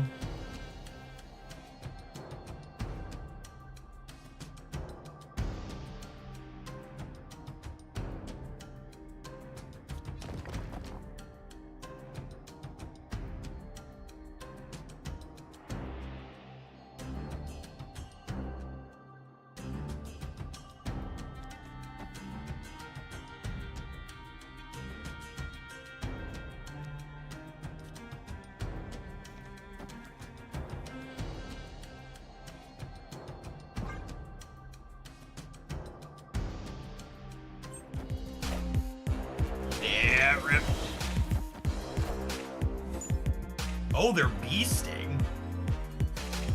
That's interesting. Okay.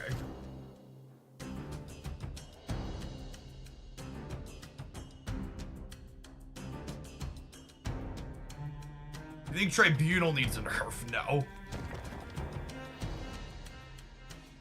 Nobody reasonable thinks that.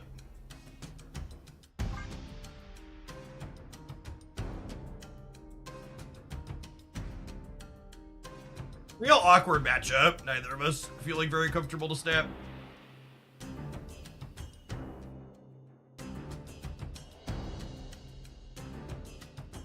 Good chance we get locked out of the left here.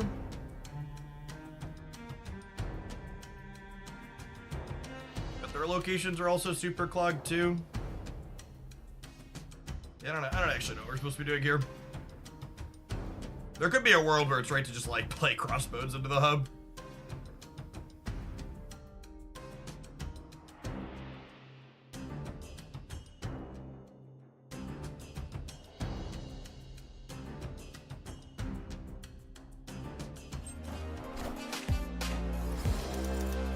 I'm hoping that's a debris center.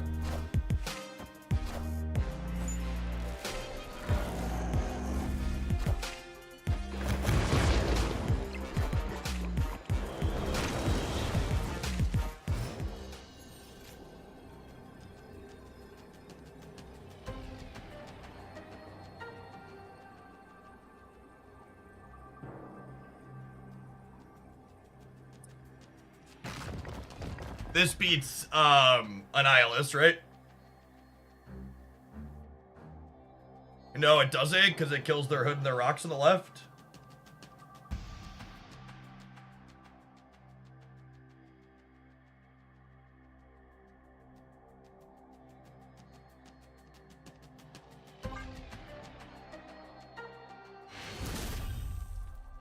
Victory.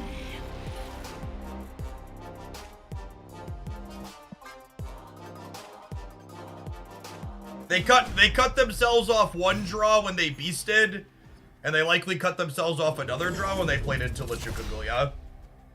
So I stayed.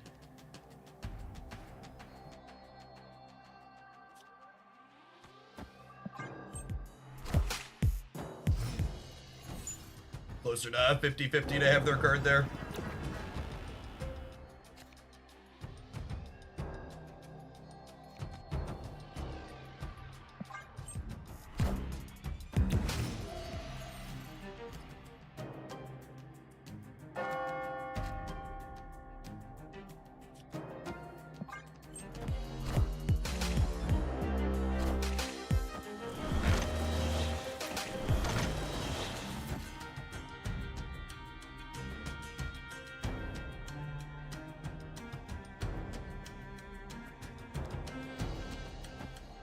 Opponent snapped.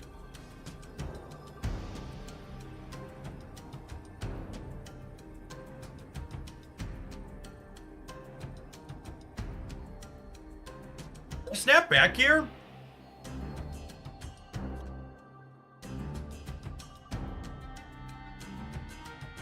I could send Dagger across the board. We could also Dr. Octopus next turn. Oh, snap. I'm gonna step back.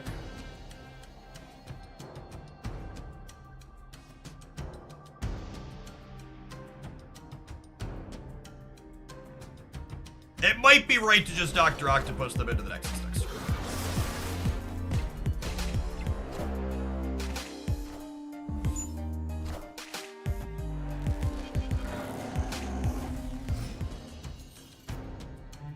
I need a Dr. Octopus because they're a Shang deck. You know how I know they're a Shang deck, chat? Because we're currently playing Marvel Snap.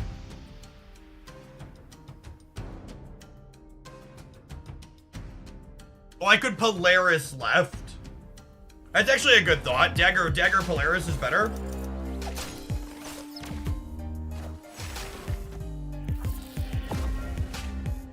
Dagger Polaris would have played around this.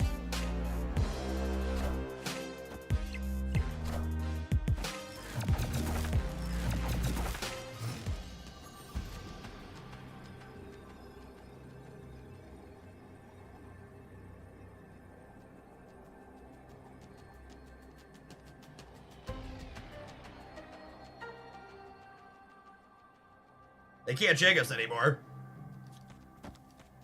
I doubt they're a Killmonger deck. I messed up. The Polaris plus what's it called? Play was a great catch.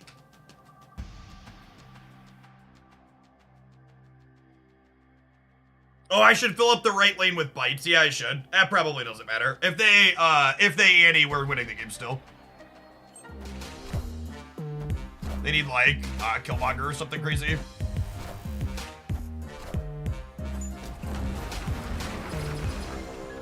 It's just not remotely enough. Victory. We'd have casseroled them if I would have played the bites out, because we'd have been -2 here instead of -12. We'd be 24.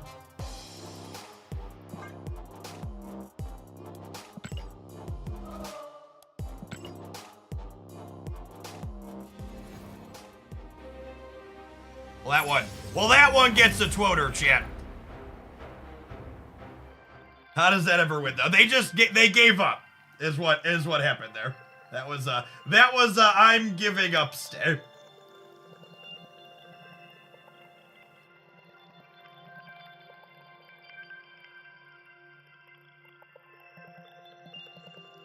All right. Like we always say, chat, it doesn't really count if you don't post about it on Twitter.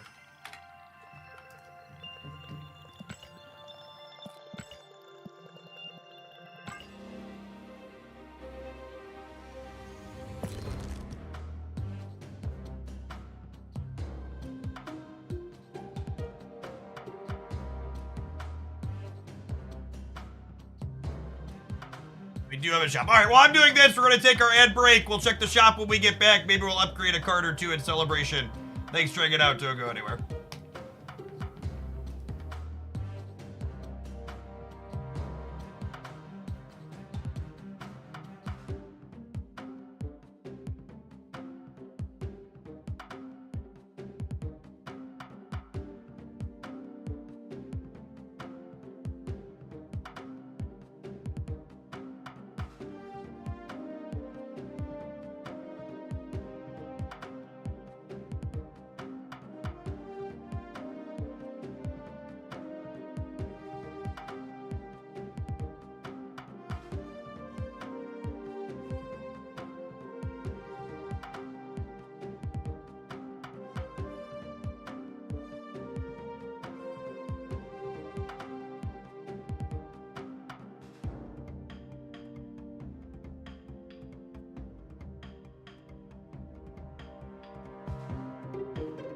Hey, Superman, thanks for the 19 months. Welcome back. I also just finished an Infinite Quest for the first time in a long while. As with the Dazzler Patriot deck. Nice. I also cross-post on threads if you are more inclined to give Zuck your attention instead of what's it called? Instead of Mr. Musk.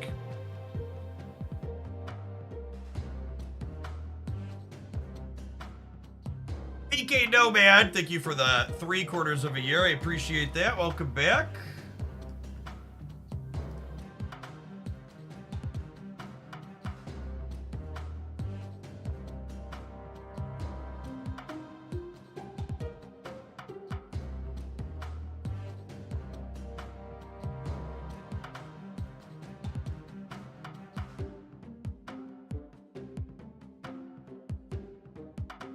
This is fair warning, chat. If you're reading Marvel Snap stuff on Twitter, you're gonna have to read comments like this constantly.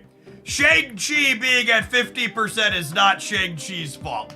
Okay, bud. Okay. Into the sun. Pew.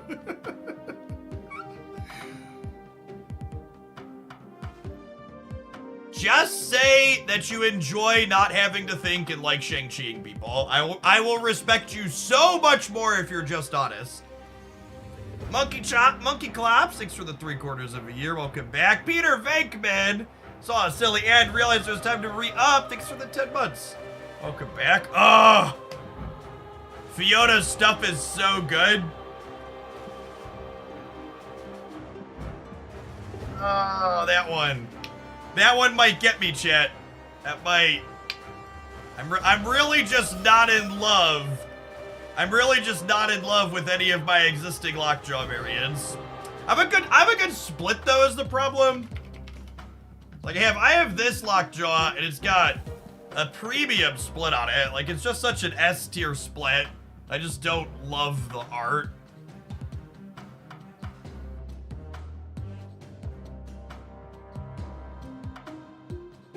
We need a gold Lockjaw anyways. That is true. If we subscribe to the 2 variant theory, we need this. Obviously, we subscribe to the 2 variant theory. Matt Picasso, thank you for the 3/4 of a year. Welcome back. Oh, and I get tokens and a thing? Look at these extra prizes. Look at us. Look at us getting prizes for making bad decisions. Your positive reinforcement, Marvel Snap.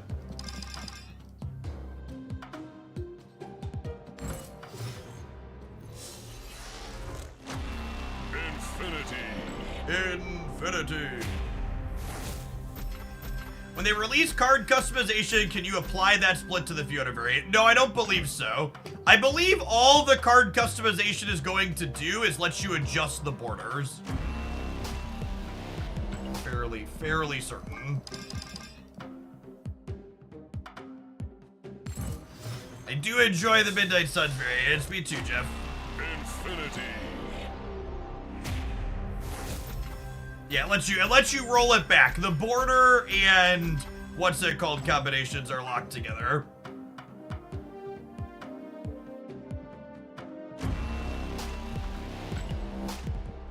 Oh, this doggo. I've only got 2 more rolls, chat, then we're out of boosties.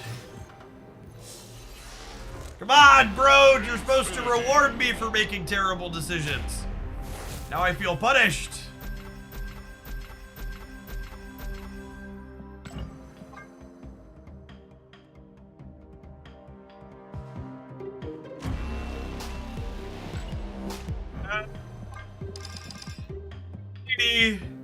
Out of boosters and credits. This has got to be it.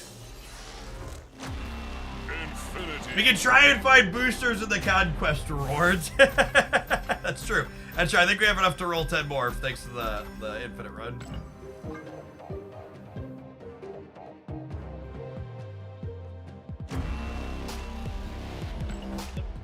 Rip. 1, 2, 3, 4, 5, 6, 7, 8, 9, 10 doggo splits now.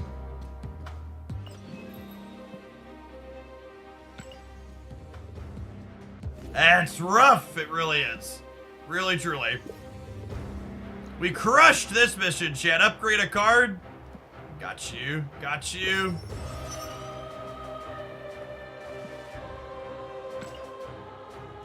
We have to win with Beta Ray Bill in our deck. Okay, we can do that. I heard you wanted a gold lockjaw, Jeff. Thank you for the biddies, Giggity Gary. All right, let's check the shop here and see if we can roll. We can roll lockjaw boosters. RNGesus. Come on, RNGesus! Lockjaw! Goliath boosters. Nobody loves you. Rip.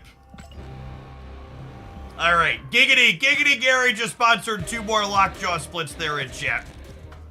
Without boosters, splits are like 25 a pop.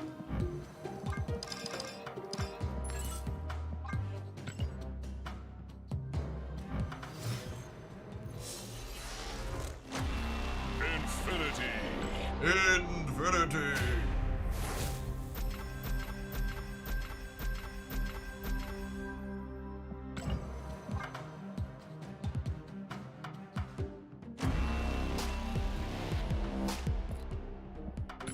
I accept.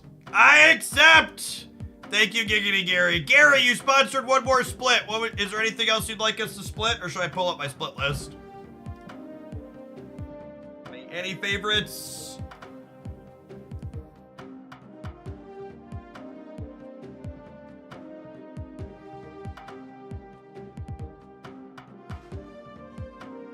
Dracula, Gigantos, Sauron. I've got a good split on Shuri. From my favorites. Okay. I think I'm gonna go for Sauron.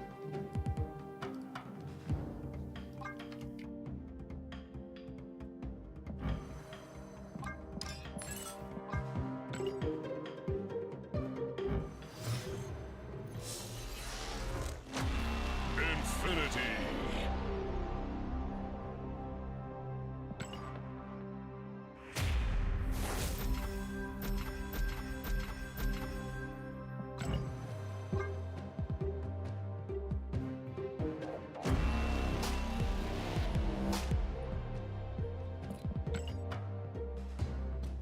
All right, so what are we doing?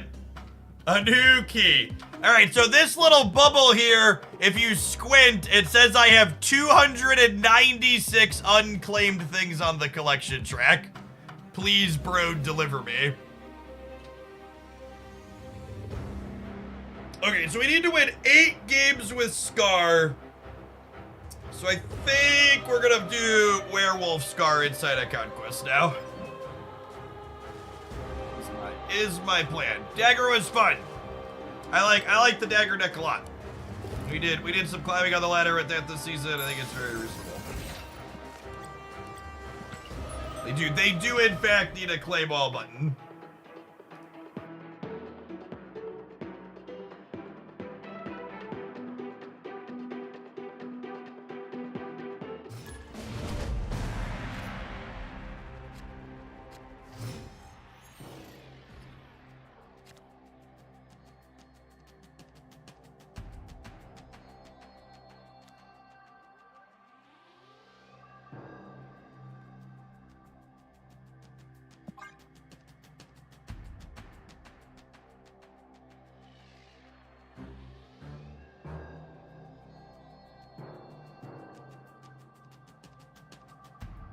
I don't need to do Beta Ray Bill and Scar missions simultaneously.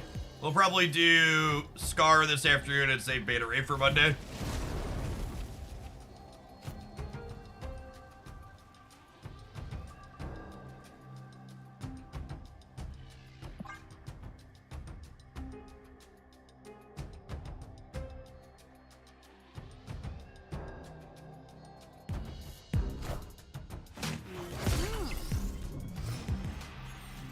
Alright, so Surfer, which means this is a good location for us.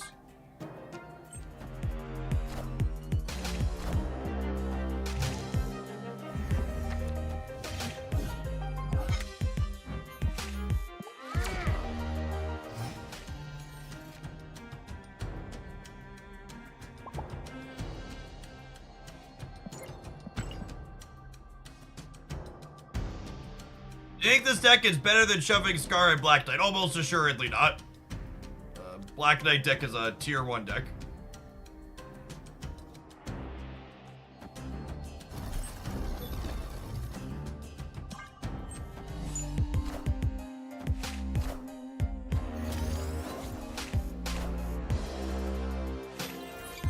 Yeah, I probably didn't need to forge in here. That's probably wrong. If I play this here, I go up to 19, and they're gaining 6 over here, most likely, up to 16.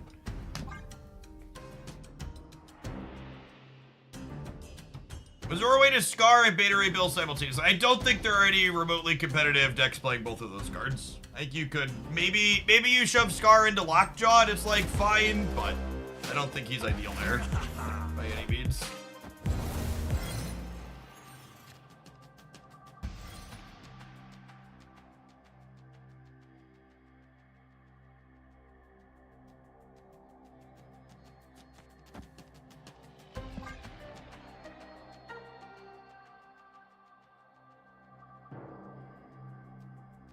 Don't you win the right? Yeah, so I had to figure out how to win the left or the center, chat. They could have Absorbing Man or something like that for their Surfer. Or for the left side, I mean.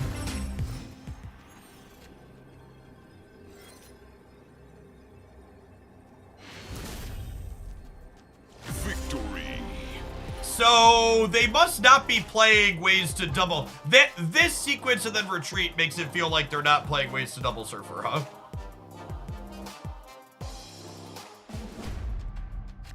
Yeah. So I mean so we needed to think about that while it was on the table for them, but obviously they just took the line off the table for themselves. They could have Absorbing Man, but they forgot about Crimson Cosmos. Maybe. It could be a possibility.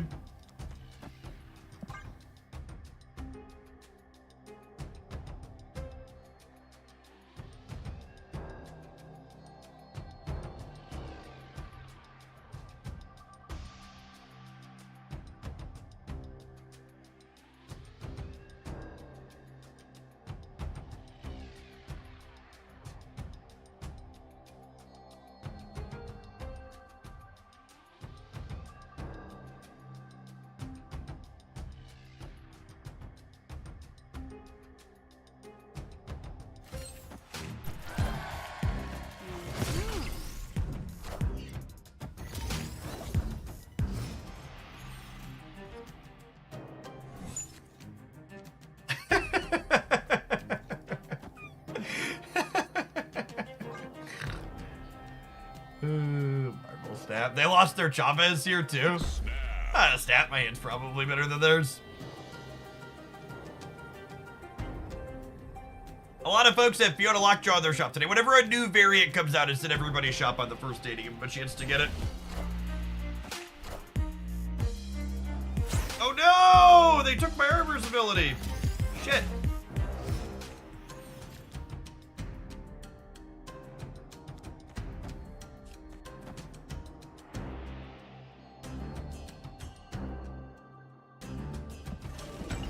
They're a Killmonger deck, so I should put Sunspot in here. Could have had it in their opener. I guess Shang could be useful against something they draw with District decks.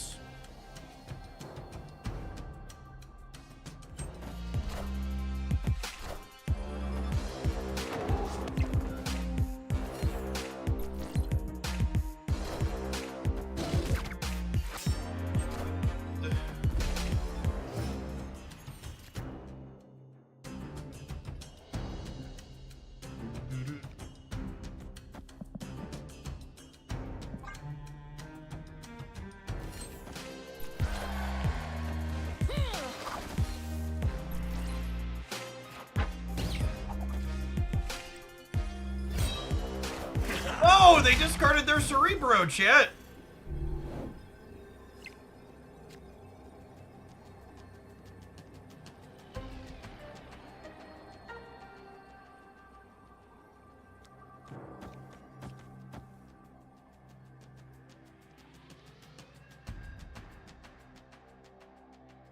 This would give me +4 4 here. Which would put me up to 19. Could lose to a Giganto.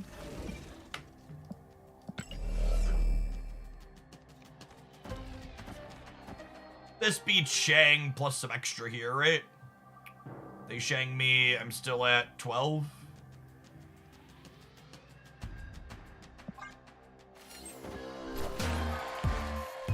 My body's ready to die here.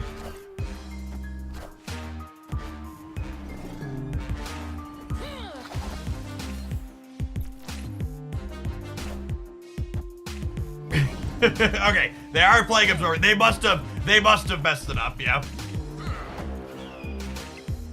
Wow! Holy, I clenched for a minute there, chat. Victory. I clenched for a minute there. One of those, wait, how many are we at moments?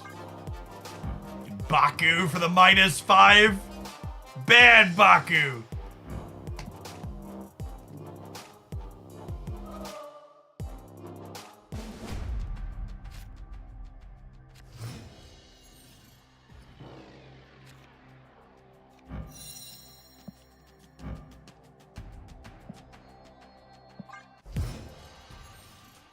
You lost, it would have been in style at least, that's true.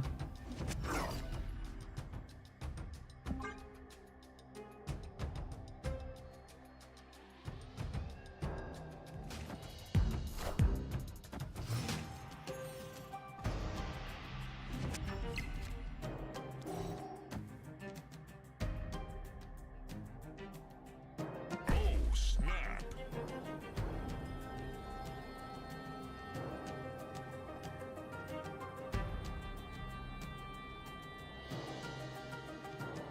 I guess the Mindscape maybe makes the snap a little bit.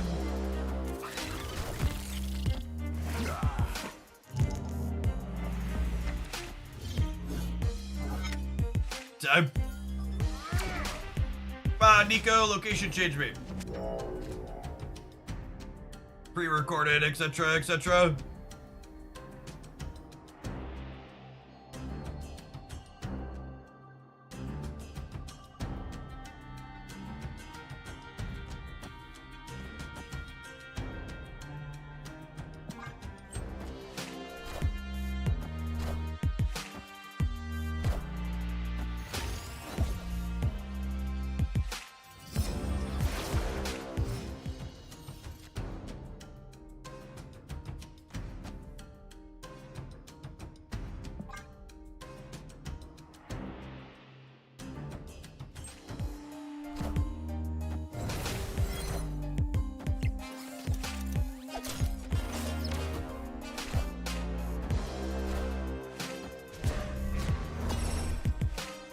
Oh, this loses the Gladiator. I was expecting what's his name to be 2, but he's not.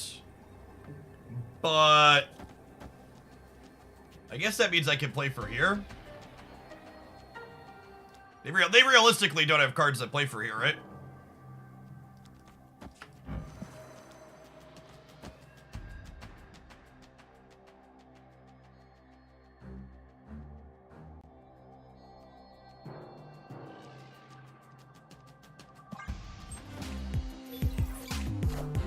Guys, gals, and non-binary pals, we got 'em.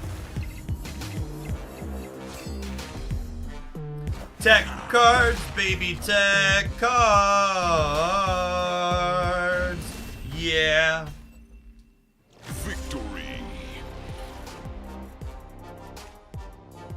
Believe it or not, the deck we are currently playing is competitive in large part due to the fact that Shang-Chi and Shadow King shove people into a garbage can very consistently.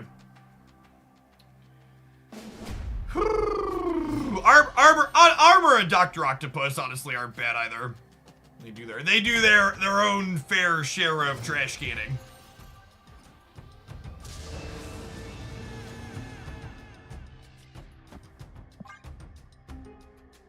Is this even a wolf deck? Seems like it's not needed.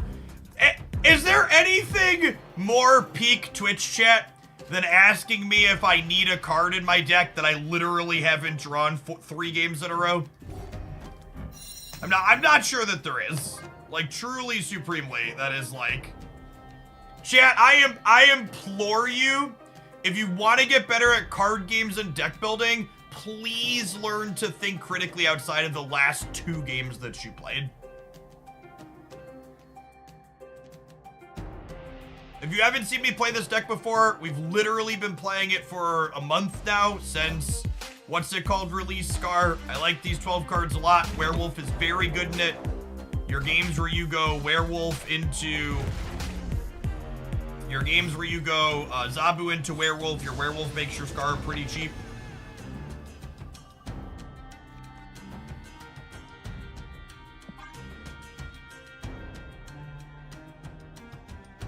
What if I am a literal goldfish and cannot remember that for back? To be fair, that's not even uniquely a Marvel Snap thing. It happened at Magic the Gathering a lot. People always want to like sideboard their deck for whatever the last matchup they played was.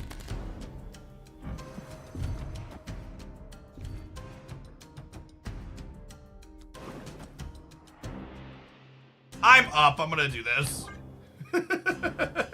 It means they can't surf around the last turn.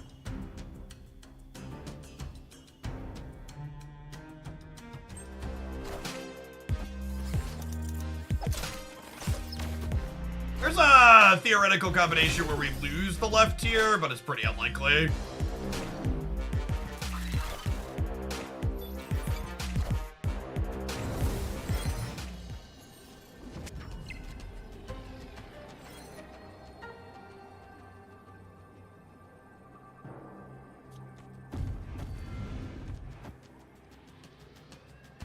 Yep. Who's a good doggo? Yes, you are. Victory. So again, just to clarify the rules interaction here, your on reveal doesn't have to happen for Werewolf to jump. You just have to have played a card that has on reveal in its text box after it's fully played. So dog into Forge into Nico will give me an 8-power dog here in the middle. I won't get a Forge bonus and we won't get Nico to do anything, but this will jump twice. What Werewolf's rules text basically does is you just finished fully playing a card. I look at that card's text box. If it has on reveal in that text box, I jump to it.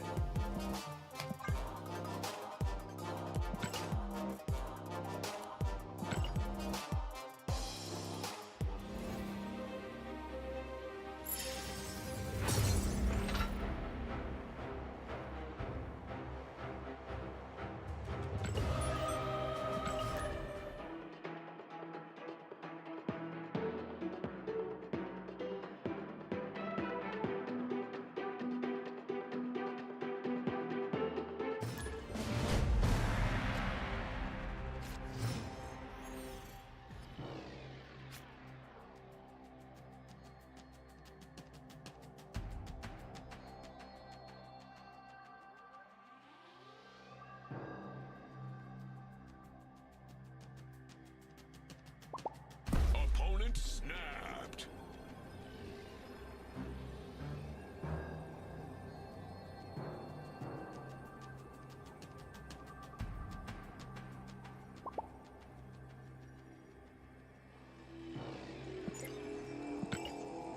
I think we leave.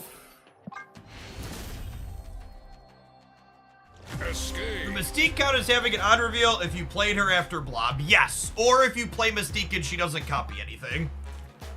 About the last couple days from Surgery will be a tryhard day. There's not, Mao. Tryharding in Conquest makes me annoyed, and more often than not, so we're up to infinite borders this season, but we're just playing like random bad decks that I feel like playing. I have so many infinite Conquest tickets for playing Conquest on and off over the month. It just takes too long.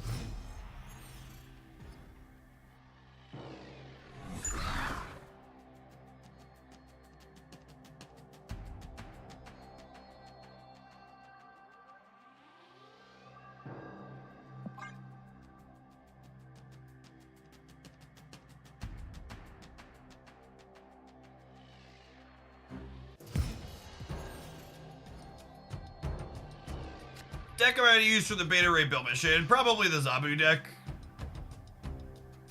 He's the best one. Zabu, Miss Marvel, Shang-Chi build.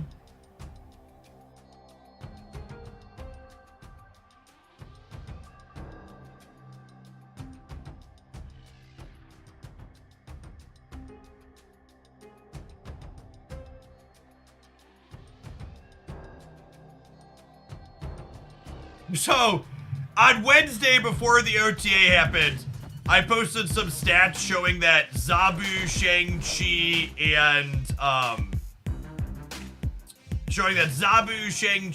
and Miss Marvel were some of the most popular and highest performing decks on the ladder right now. I was gonna make this a fact-finding mission until they stat. We'll just see what cards they have. But the Attunement in the center were probably dead. And some random Twitter shitter was like, why are you saying they should nerf knockdown decks? Explain yourself. And I blocked them because I didn't feel like I needed to explain myself to random Twitter shitter. I was just posting statistics. Ooh, they're a stature build. That's good to know. I assume they're gonna snap us here at this point. Dev update posted. Yeah, I'm not gonna concede the middle of Infinite Conquest, so if you want to watch the dev update without me, you can. Otherwise, we'll watch it together after this run is done, or after this match is done. And then after getting blocked for being a typical Twitter shitter, they moseyed on over to my YouTube channel where they promptly told me they were disappointed I would block them because as a content creator, it's my job to answer their question. I was just like, man, you could just like feel the entitlement just like dripping off of them.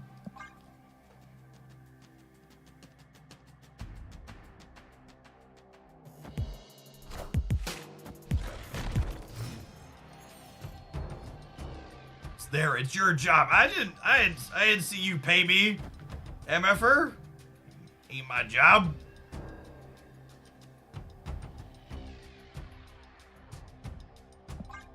This isn't gonna look good on your performance review, Jeff. Shit. Opponent snapped. I'm gonna hang out here. I have Werewolf into 0 and 2 center, so we have a lot of points there. Leave us a little open to a Shang-Chi, but I was thinking of snapping them, but I will. What's your social security number, Jeff? It's your job as a content creator to answer my question. Yeah, no joke. And obviously there's someone that's like never subbed or donated or anything, right? Like I could almost get it if you're like someone who paid me and I blew you off, but like that wasn't remotely the case. And anyways, I'm bringing this up because it made me chuckle because some of the subs in the Discord server are in a public Snap Discord server, and that person was complaining about it there. Made me chuckle. All right, so my deck has 68 cards in it, so they're what's it called is 16, so they'll be going to 22 in the middle. Do I just do this and assume that they're putting the Darkhawk down?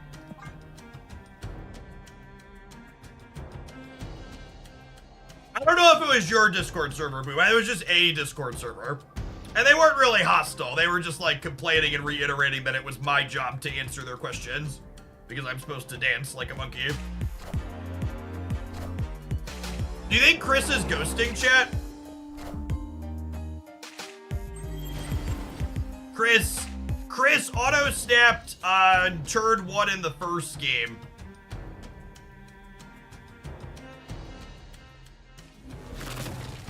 Oh, I have a 0 pending. Rip.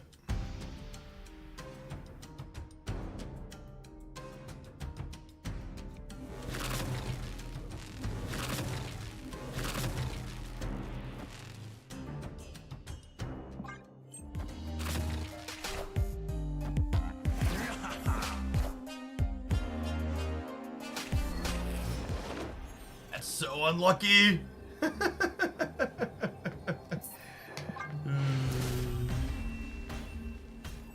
Escaped.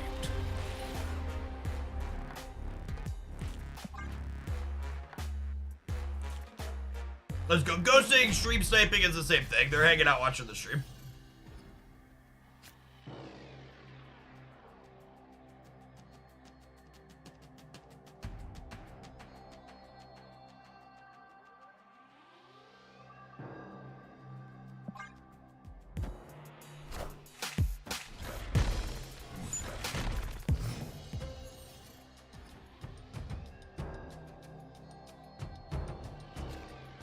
Hard to think of viable Agatha. You gotta pay Ben Brode more money for better RNG.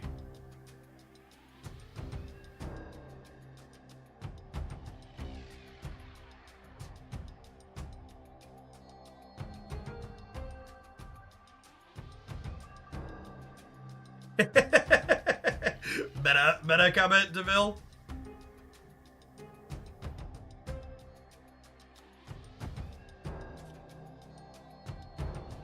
I'm vibing for a turn.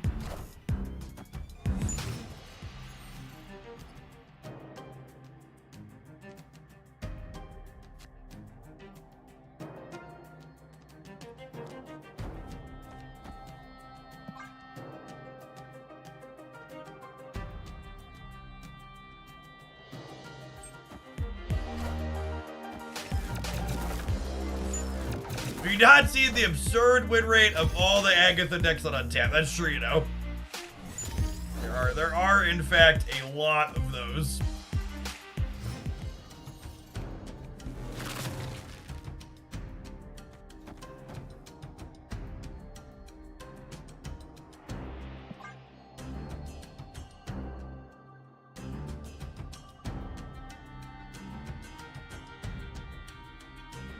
No, the crazy untapped stats Agatha, I'm pretty sure, is some type of anti-cheat being triggered on second dinner's end. What is the end of the Vibranium packs on the site? It's like $70 total for a bunch of credits and gold. If you're someone who whales, it's a good whale trail. Opponent snapped. Escaped.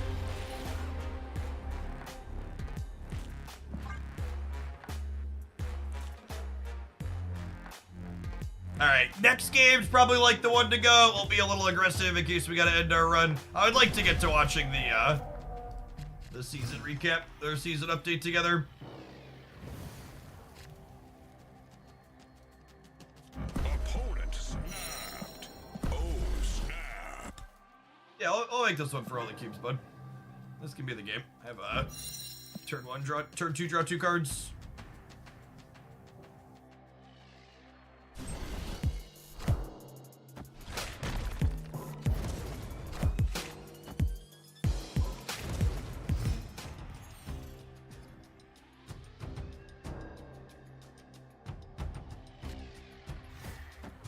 I'm aware the dev update is present. We're finishing this Infinite Conquest round and then we'll watch it together.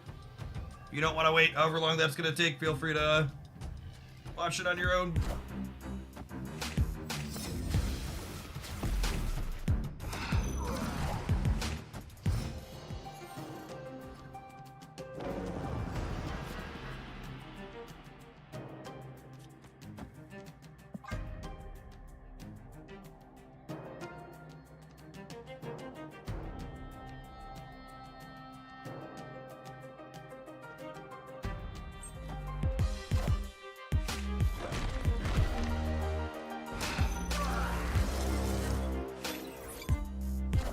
Big old cup and get fucked, bud.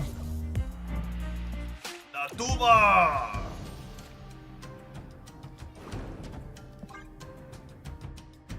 Could have played a rocket to turn X. Yeah, it's a good shout.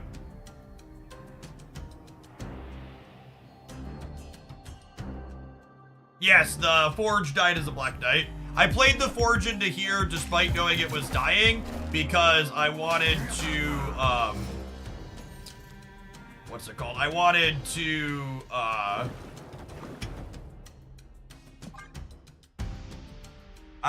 give a chance to roll it on reveal. Does Bite into turn X do anything? Yeah, it turns into Yellow Jacket or Wasp.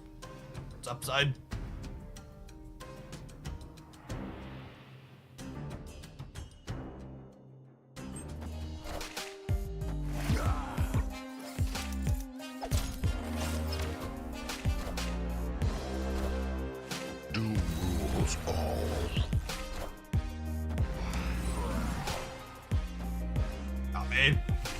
See, chat, I saved the rock because I'm fucking brilliant, and we were playing around Black Ball. My deck only has 4 cards in it, so they can only add 8 over here, but they lose 3 to do that. This is plus 15 over here, which puts us to 20. Looks like the game's even.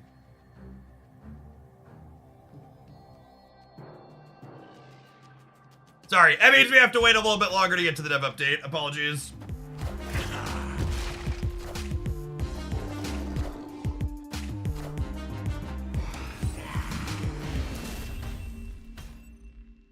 Victory. No spoilers, chat!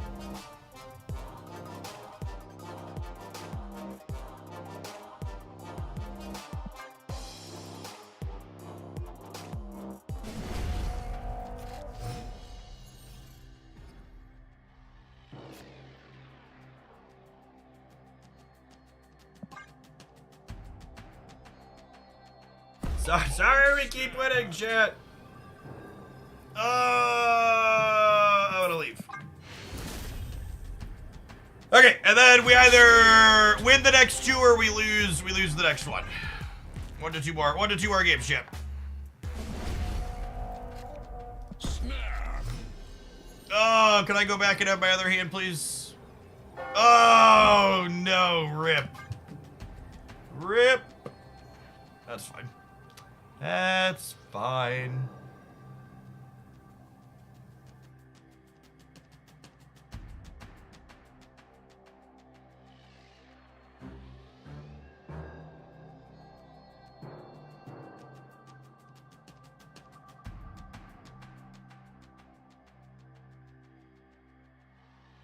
Werewolf, more like werewolf. Chris constantly roping us is definitely the singular worst part of this match. It's not pleasant.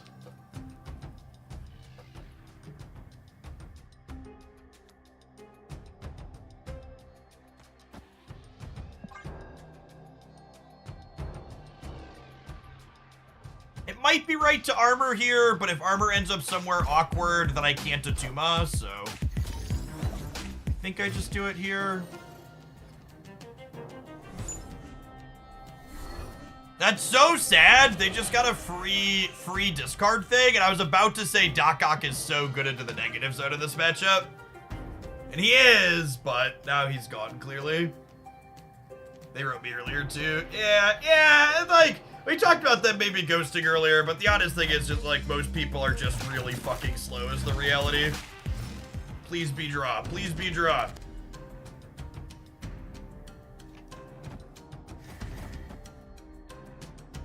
This is not remotely resource efficient. This might be wrong.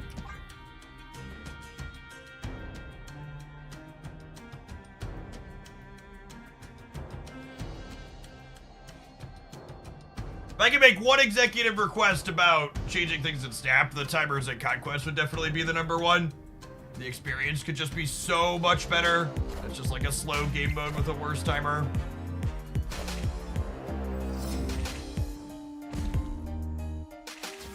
Would Nico draw 4 in Carmartage? Nico only draws 4 in Carmartage if you,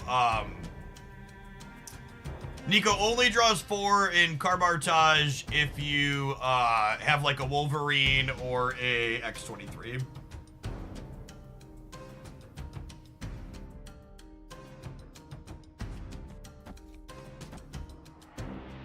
I'm gonna do this and hope we draw 0 or Shadow King next turn, I think. To go with Gladiator.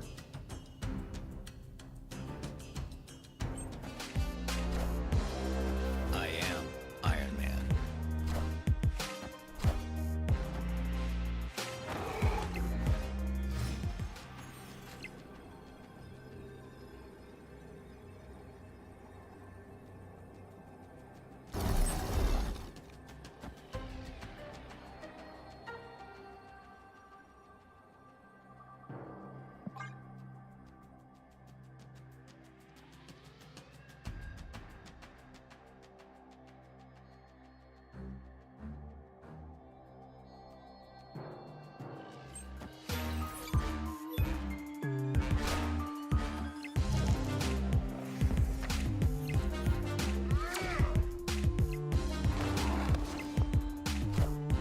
Dr. Doom, which we beat.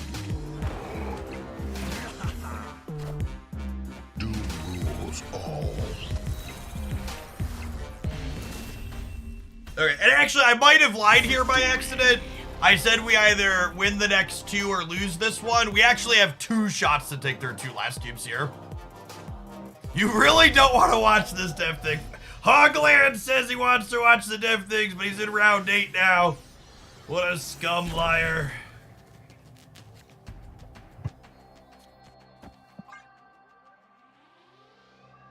The Iron Man, their deck looks weird. Yeah, I guess their last card could be Shang, but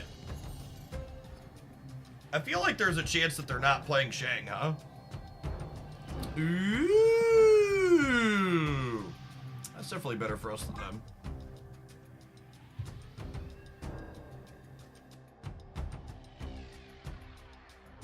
They're keeping us hostage to a degree, yeah.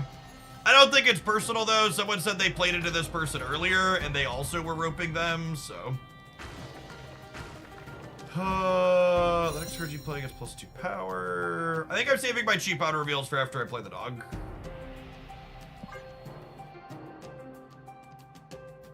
Oh, we did see Grandmaster. Yeah, so don't have to worry about Shang at all. Now, the tough thing here is Vibranium Mines means that if I play there, I lose to Darkhawk Mystique.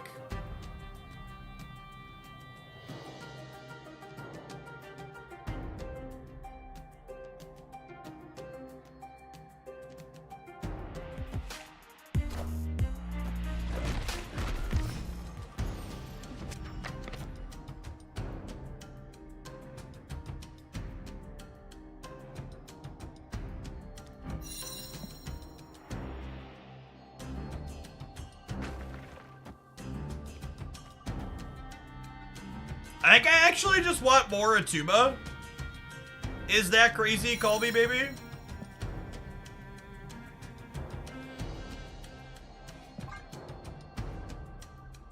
Yeah, I think I just like Atuma bid and then put everything else to the left.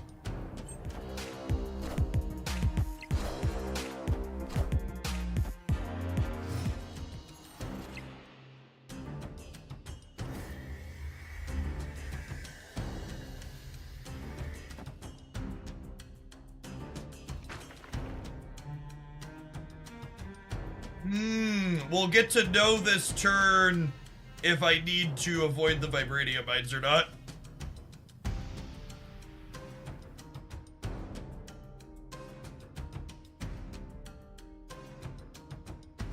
Is Doc Ock left better? No, because if they don't Mystique this turn, I could play for the Vibranium Mines.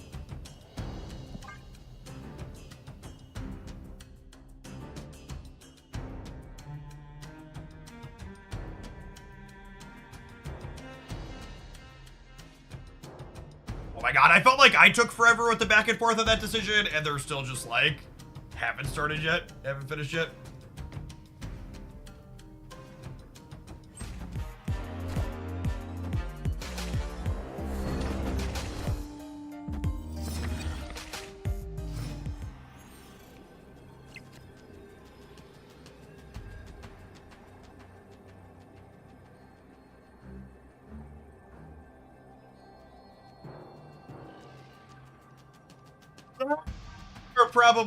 We're probably going to another game, chat. I'm so sorry. It's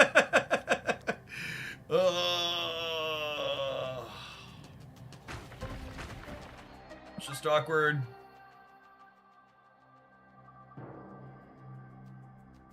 I should have hid my screen. There's a good chance they're in here with how long they're taking on every move.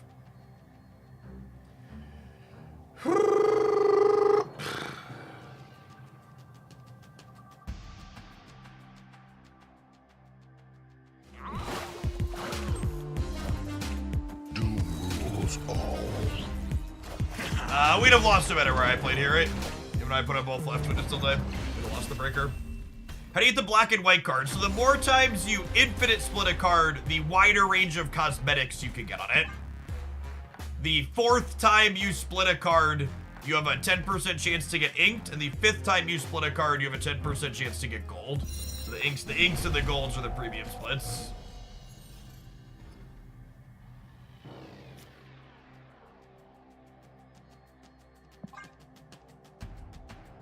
We'll hide the screen when we have important coin flip plays to make. We'll like put it down on turn 6 just in case. Ooh, wowie.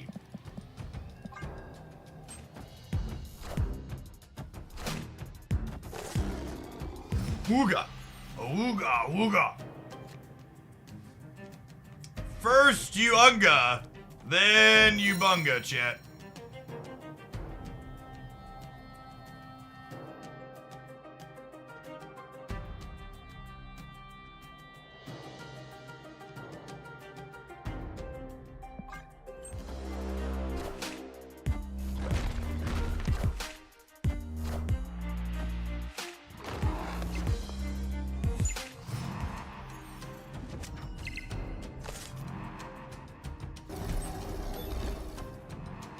I think if 10 isn't enough to win here, we're probably not winning it.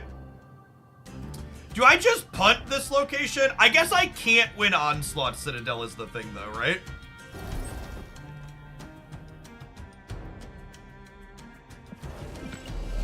We get a Tuma left. I ought to do this. Nico's one more. That's true. I was thinking about maybe leaving the dog in here, though.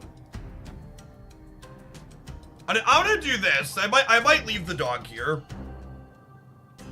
Because I think I need to win Kiln because we can't compete in Onslaught Citadel, right?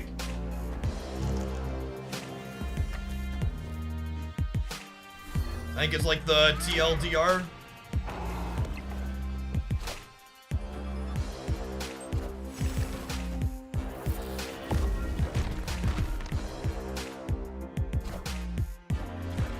Oh, okay, well now we obviously can bail out.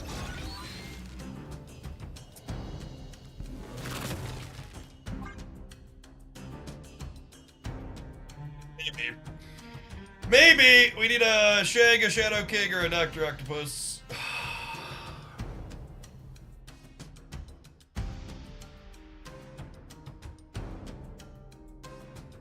Hitting the Black Bolt on the Gladiator is so brutal. It's gonna be another rock, chat. Don't kid yourself.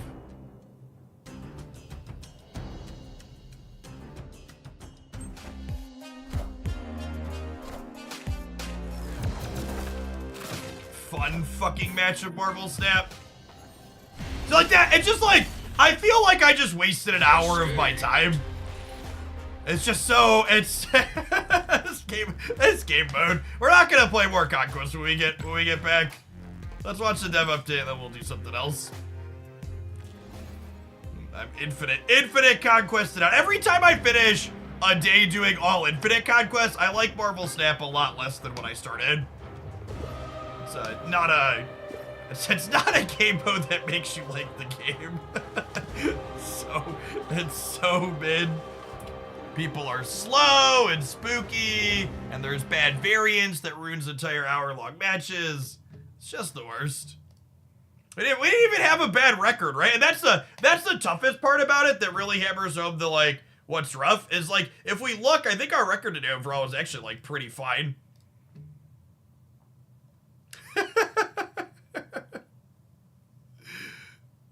Like, if that doesn't highlight the feel bad zone, we won 74% of our games today. Our matches today in Infinite Conquest. We also only got a singular run win, winning 74% of our matches. But it still just, like, didn't feel good, right? Just a huge, huge drain. Alright, let's watch a dev update, huh?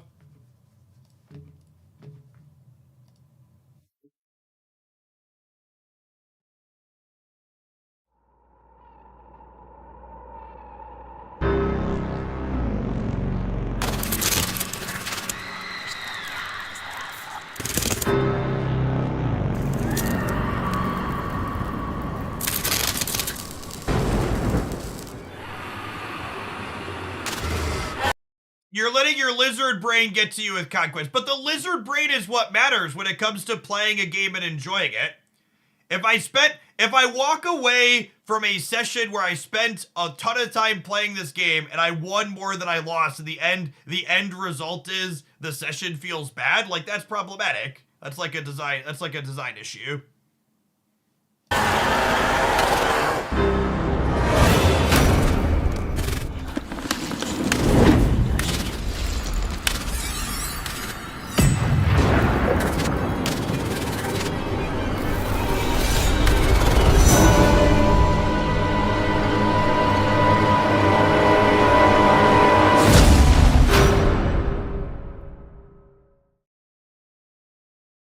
Chat, I clicked the like button on the video I'm watching. Do that more often. It's Ben Brode from Second Dinner, and I'm so pleased you could all make it out to a monthly ritual. A new season of Marvel Snap. I know we like to keep secrets around here, but this next season features some of the most ruthless and deadly bad guys in the entire Marvel multiverse. The Black Order. These alien assassins were recruited personally by the Mad Titan Thanos. Behold, Black Swan, the sole survivor from Earth 1-3. She's really different from her data mine, huh? Why is she a 3? Is this the first 3/5 that her ability is always upside? She was data mined to be a 2/3. This is the first 3/5 in the game where the on reveal text is never bad for you. This is strict power creep. Literally every other 5 power 3 drop in the game. Every other 5 power 3 drop in the game is, it's on reveal is a drawback sometimes. Is old Hulkbuster ever bad? Yes. Hulkbuster, Polaris, Spider-Man, Ghost, Deathlock, they're all 3/5s. But their abilities are upside but sometimes downside. Loki's ability was also technically downside sometimes. Yeah, wave 2. Yeah, by the way, are there any other chatters that want to pipe up and let me know the season pass card has to be broken because you pay money for it? We literally have Scar, and we just had fucking Shaw. We had 2 mid-tier, mediocre season pass cards in a row. But please, pop off like my Twitch chat is fucking Reddit, where you get to ignore reality and make shit up. Please, tell me more while you ignore what's actually happened. Yeah, chat, sometimes they miss and the season pass cards are good. Sometimes they miss and Blob is too good. Sometimes they miss and the season pass card is aggressively mediocre. It's just how it is. 365. Her powers rival Captain Marvel. Black Swan is Thanos' best bet to claim all 6 Infinity Stones.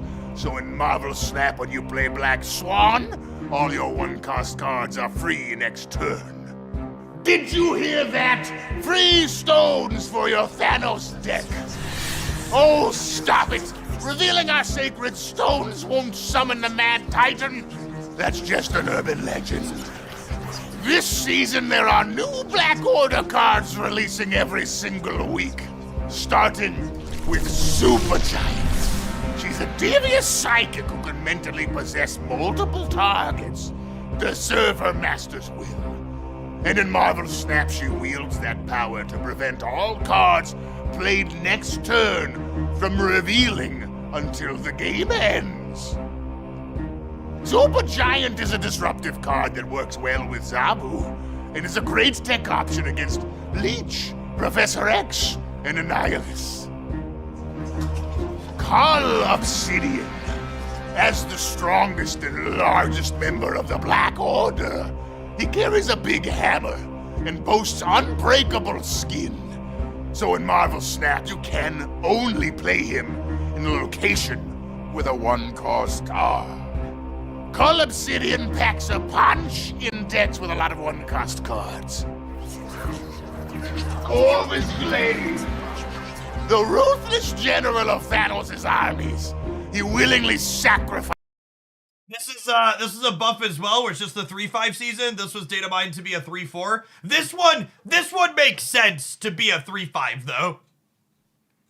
This one makes sense to be a 3/5 because his ability is upside but also downside sometimes. Like this template fits the what a 3/5 should be. It's a beneficial ability that randomly bites you occasionally. Sacrifices his own soldiers to please his master.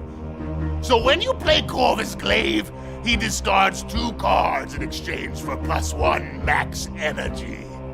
And finally, Proxima Midnight.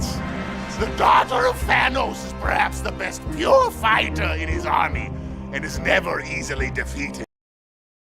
I was excited for this card when she was data mined to be a 4/6. 4/7 is slick. And the big thing about this card is not just bigger Wolverine.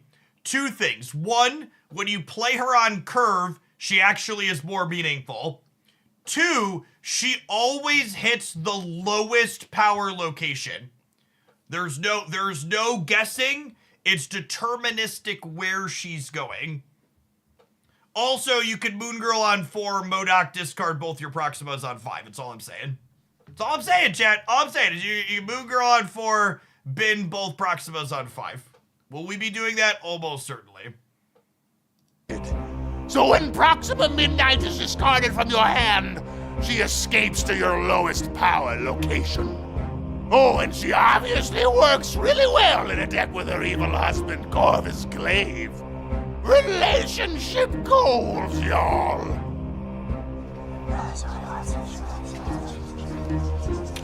Everyone, the following locations will make your matches extra sinister this Black Order season. Black Vortex and Sanctuary. So, this location is the reason why they changed Mind Stone. There were a lot of people that were like, why does Mind Stone now draw 1 energy cards instead of just Infinity Stones? It was because they knew Black Vortex was coming up and they wanted to make that change out ahead of it. This is a genuinely sweet location, chat. I love locations that draw me cards, and this loosely says draw a card. What, 66% of the time? More than that? If I have 1 drops in my deck, it says draw a card most of the time. The first card you play here becomes a random 6-cost card. Yep, okay.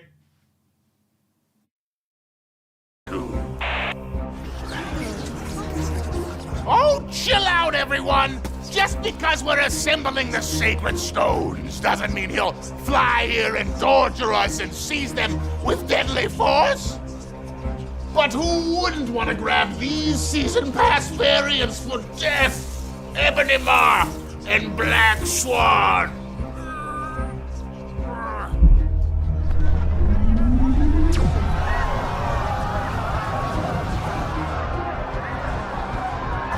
Before we get blasted, check this out! There are 4 new albums dropping each week with these awesome new rewards. And don't miss an epic Art Germ shop takeover later in the month. Oh, snap. Wait! I had more to tell everyone! Thanks for playing and supporting Marvel Snap! The Black Order season's going to be a blast! See you next time! Oh, what a world! What a world! Epic Art Germ just has, like, the most thirsty variants, chat. And it's not even just for the ladies. Like that, the Killmonger is pretty thirsty, too. I think this Human Torch is, like, the most mild, non-sexual Archer variant that exists. I think this might be the most... And even he's pretty chiseled. He just, like, actually has clothes on.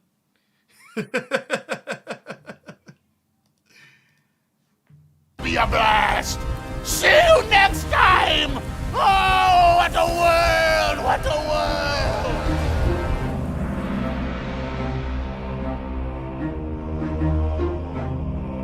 All right, gamers, I'm all infinite conquest out, so we're gonna play some ladder.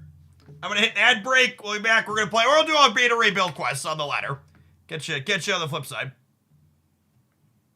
Oh, were there no Series 4 cards? Was what's his name listed as Series 5? Originally, one of the cards was data mined to be Series 4. Was Call Obsidian listed as Series 5? They're all Series 5. Rip.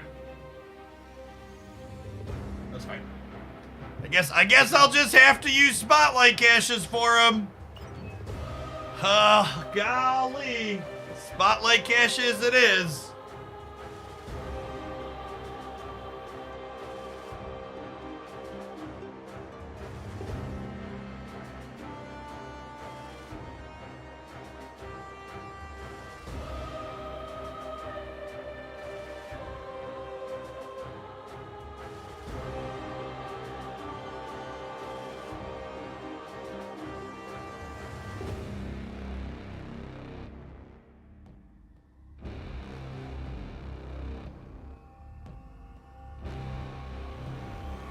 Oh, snap.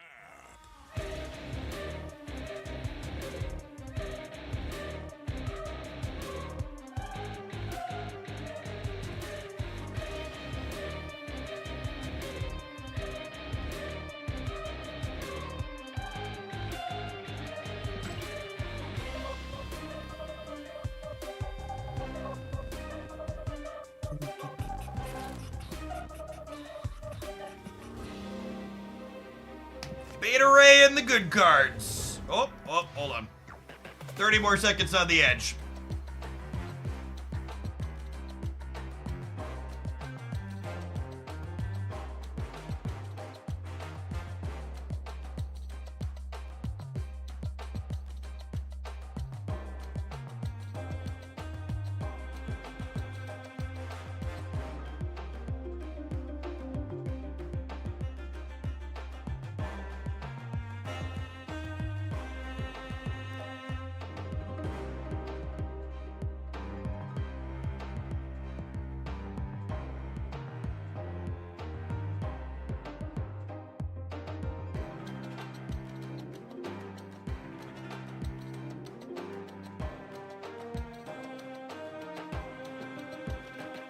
All right. Billy and the good cards. Billy and the good cards. Your Spotlight cash ranking video up to date. Yep.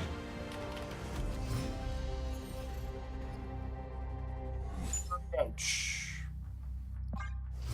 Old Billy boy. Subterranean. I already have my Darkhawk in hand. Get Rocket out here in the center. Lovely.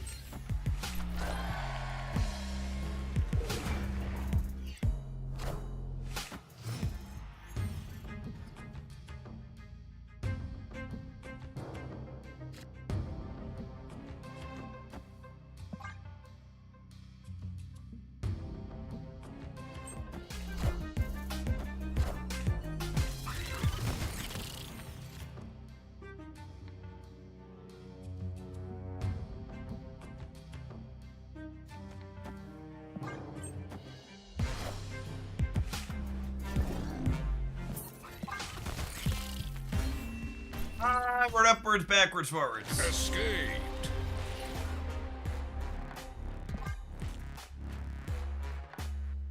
Roads running was viewed as 4 albums per week or 4 albums 1x per week. I would assume that they're not going to release 16 albums. I would assume that you're going to get 4 albums total over the course of the next month. Can you imagine Swan on 5 and Blue Marvel plus an army coming out on 6? I can imagine playing Supergiant and making people that want a Black Swan on 5 very sad. Black Swan. Black Swan is probably not a turn 5 card when played optimally most of the time. You replace Grandmaster in this deck. Yeah, you could probably just put a good card in instead of him.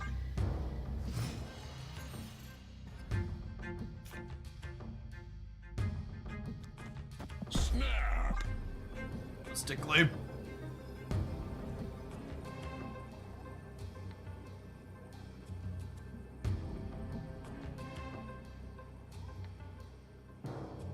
Yeah, no. Black Swan's one of those cards that, like, in a theory crafting vacuum, I'm super excited for her. But in the tech card reality in which we live, there's just gonna be Mobius and Killmongers everywhere, right?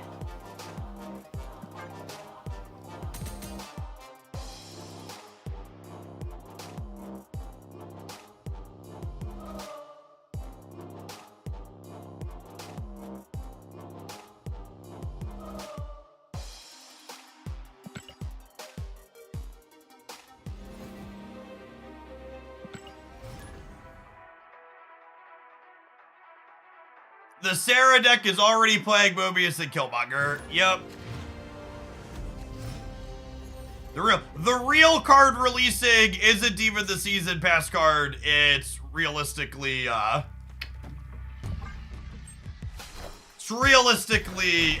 her name? Supergiant. Oh, you know, maybe I was supposed to Korg left and then curve into Grandmaster. That's probably what I was supposed to do.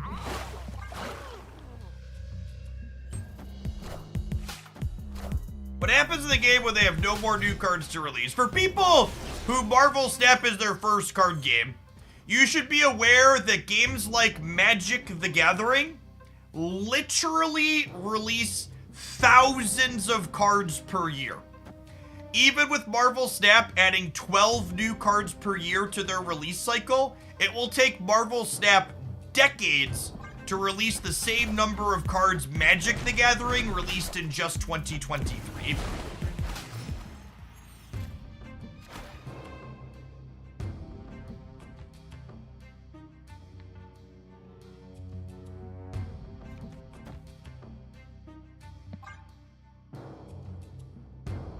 Yeah, I'm cautiously optimistic that Supergiant can release and be a hero, and not Supergiant is going to release and be a toxic pile of garbage.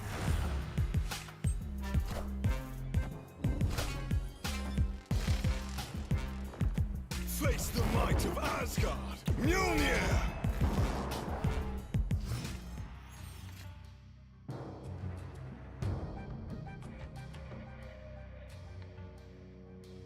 Do I snap on having Shang-Chi for over here? Probably, right? Oh, man. I can Shang and then Grandmaster the Shang into the middle, potentially. Or I could do this and Shang. Nah, I think I just want to play for all three. I think I just want to play for all three. The Rock Slide right means I don't get to guarantee the Shang middle with Grandmaster. Oh, I forgot to snap. Rewarded for not snapping? That was really cool, chat. I had fun. That was an interesting game where my cards got to do stuff, and there was back and forth, and I was happy at the end of it. Escape.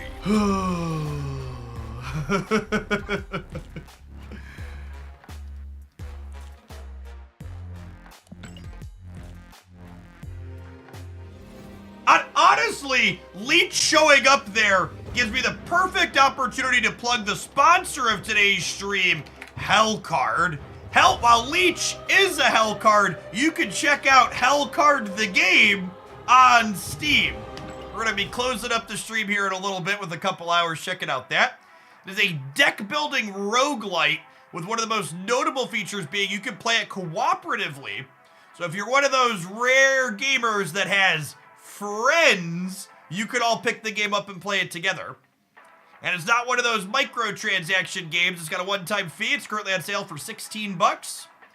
Costs you less than the average Marvel Snap Pack.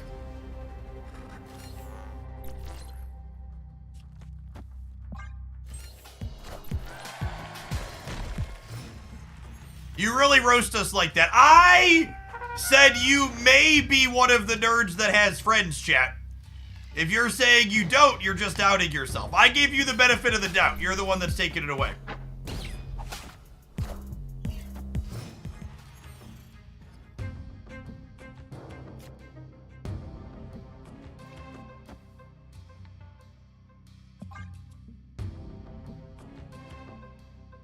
Ham taking away Galactus.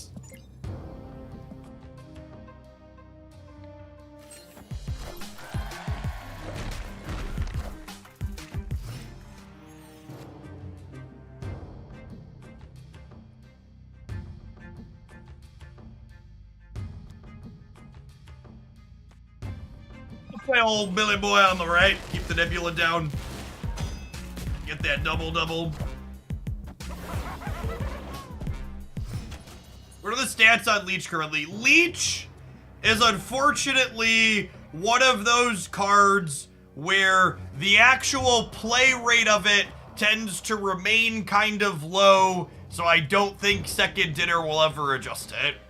It's a lot like the Saratech deck, like, the amount of Saratech that you see on, like, my stream and other streams isn't real life for the entire player-based population, because those decks and cards are overrepresented among the fraction of the player base that I play against. They're sweaty, spiky decks that are less commonly played at lower ranks, and they're a little bit. They have more sequencing decisions, so they'll have worse performance at those lower ranks as well.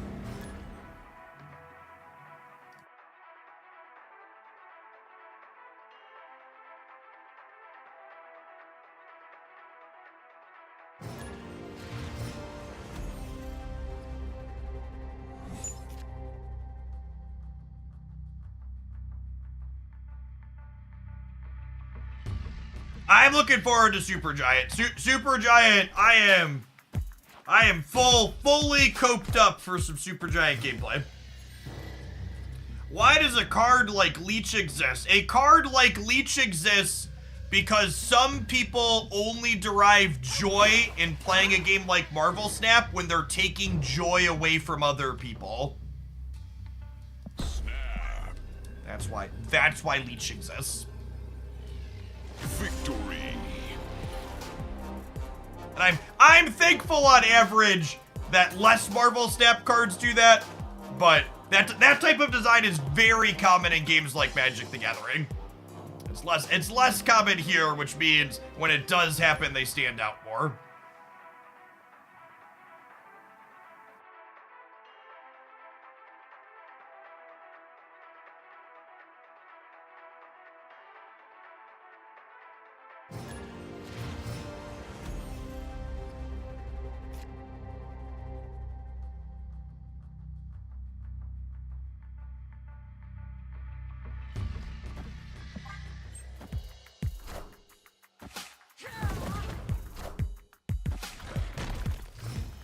Deck having negative zone as their first location. Imagine not snapping your Celine deck into negative zone, chat. Why are gamers?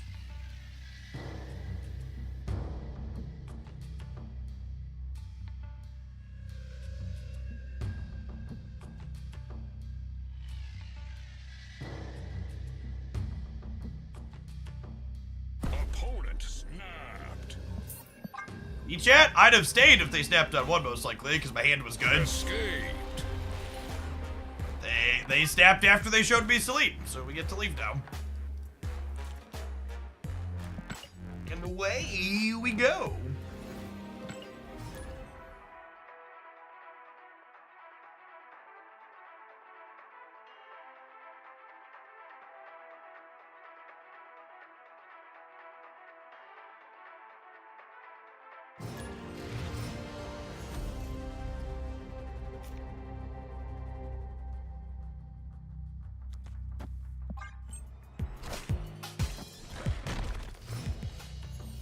Super excited for Hellcard. Played a bunch with friends. That's really fun. Yeah, all the reviews on it look real solid.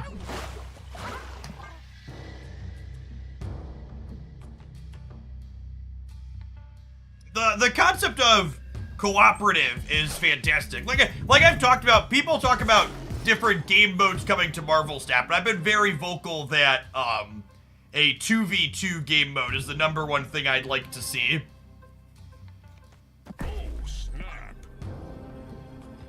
Just because I think being able to play with other people is one of the things that makes games great. These locations look like they're maybe a bit worse for my opponent than they are for me, so I'm going to snap. That may or may not be the case, but we'll find out. Can you explain what you're thinking of for the play lines for Supergiant that make it so intriguing to you? You play the card on turn 5, and then your opponent can't leech you, Professor X you, play Sarah. Victory. Play Jane Foster. Destroy really cares about their turn 5 flipping up.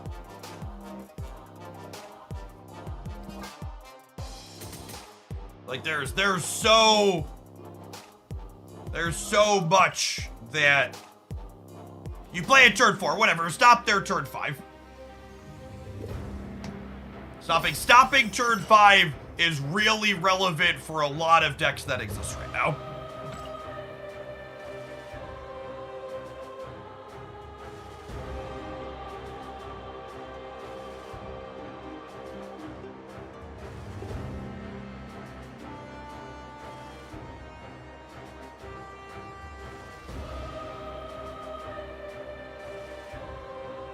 Alright, gamers, we did our beta raid build missions. We're gonna close out with a sponsored couple hours for Hellcard.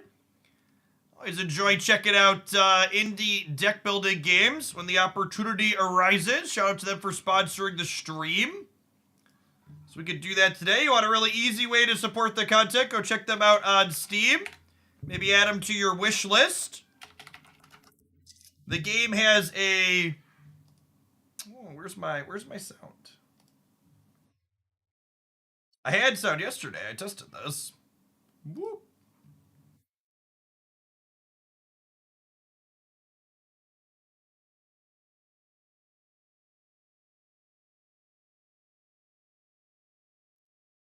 Turn subscriber mode off for the people that are here.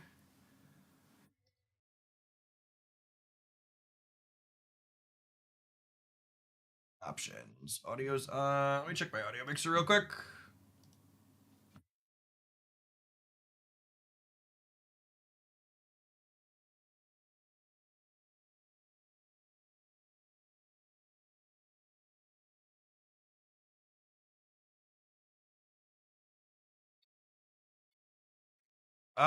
Technology.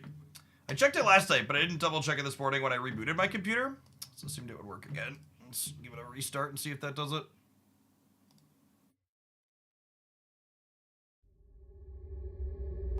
There we go. Must have been a fluke.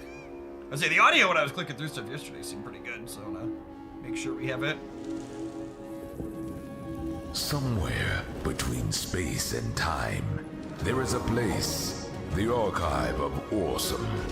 An ancient vault that guards the most amazing stories and myths. Each book, a magical gateway to the paperverse.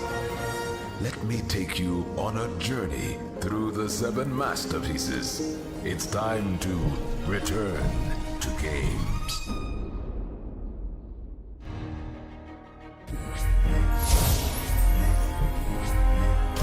Are they... Is this like a launcher for them making multiple games, it looks like? Hellcard is aware. Ah, the Book of Demons. A truly grim story in our collection. Not for the faint That's of much heart. quieter. A wandering...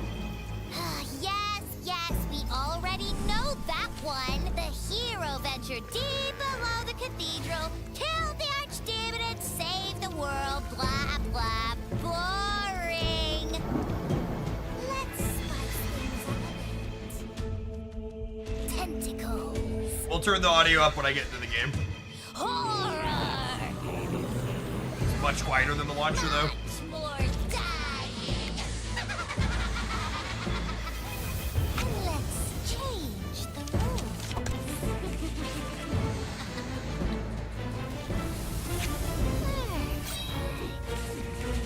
How nice. A whole pop-up world for me to play with. And trust me, this will be the play of your life. Hey, Darkus, thanks for the primer. Appreciate it. Pin the old Hellcard message while we're playing.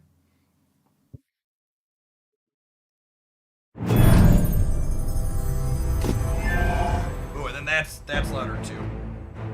Some audio balance issues.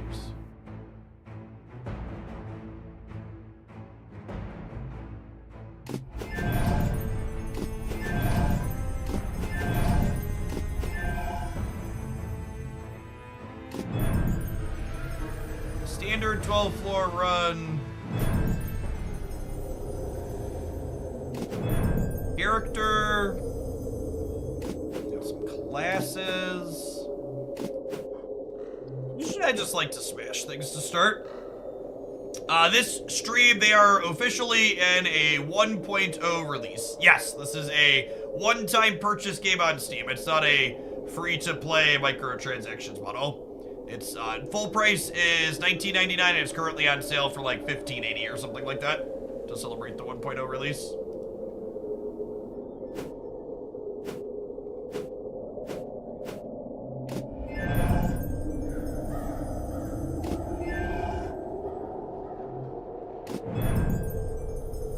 Each floor, you have a choice between two monsters guarding different locations. Each hero makes their own choice. After winning the battle, everybody in the team can visit each location.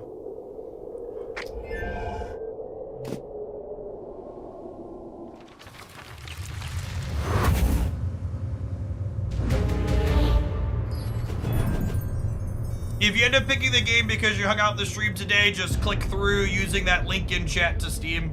That's the tracking link. Defeat monsters by playing cards through your hand. Cards requires mana to play. Once you are out, end your turn. At the start of the turn, your mana is replenished and new cards are drawn. So typical deck building roguelike stuff. You can see incoming damage above your head. Play a card with block trait to defend yourself or your friends. Block reduces incoming damage, but is removed at the start of your next turn. You can tell what the monster is planning to do by looking at the intent over their head. Look out not only for monsters that attack you, but also those that are summoning or buffing. Some cards can change monster intents. Each hero has their own part of the battlefield called a slice. Each slice has sections near and far. Melee monsters only attack from near range only, and range ones only attack from far range. Okay.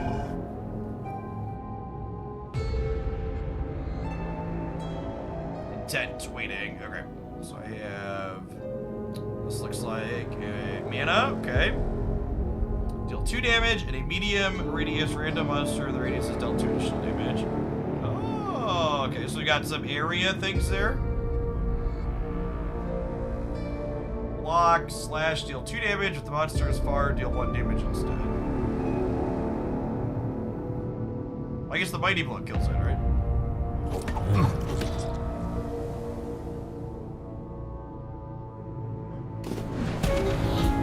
Oh, there was another one over here I missed. Some monsters have special features that will affect the fight. Look for special heart icons over them and read their tooltips for details. Rotten returns 1 damage when non-lethally hit. Okay.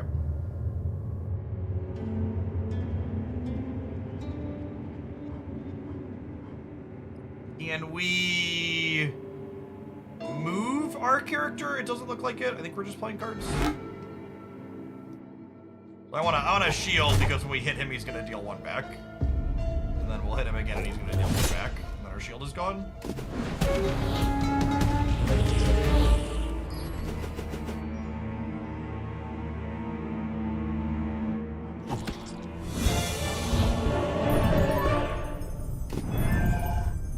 New card. Move the selected monster to your near section, gain 3 stamina.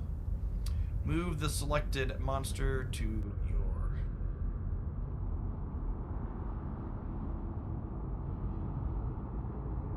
This one's just better, right? I hope you have fun, Rhinova. Deal 3 at a medium radius, lose block, get disarm. Prevents hero from getting blocked from their own cards.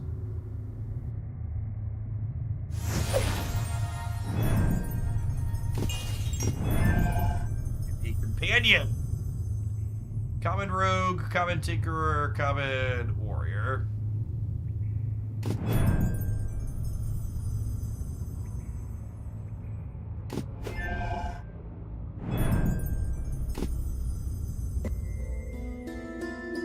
Here you can access all the locations selected by your team on the map. You can spend gemstones on one option at each of the 3 locations.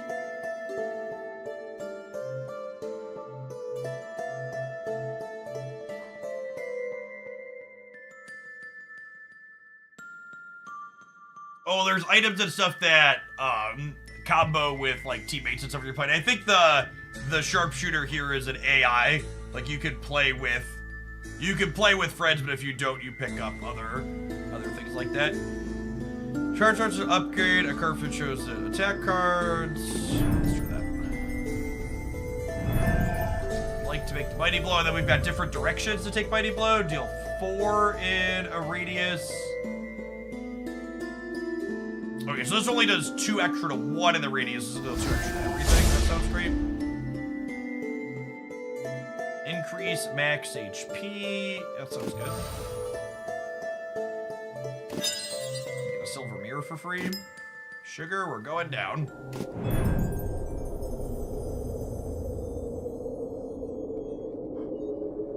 You'll encounter an Arachnid guarding the armory, where you can heal others, upgrade a card, or get a bonus block for next battle.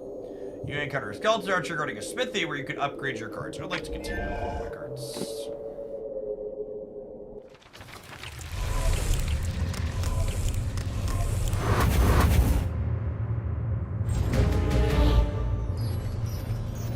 Influences are buffs or debuffs that work over time. Hover over them to find out how they work and what triggers them. Companions help you during battles. They have mana, hand, drawn, and discard piles the same as you. Companions will choose 2 cards from their hand and present them to you when possible. 1 card will be offensive and 1 will be defensive. You can play a companion's card the same way you play your own cards. If you play their card, they will show you a new card when possible. Every time companions draw cards or get mana, they might change their chosen cards. To see a companion's full hand, you can right-click on any card in the hand or press J. This lets you play any of their card. Clicking or pressing again will go back to your hand. Oh, so do we manage?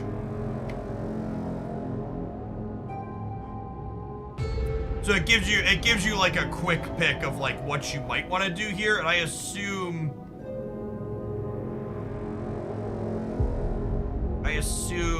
this uses their energy. Okay, so we have multiple characters to play as.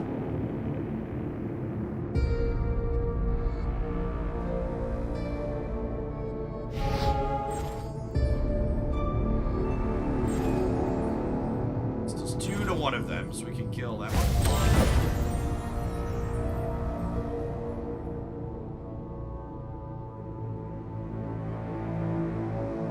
Turns 1 when hit non-lethally. Are these all return 1 when hit non-lethally? Yeah, looks like it.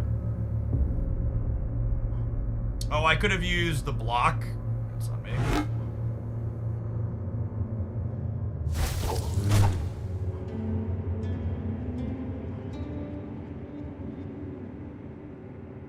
Deal 2, deal 1 with the monsters near. Okay. Maddie Rich, thanks for the quarter of a year. Welcome back.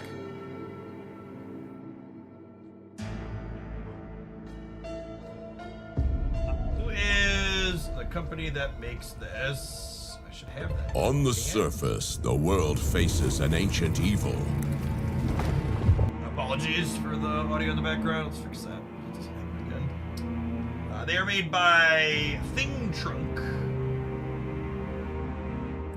4 in a radius. Oh, can I hit the stuff on their side too? That's not bad. Can I get all of these? Yep. Oh, that looks like it. Ah. Circles. Sword slash. Deal 2 with the monster's fire. Can I hit this one? Yeah, looks like it. Kick a monster from near to far range. I think we're good. And turn.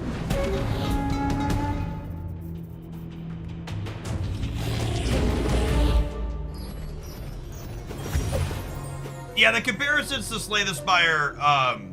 Slay the Spire basically created this genre of game. It's been iterated on a lot over the years.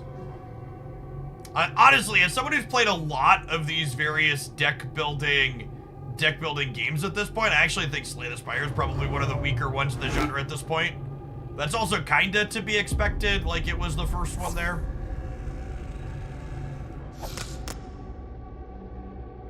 Summon some friends. Okay, so this is attacking me? Sharp arrow can pull their whole hand up now. This is toxic, so it deals 1 when hit non-lethally. So we'll put this on her.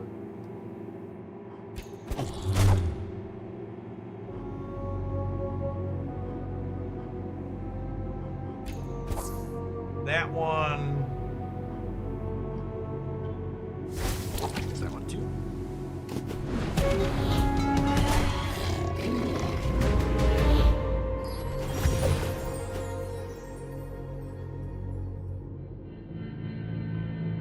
Yeah, if you have a significant other or other friends that you like playing this style of game with, like I said, the addition of co-op is really, really clever.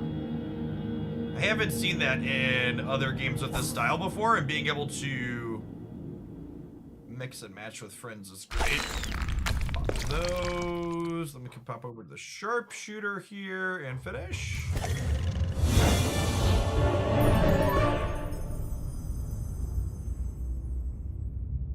Enjoy playing other games too. Chat, I mean, I really like when we get the opportunity to get a sponsored thing for an indie game like this. I would do more games on, more variety games on stream if it was financially viable. It's just our viewer count dips a bit when we move off of Snap, so getting the segment sponsored helps offset that loss a bit. I appreciate the folks that hang out when we try other things. Gain 3 block at the start of a turn, gain weak for 1 turn. You deal less damage. Get 2 stamina, get 5 stamina if you don't have any swords in hand. Deal damage equal to your block value to the first monster in a long, narrow cone. Well, we get another companion.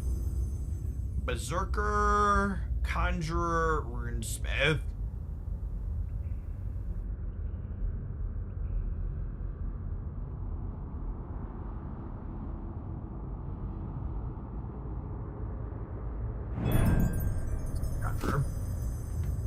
Move myself up here a little bit. Just up here, down here. Thought it'll put me top right here.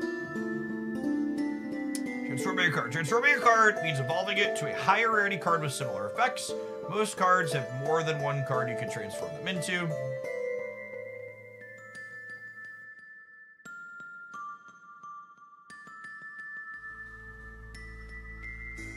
Oh. We have a make the deck smaller mechanic. Transform and upgrade a random card. I'll take a random one. Give 4 block to all heroes. Draw 2 cards. But I don't have an extra ways to get extra energy, so drawing cards doesn't necessarily seem preferable. We'll just take extra block. Increase max HP. Yep. It's only on him.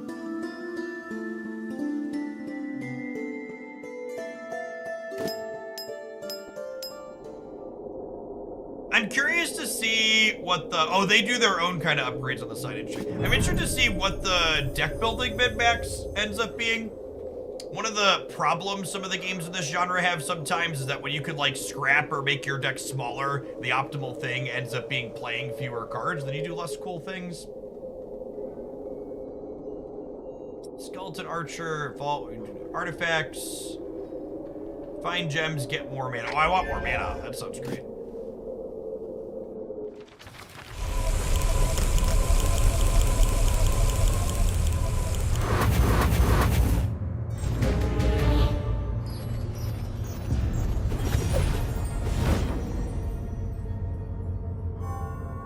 For 5 HP. It's going to be used once per battle.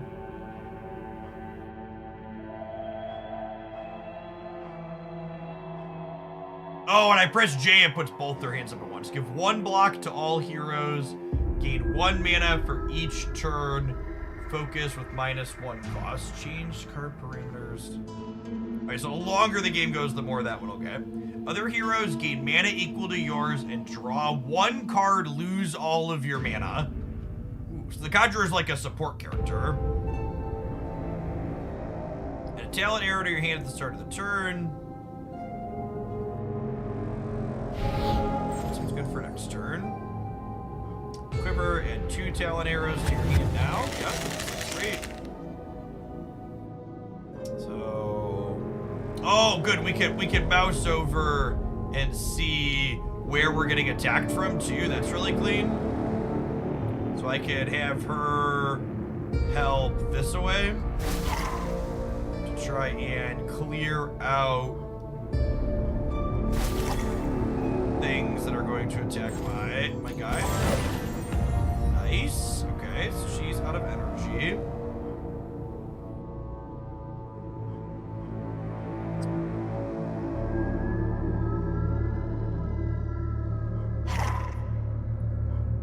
Let's go ahead. Oh, that was a mistake. I wanted to give block to the one who was being attacked. Yikes.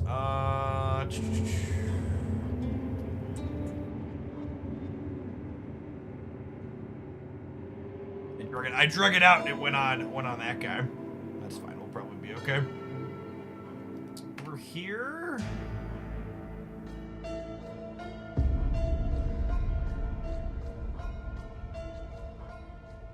Kinda don't have anything to do with these resources. I guess we're gonna lose these cards anyways, right? So might as well give them some armor.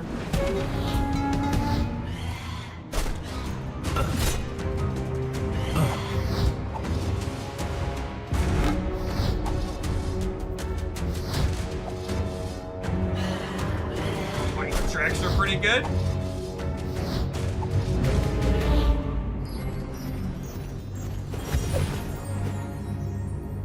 I feel like the board scaled up in complexity really quickly.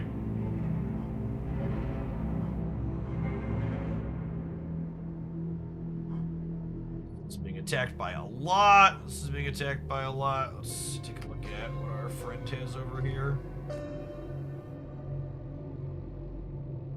Magic Bolt. Deal 1 to a monster. If it kills the monster, get a mana and draw a card.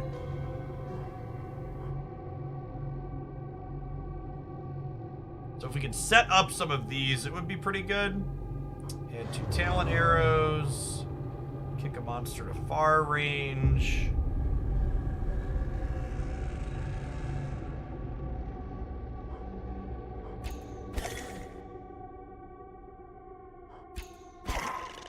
Oh, I could have finished that with Magic Bolt, right?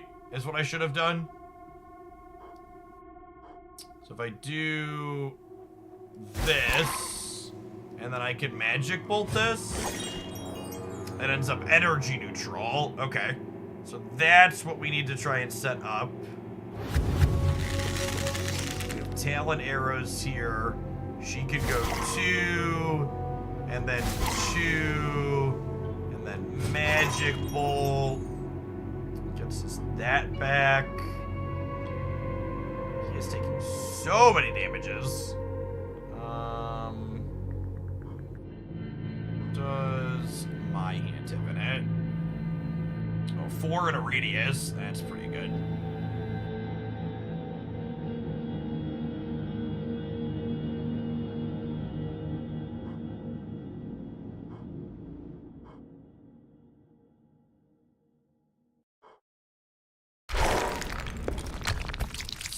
That, and then we can Magic Bolt that one. Got it. Cool. This deals 2 to someone close. More to someone far. Ah, he's just outside the range.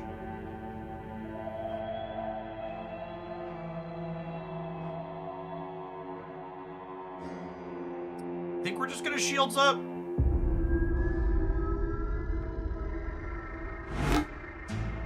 Oh, I could shield my allies. I keep forgetting I can. My cards don't just apply to my character. Alright, these apply to everybody though. Just max shields up here. Turn and see how we fare.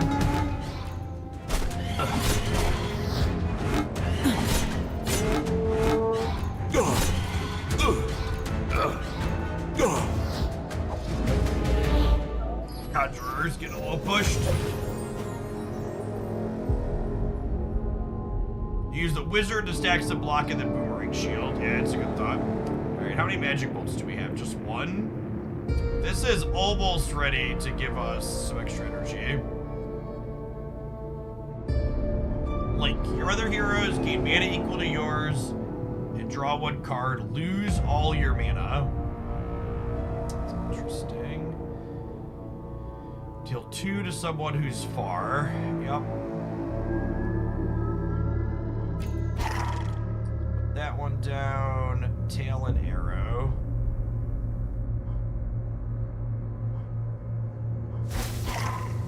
Put that there. We got 4 in a radius again.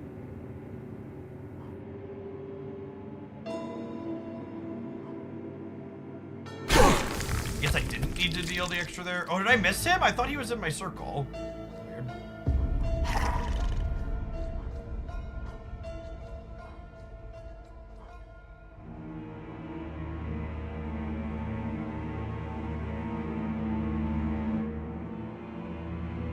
Don't know. I don't have any ways to get... Oh, this gives me talent arrows. Because I want to try and get someone down to 1 so I can finish them with the magic bolt.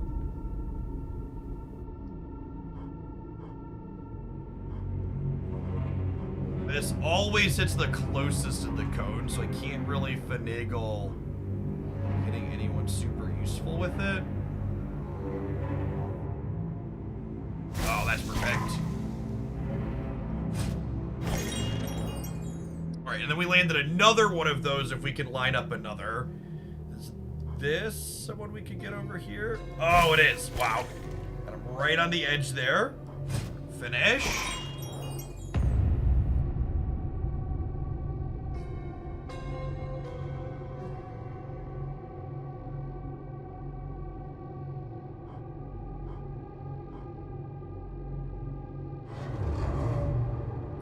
Guess I could... This gives your other heroes equal to your mana. Get burnout. What does burnout do? Or can't get additional mana from cards this turn. That's fine. So let's go... Pass the shield for everyone. Link to the friends. And then we can... Buckler. Oh, does the buckler only give herself block? This one I can give a specific block. Sharp arrow, deal 2 to that one. That takes a good chunk of damage off of him. Fishtail, 6 for the brand new primer. String it out, Octo. Kick, and a healing. The heal's probably fine. Might as well, we're damaged. 30 out of 30, yep. Alright, Conjurer's taking another hit here, but we're wearing him down here. Oh. Damage does carry over between rooms, so Conjurer being pretty beat up is going to be a problem for future Jeff. I don't have my AoE. We've got a magic bolt to start though, and this door goes at 1, so let's clear that out.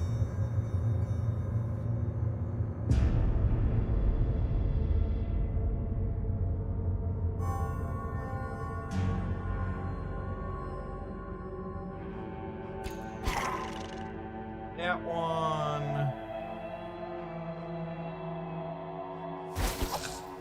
That one. This is getting ready to attack. Attacks only from near range. Oh, I lost my kick though, huh?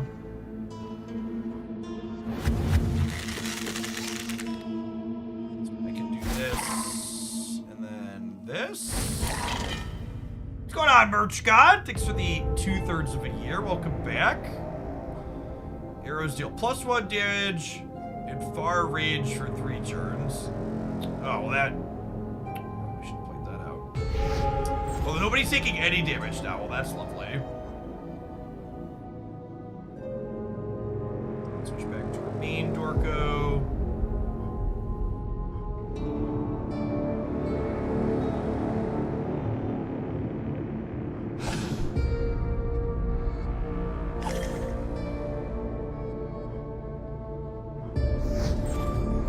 Slides them around so like they refocus. There's like ways to draw aggro for yourself basically.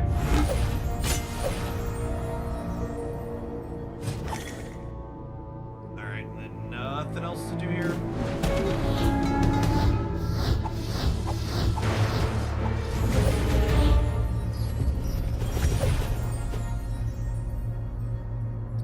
so that's a 2.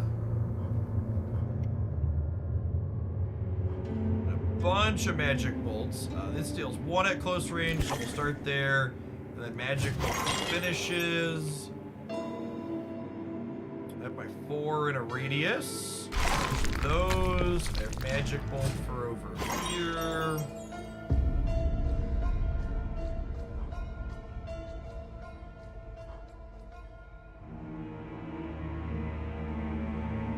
I could give a bunch of shields.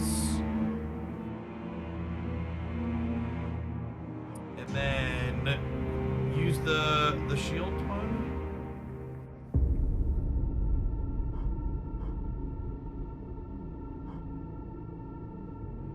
Also, I can sword slash, and then this here lets me talent arrow to finish. Sharp arrow, that a 1. Down to 1. Finish it with the bolts.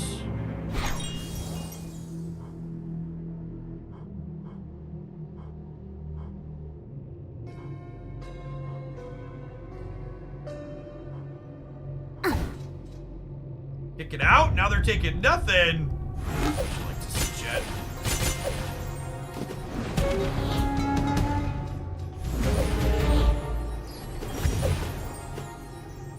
They're standing there. They're menacingly sharpening their bows. Alright. Good job. Magic bolt finisher. Another new companion. I don't know that we can afford to feed all these battles. I would love another Groundbreaker. It seems like the best card in our deck. I guess our Conjurer's going to die at some point, right? Is that a more... That's just a realistic take, right?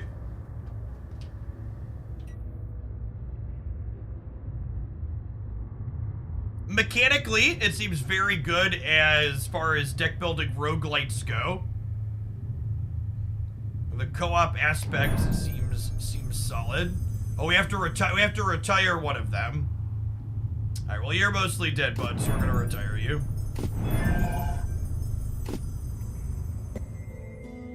Replacing an ally is sort of like healing them. Increase max HP. Yep. Sugar, we're going down. No, chat, we didn't sacrifice them. They retired before they were sacrificed. You encounter a Templar guarding an armory where you can heal others, upgrade a card, or get bonus block. You encounter a flying wild hog where you can find gems or get more mana. What's that one? Oh, I missed a 0 gem option in the other areas? Rip. Watch more carefully.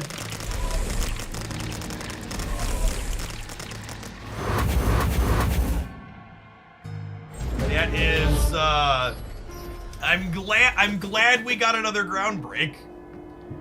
We're gonna put that one to use. We're gonna smush some bugs, chat.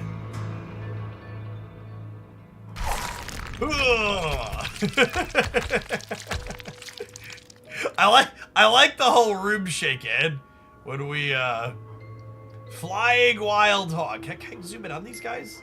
I wanna zoom in on the model. The animation is really slick. I wish I could see him up close. Alright, let's take a look here. We got these sword slashes. Give 2 block to all heroes after you kill a monster. It's probably useful.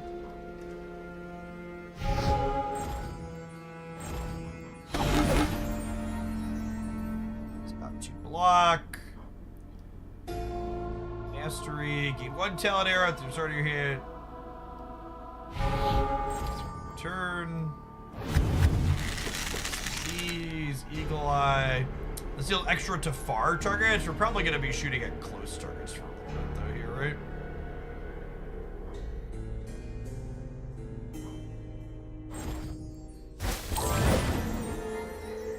Hey, what's going on, Athia? Thanks for these 7 months. Appreciate that. Welcome back. Let's put some block on her.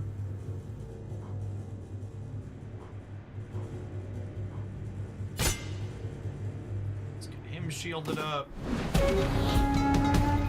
I feel like we just need to stall for a little bit until we roll for our ground pounds.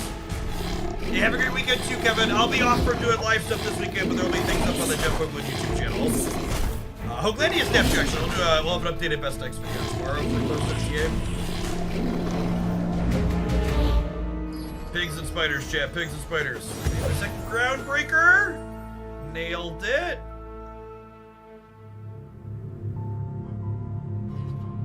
Start smushing some of the bigger ones here, I think.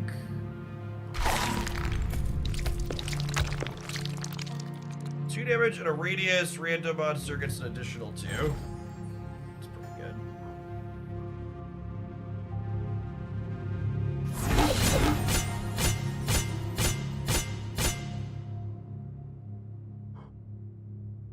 Oh! Dread's, that's cracked, chat. I thought Dread was just last turn. Give 2 block to all heroes after you kill a monster. Well, golly. This deals 14? I think we have enough. Okay, let's, yeah, hit it. Big ol' shield swing.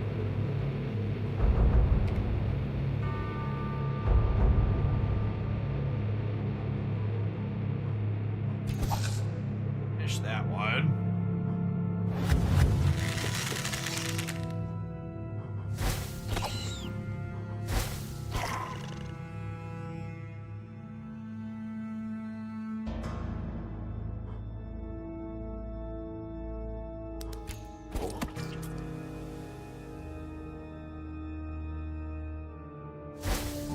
At the end of the range there. Heavy sword, deal 3 damage, use 2 stamina for 2 additional damage.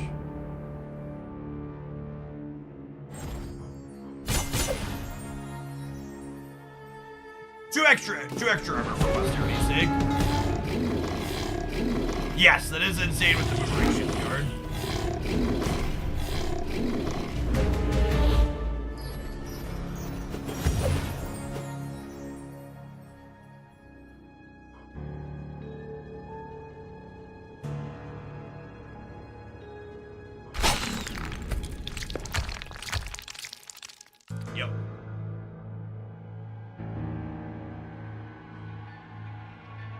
Switch over to our friends here. We've got Talon Arrow. We've got Talon Arrow.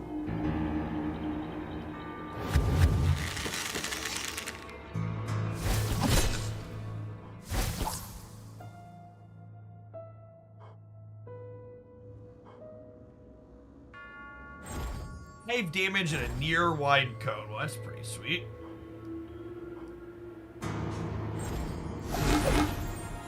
Yep. Finished him. Finish him. Good?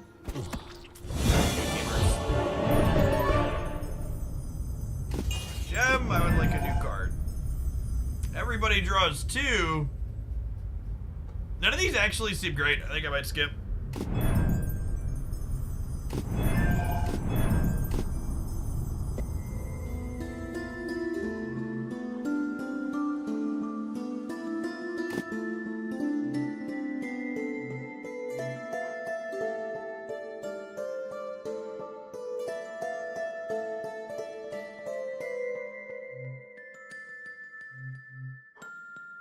Red cap, heal 15 HP at the beginning of a boss battle. I think we're doing okay for now. +1 mana in the next battle. It's a freebie. Sure. We'll set on our gems for now. Sugar, we're going down.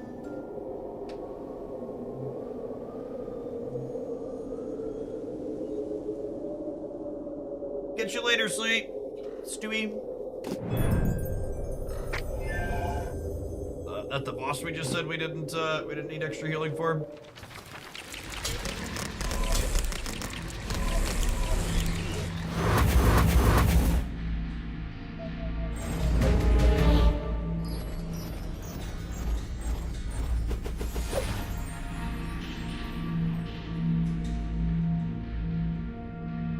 Shield, I have a groundbreaker. Let's take inventory here. We're certainly opening on Dread.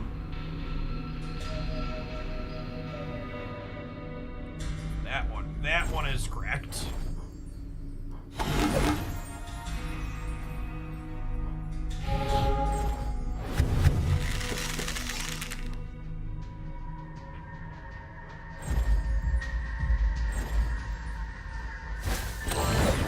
Let's clear out some of these. Put some damage on some of these bigger ones with her before they get up too close. Let's switch to this and Groundbreaker clear out the group here.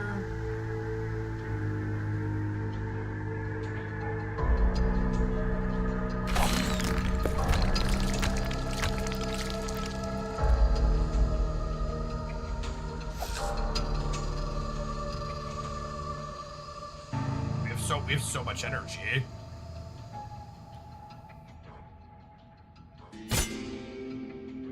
Boomerang shield someone. Use. Down to 2. Everybody's used everything. Ship it.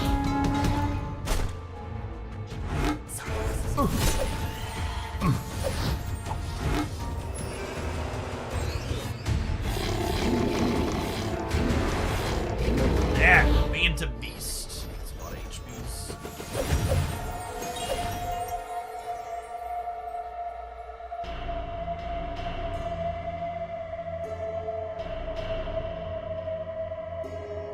In there too. Hippity poppity.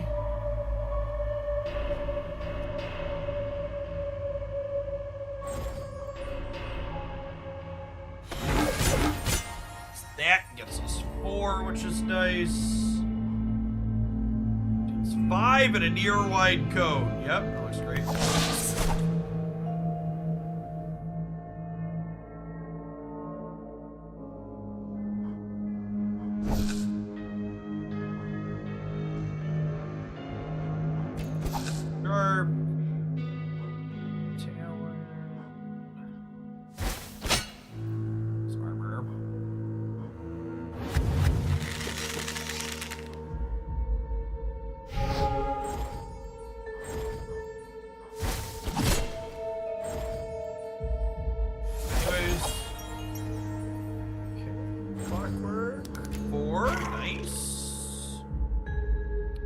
Some energy here in the center. 2 shields up. Diesel Snake, thank you for the 3rd of a year. Welcome back. Good afternoon. Everybody bragging out. For the regulars just jumping in. We're playing some Hellcard. This is a deck building roguelite that you can pick up on Steam. It's currently on sale for just 15 bucks and some change.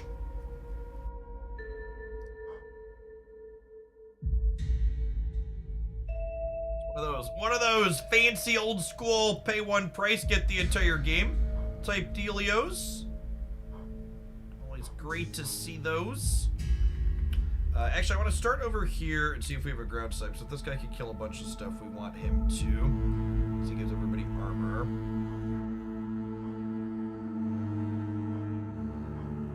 2 stamina, draw 2 cards, gain 1 block. Yeah, seems good.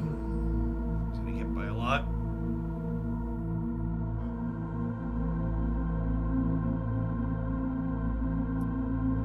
Yeah, Talon Arrow here. River, Talons. I want to set this up so this guy can finish this, so that way everybody gets armor when he finishes. Perfect. Everybody 2 more.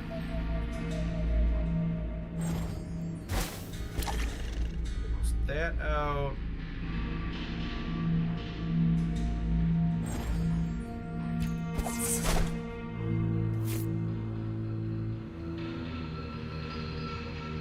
Main character has cards still.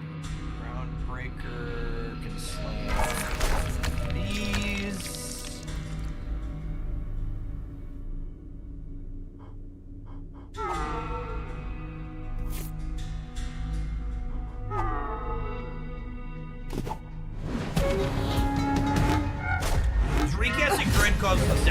question. I would assume it causes it to stack, or else it wouldn't make sense for it to let you redraw it, but at the same time, I don't think I need the added stacking, so that I want to find out.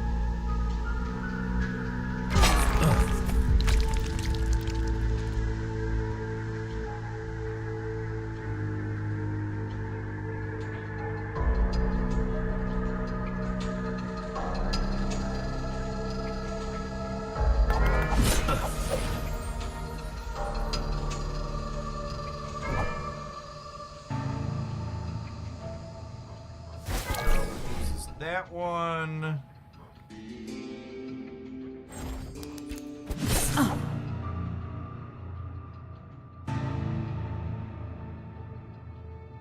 Is it a new game, and if so, which platforms is it on? Yeah, just released from early access. This is their 1.0 version. For this was in EA for a while. They are currently on Steam. Space Ghost, thank you for the 14 months. You check them out at the link in the pinned comment there above the chat, ! Hellcard. So, gain 2 block, move a monster from near to far range, mastery up to get more arrows next turn. That one's out of energy.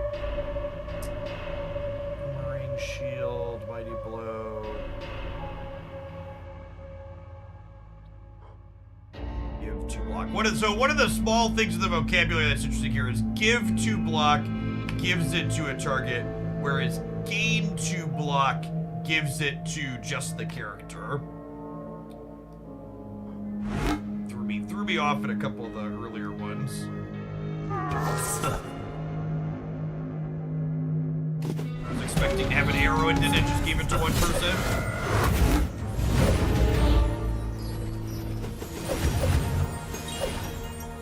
Talent arrows. I'd be able to finish this turn. 3. Can you stamina for extra?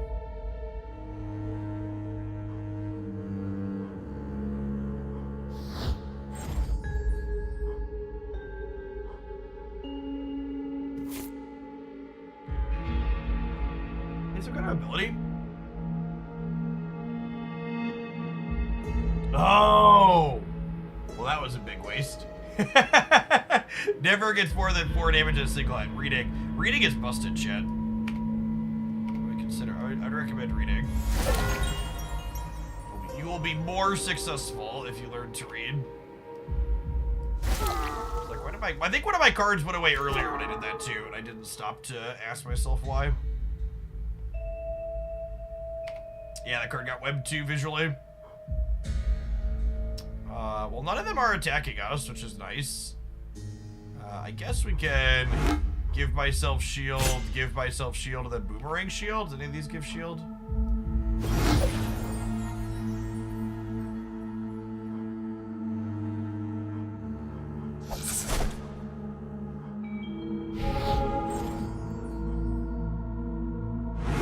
Just personal shield, right? Yeah. Shield, yeah, and the turn.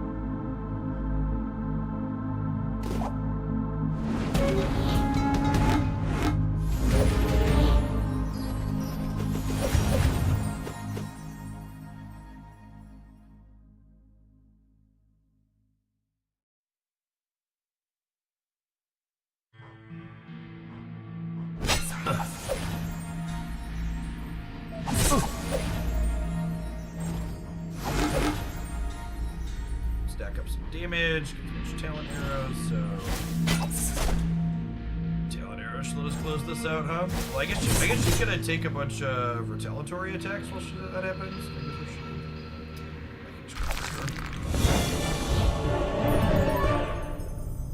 Three gems rises. Gain 1 block every time you play an attack card strain. Cost increases by 1 with each use, lasts until the end of the battle. Yeah, I mean, that seems great, right? The effects that, like, go on the bottom and stay there through the end seem incredibly powerful.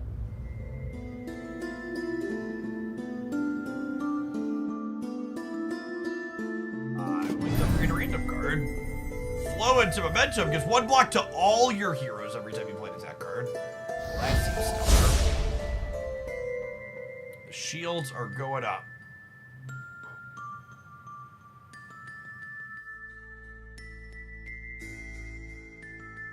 Seems great.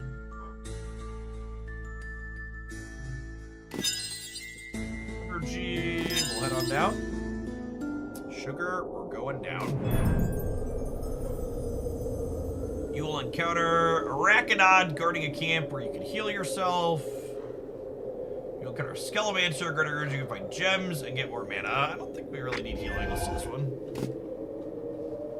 We just got our momentum card to keep our armor up.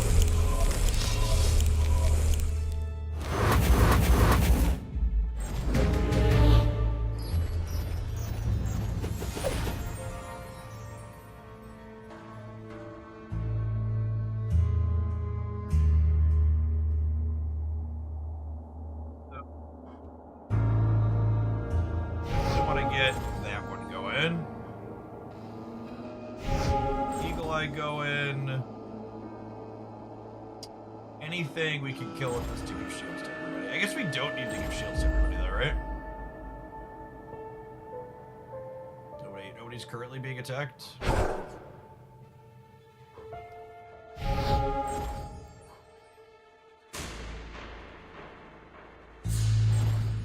Fire 2 clockwork arrows. Just 8? 8 is so many, chat. It's only 4 if they're close though. Alright, let's put 8 into one of these so it goes this far away.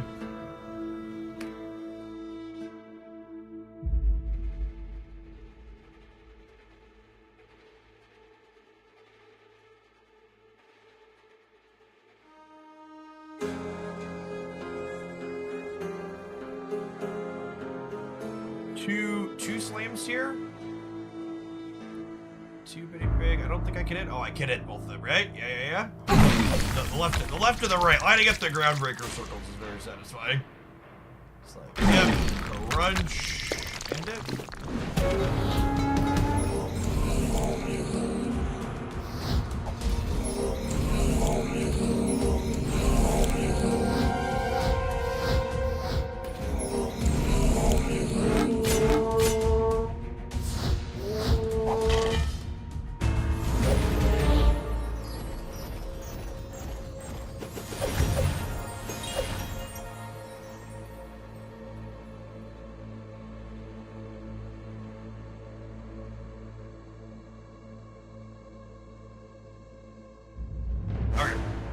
Open and seeing what this guy can clear, because anything he clears gives people shields.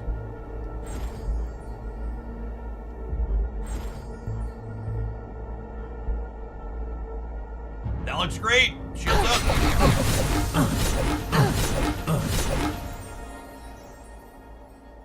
Oh, we took a bunch of damage from those. I should really read more.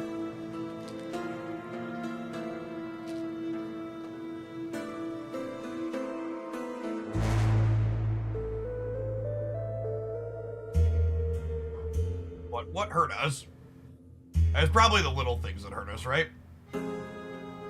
Deals damage equal to its strength to all heroes when killed while in near range. Alright, yeah, we deserve that. That's fair.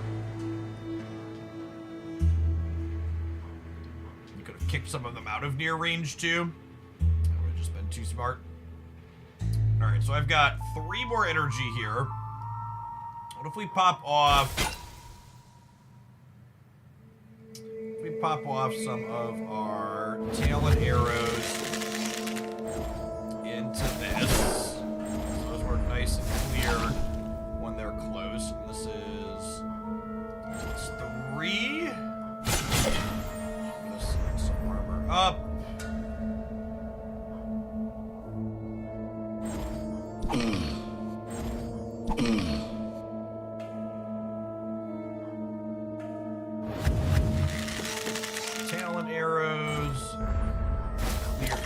Some of these folks that are further away.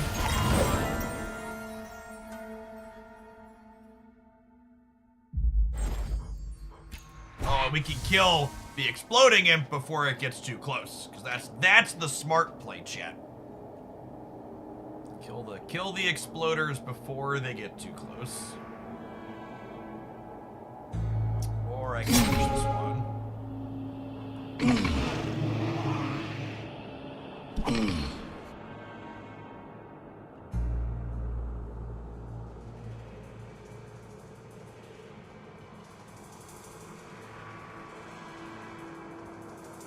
It's a free roll, right?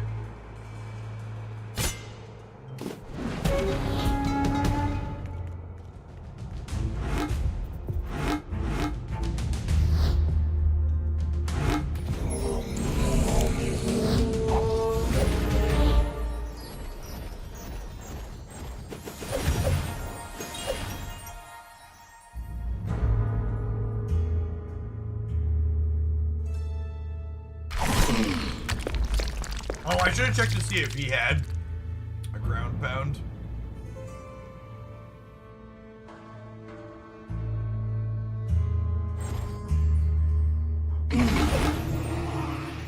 That up. We probably need to KO some of these over here.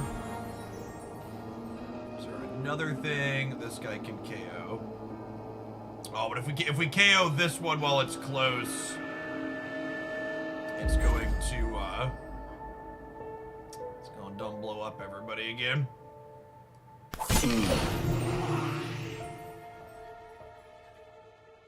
Do I not have a kick? Oh, there we go. There's some momentum.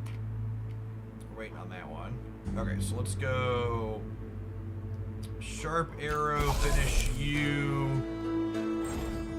Clockwork arrow. And that one. This fires 2 clockwork arrows. Finish these off before they get close enough to blow up on us. That thing's got 40, chat. Well, let's pop that one over there. She's about to eat 9 still. She's pretty healthy. She's about the most healthy, actually.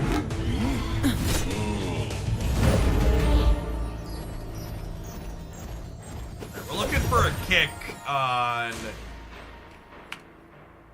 our sharpshooter so we can boot this out. We might just have to eat it.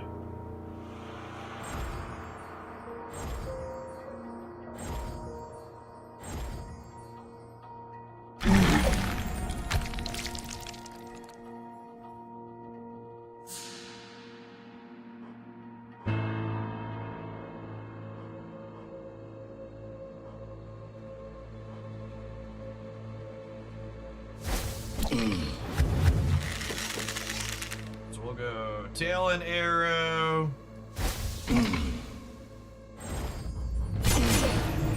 Finish that, get some armor up. Oh, and our main guy gives everybody armor whenever he plays an attack card now, right?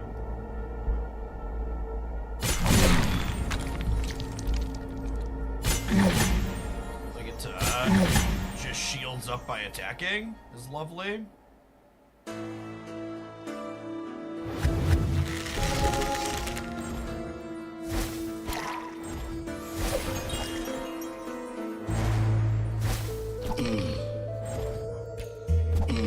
That's all of our resources. We're only taking 2 here, not a terrible turn. Heal here.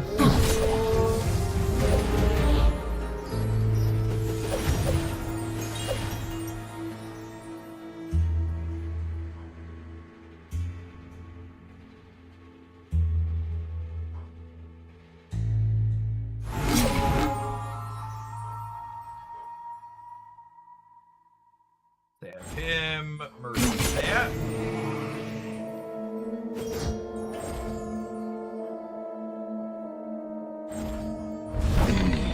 Seven, 6, tail in, sharp, kick it.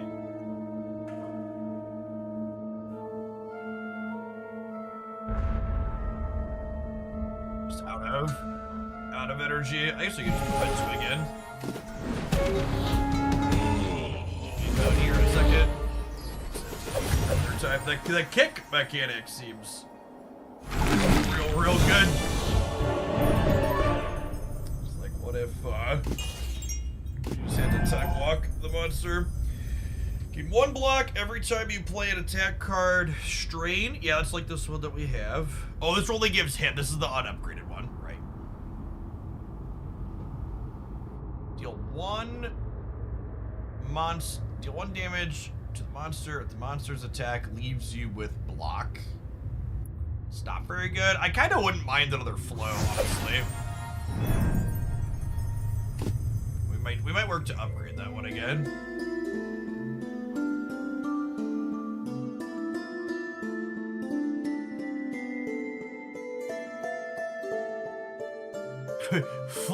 Are these gemstones? These are. -1, flip a coin to get 2 more. Alright, while I stew on this, I know this is a sponsored segment, but my Twitch ads contract doesn't stop going. I'm gonna tap 2 minutes of Twitch ads. We'll vibe here for a minute and click through, and then we'll dive into the next floor here in Hellcard in a minute. If you want to check them out, you can do so at the link in chat, or by using the link pinned above the Twitch chat there. Thanks for hanging out, everyone.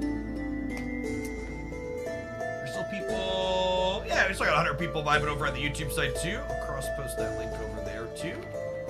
Just so we've got it.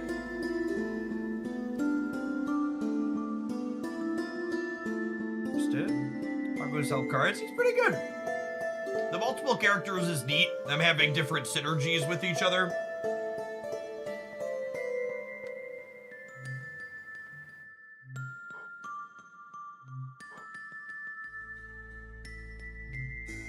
All heroes get 2 block at the start of each turn of the next battle. Well, that seems great.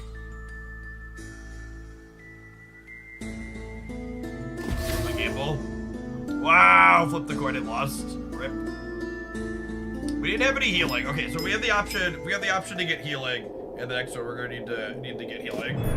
We'll wait to start the next one until folks are back. Encounter the battering ghost, or remove cards from your deck. Gurney, a camp where you can heal yourself. All right, we're going left here. Is that PvP? It does not, I don't believe. Cooperative PvP game, or PvE game.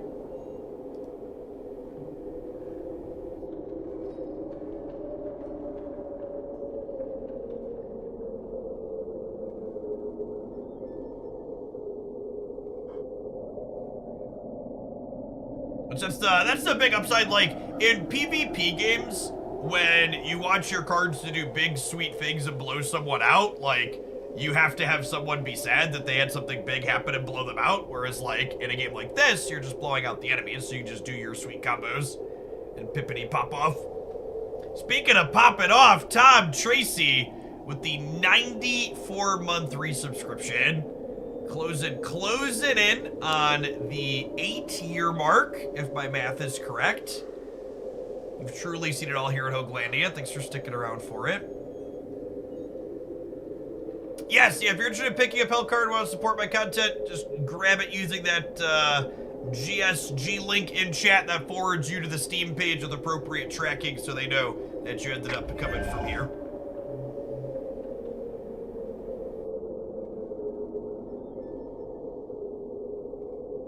All right, we found a camp that lets us heal, which would be good because we're down to 12 on our main guy. It would be bad to die at this point. We're so deep.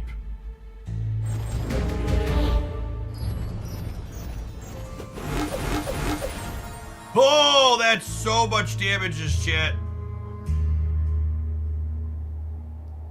All right, we're gonna momentum, I think. So that way we can have more block in the future. We definitely need to safeguard. We're out here, so let's pivot to these. If I kick this, that takes damage off of him. Good, we're learning to maneuver. Deal 2 damage to all farm monsters for every arrow in your deck. Interesting.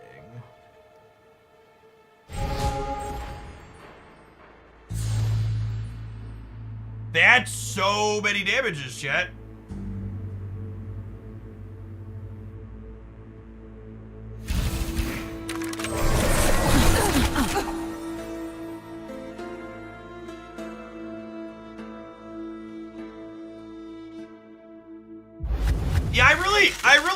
prefer stylized graphics like this compared to what does this do damage to? Oh, does this card have something on it? Can attack for both ranges. Why are what's good? I think the having more stylized graphics is always ideal in. Why is it doing 0? What am I missing?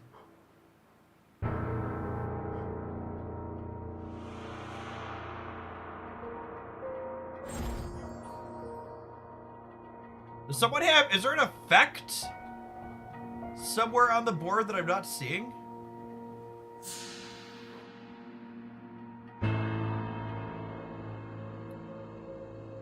Yeah, without something hyper realistic, having stylized goes a long way, makes the game look a lot better overall. Should have a debuff. I don't think so. Cards in hand, incoming damage. Deal 5 damage if it kills the monster. If it kills the monster, increase the damage of this card by 5. Oh wow, that's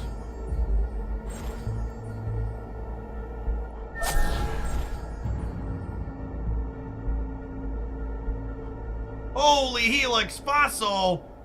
Closing in on a nice number of months indeed there. Thanks for hanging out. Don't go anywhere. Appreciate that. Hellcard, I like it, Jart. He's got a neat mix. I like the mix of positional elements. Feels like they do a good job with that. I like that they very clearly, the colors on the ground, how it segments which things are going to be attacking which cards, is a really nice little touch. It makes it visually easy to parse what's going on. Oh, I forgot to put Dread on him. Don't want to do that.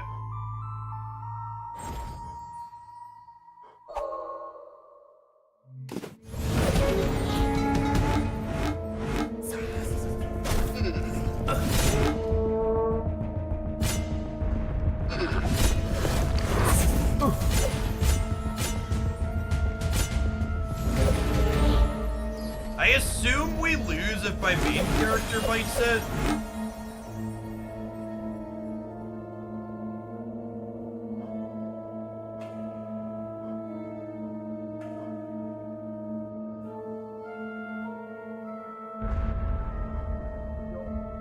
Shield block.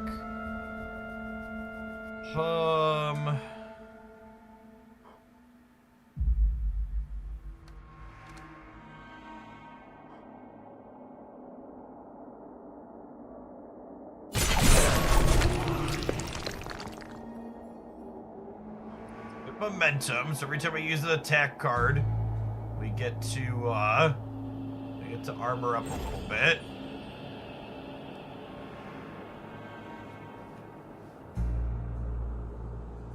Yeah, whatever the effect was probably a one-turn effect, I would wager.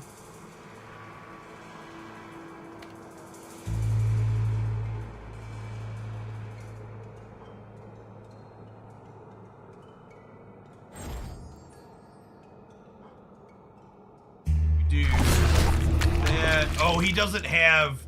Keep forgetting. We keep having the other card in our opener. Guess that we don't have it now. That. This is attacking someone. Now it's on my main character. Where's the broken?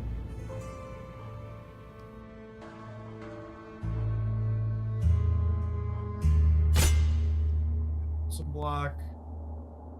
Broken sword on the bottom bar. Oh, this one. You deal 1 less damage. Gain 2 block. Okay, that one. There. That makes sense. We're tracking now. We're tracking.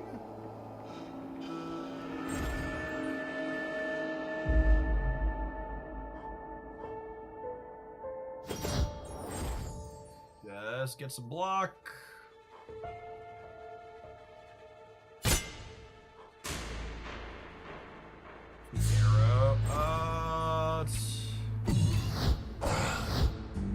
That. They get bigger the more you hit them. That makes sense.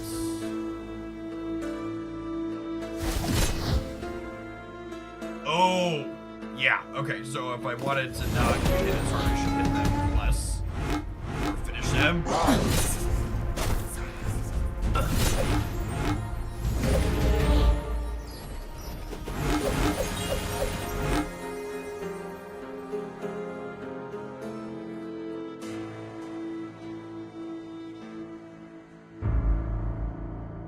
Don't know that I even necessarily have time. But I have time to get Dread going. I don't know if he's gonna be able to actually kill anything. Well, that's 7, I guess. Alright, fine. There's armor up for everybody. Stealing 5. So can I get this down so I can finish with that to give everybody shields?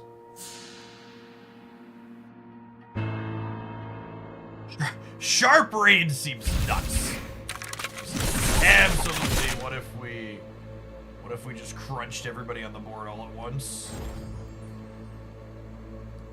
Oh, and now I can heavy sword to crunch one of these.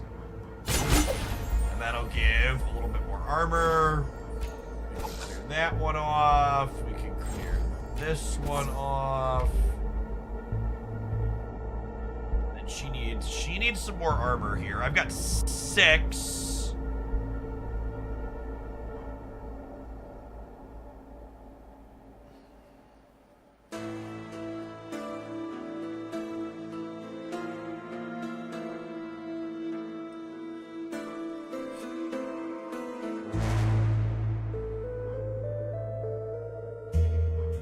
I can deal 3, and then I can deal not quite enough. I don't want to hit this more because then it's going to deal more damage to her. So I think it's just like deal 5.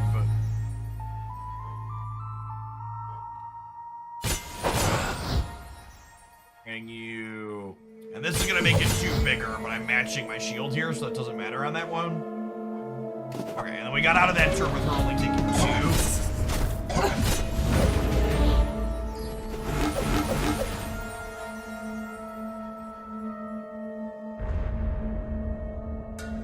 Okay, and then we'd like to finish this turn. Deal 10 damage. If it kills the monster, increase the damage of this card by 5. Sure does. It's a pretty good one.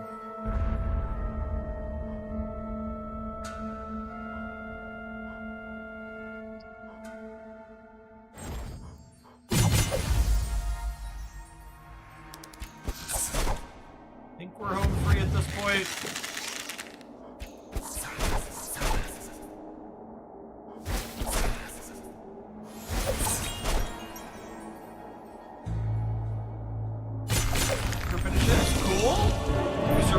To heal. That's nice. Deal 3 damage at a medium radius. Get disarmed. Prevents you from getting blocked from their own cards.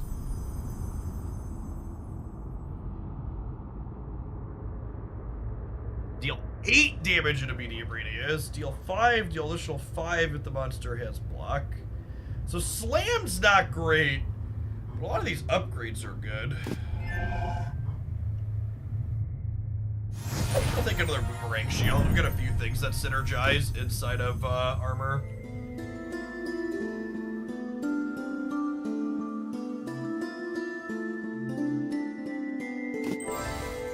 Like to use the medicine so our run doesn't end. Their players are healed for 20% of your XP. Fix your gear. Honestly, the fix your gear is probably more HP overall than just giving them 20%.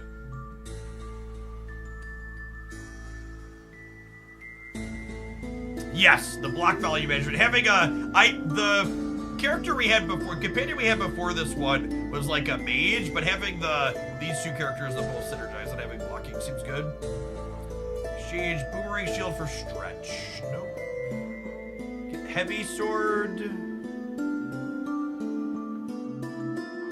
I want a heavy sword? Deal 3. I'm not not really using stamina. I think I'm gonna decline the extra card.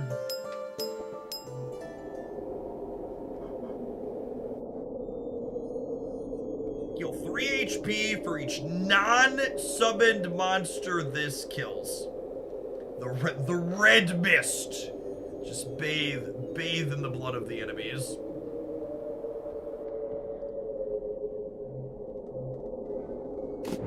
Alright, where to next, boss? We've got... You encounter a cool crawler guarding a camp where you can heal yourself.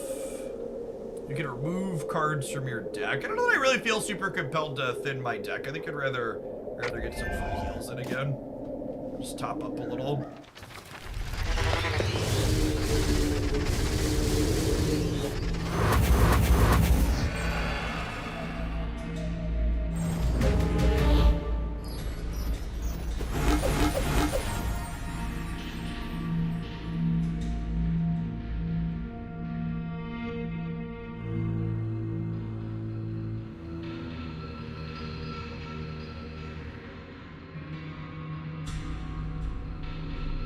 Alright, let's do what I probably should be doing more frequently and double check what the abilities are on these things. Magic Disruption cards cost 1 more mana.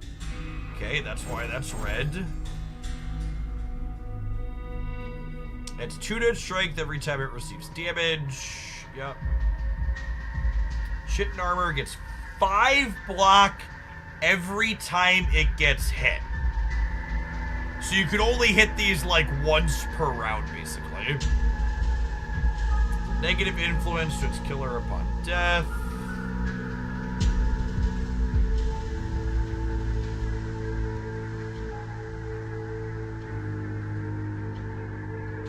Well, momentum is great, obviously.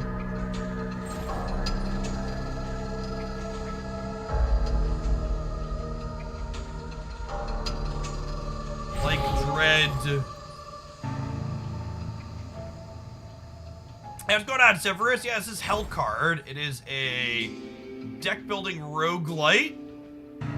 That's the option to play cooperatively on Steam. They just released the 1.0 version. So we got some damages coming in on everybody right now. Steals 5 in a cone.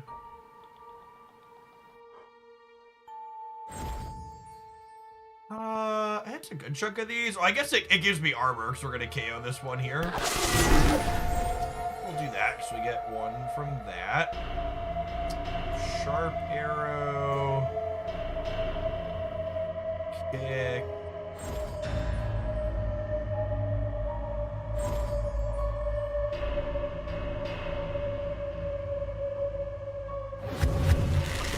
Still.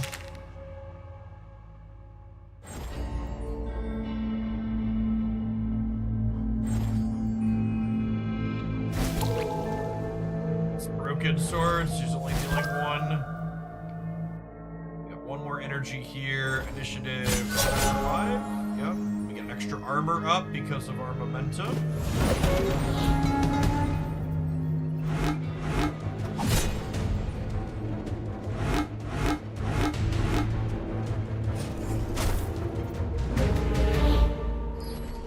Oh, interesting. This one back to my monster, huh? Yeah. Attacks only from far range. Okay, so a couple of our guys have skills that pull people in close to them, so it'll be useful for that.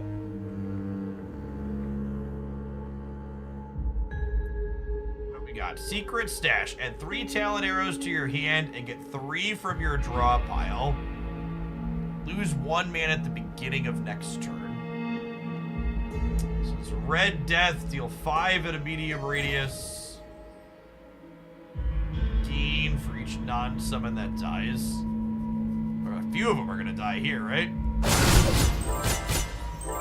Nice.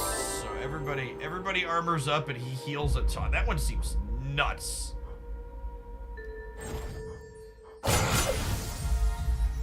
Okay.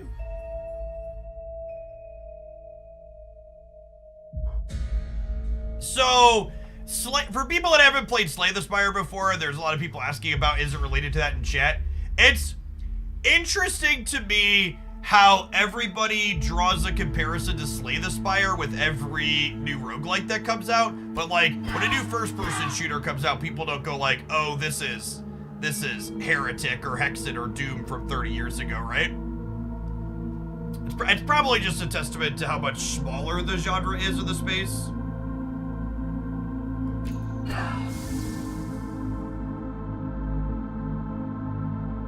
The cards are similar. I mean, you could make the argument that the cards are similar to Magic the Gathering too, chat. Like this is just how cards tend to be formatted in card games. There's a name, there's a cost, there's a rules text box, there's an artwork.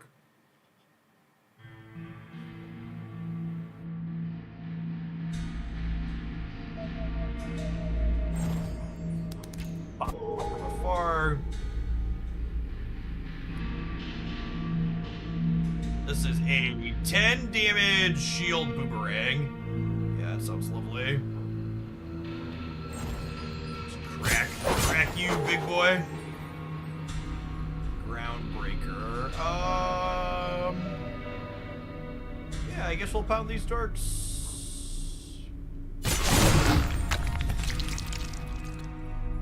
I like that the whole room shakes when you Groundbreaker. It's a good touch. TF2, what about Team Fortress Classic? Exactly.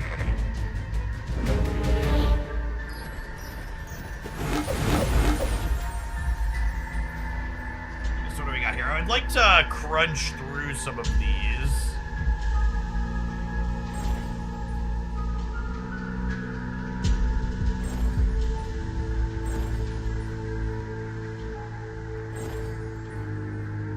I want to actually not hit this one, because this one, if we hit it, it gets, if we hit this one, it gets armor, so if I'm hitting it, I want to be finishing it.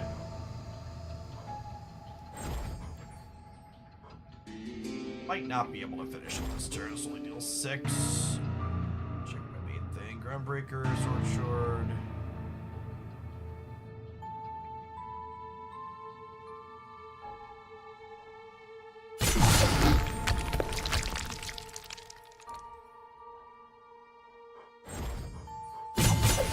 That one, which gives everybody a shield. Sharp arrow. I think we'll just keep putting arrows into this far Dorko here. A monster from near to far range. Bye, Felicia. And I'm out of energy everywhere. Managing this well.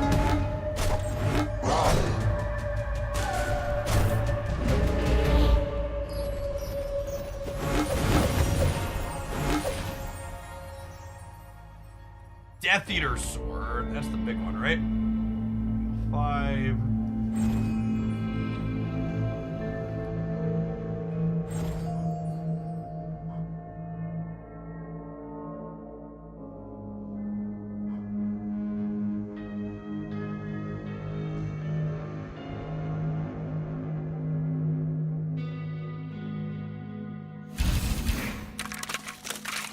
Not that far off of killing the big one out here.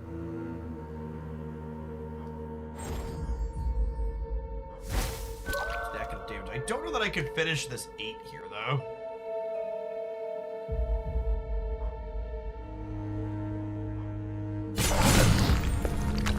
Death Eater Sword finish this now? No, it still only does 7.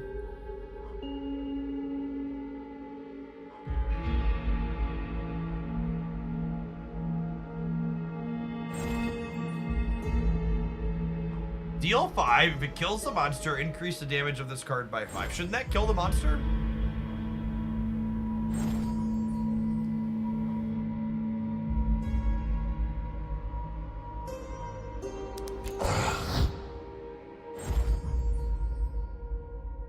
Now we could do this at least. And he'll heal a little bit, which is good. 1 energy left here, which I can't do anything with.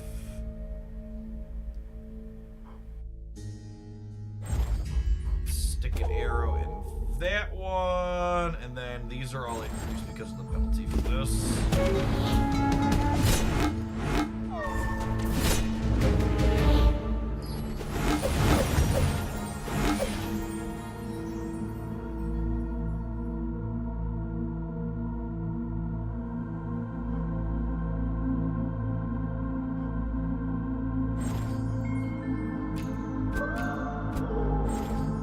finishing this one off here.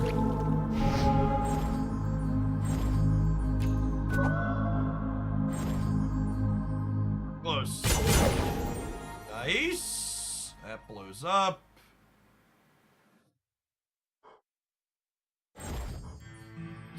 Five, so if I...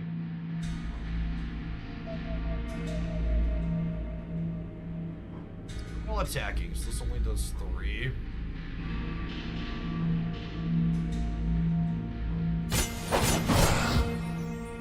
This full Groundbreaker. Okay, and we can finish this. Resources. No damage in this round was really good.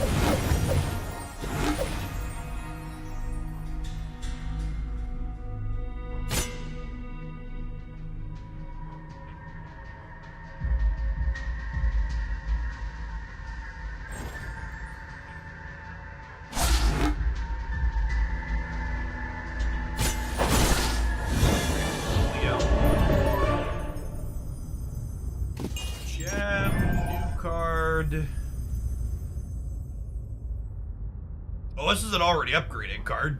We'll take momentum. Having that one in the opener seems stellar. In a Band-Aid, heal 3 HP after every battle you survive. Yep, that sounds great. Whirlwind, deal 5 to all monsters in near range strain. Yeah, sounds great.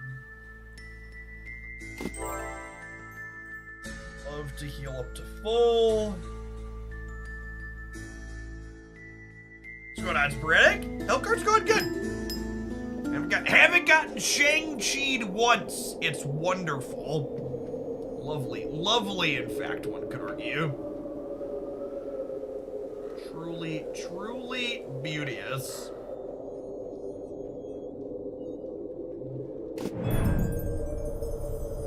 There's still time for it. Maybe he's gonna be the final boss. You'll encounter tiny specters guarding corpses where you can get new cards. You can remove cards from your deck.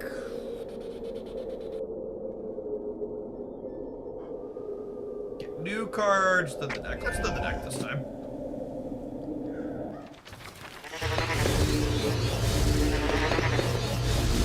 Nobody's grouping me when I play the single player game is also lovely.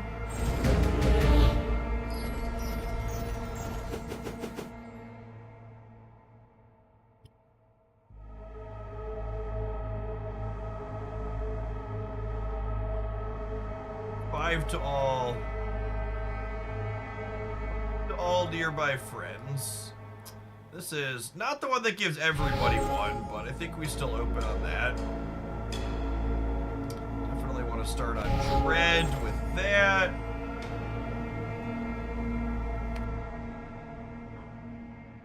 Taking a little bit of damages, but not a lot.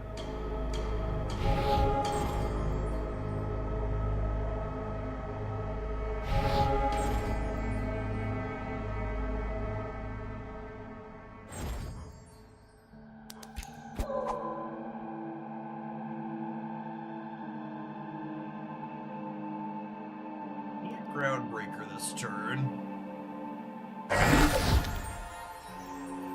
Good bit of all around damage.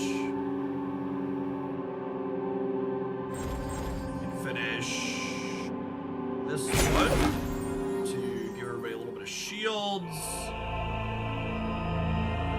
Some range, attacks from far range.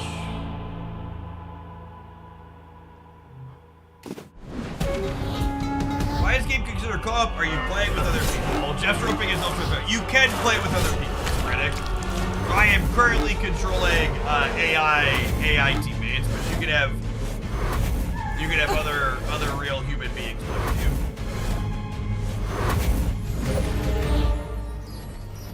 We have I think I've heard of them before. I think they're called friends. Friends? It's a word that sounds familiar.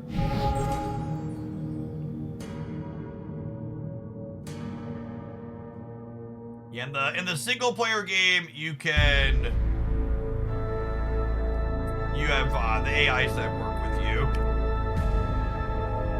Secret stash. Add 3 talent arrows to your hand and 3 to your draw pile. Look at all these cards, chat. All right, what am I doing now? I would like to add 2 more talent arrows. Red mist, we're mostly full. Deal 5, kill it, and deal extra for...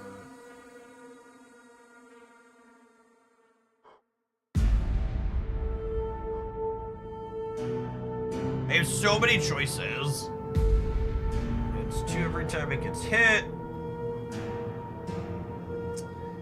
I feel like I want to wait to deal more damage to enrage guys. I also kind of want to focus on my talent arrows on these close Dorkos.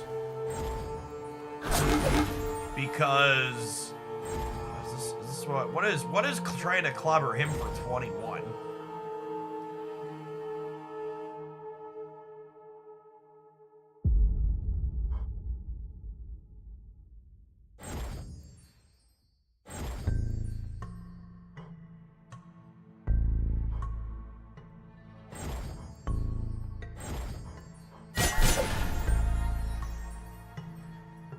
It must be this one trying to clobber him.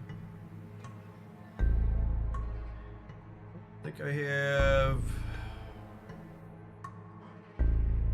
give to block.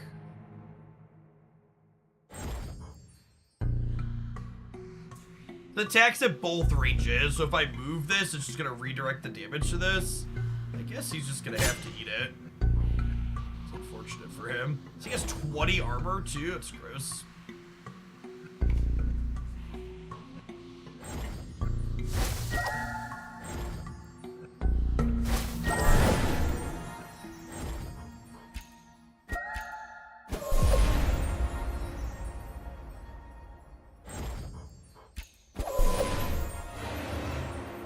Alright. Sorry, bud. You are about to get crunched.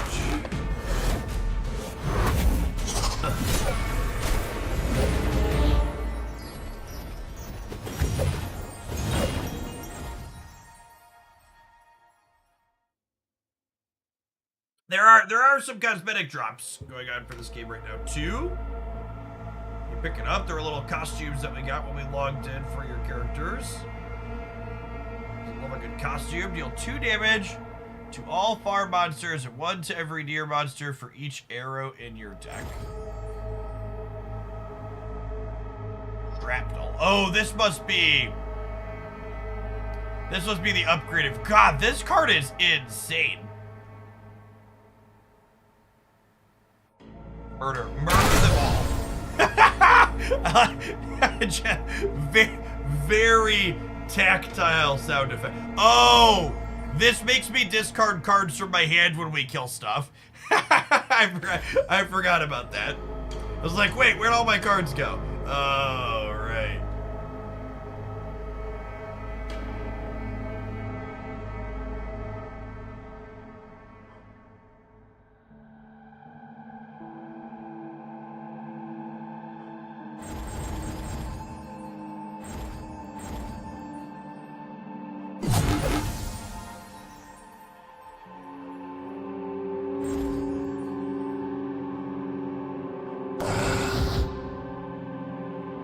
I can Groundbreaker here to finish most of these. I want to shield block before I do that though, just so it doesn't get discarded.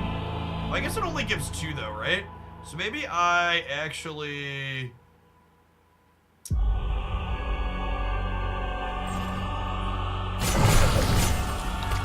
And then this'll clear it. Yep, perfect. Prep to... mark. If any monster is already marked, then deal them 5 damage. Mark them up. Alright, end.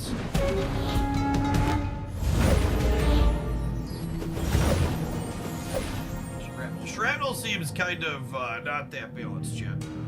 He's geared up to take a 20 ball again. So he's got infinite shields this turn.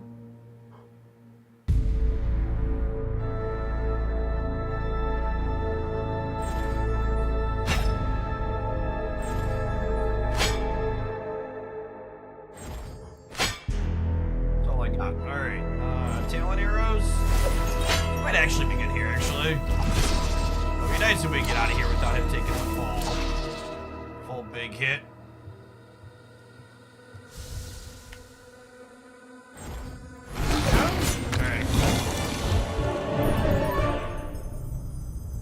New compare. Is it time to replace our Berserker, chat? No way, right? Our Berserker's so good.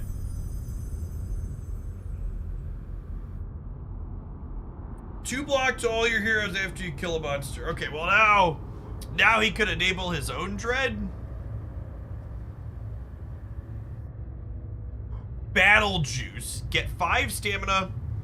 All heroes get 2 mana and draw 2 cards. This is a once per thing. Who are our companion options? Oh god, they're bigger and better. Oh, maybe they're about the same. I think I'm gonna keep my Berserker. I know he's a little injured, chap, but he has the card that heals himself, and I really like the synergies he has with our main guy.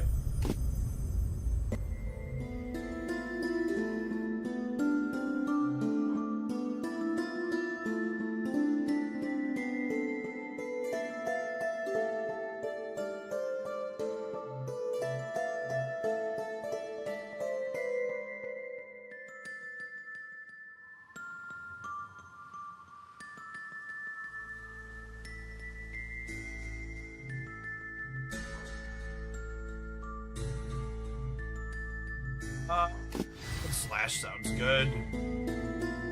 Shield block, honestly, sounds kind of mid, too. Get a man stack. For each turn you end without block, increases the bonus damage of your attacks. Nah, it's not useful.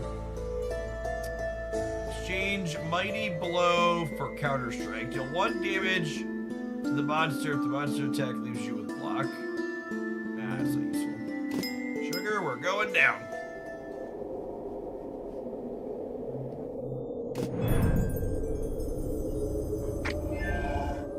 Alright, bibbity bossity. Hopefully our Berserker is not gonna eat it. He's kinda low.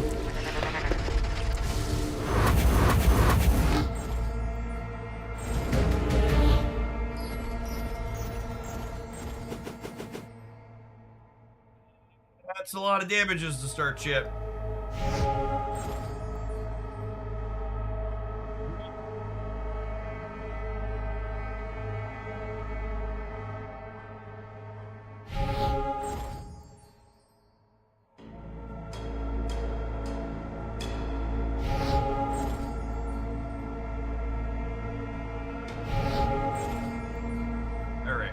A bunch for next turn with that. Oh, the Groundbreaker's not gonna kill anything. Eats wounded monsters with 10 HP or less. Well, that's interesting.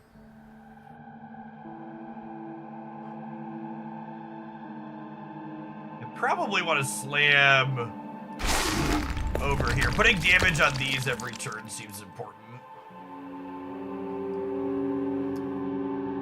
I guess we'll shield block here. We're not happy about it though.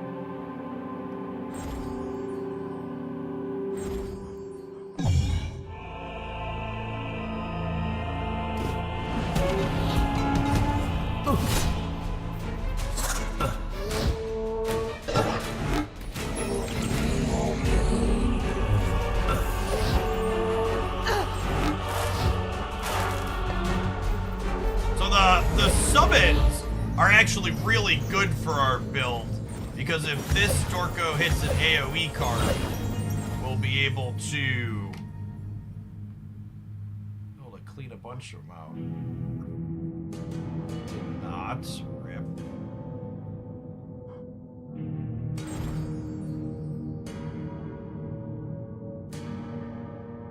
Is this the answer? I can kick someone out to far range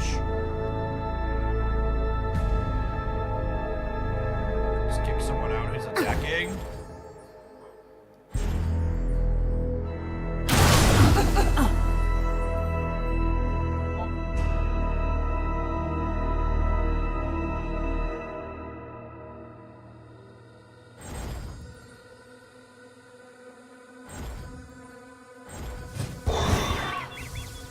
Oh, it does it to everything in the code. I thought it was only doing it to one. Messed that up then.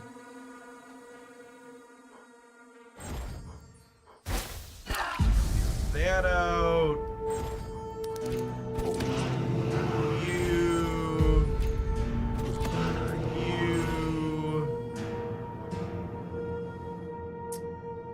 This one attacking from the back.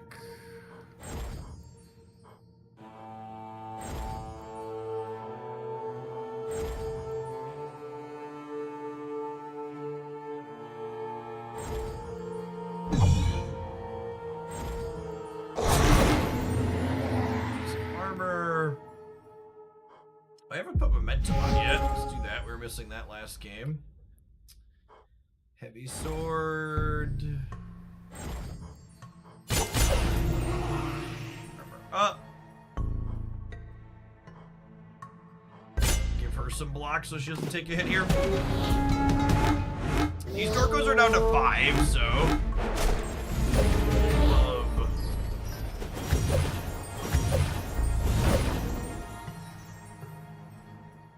Severo?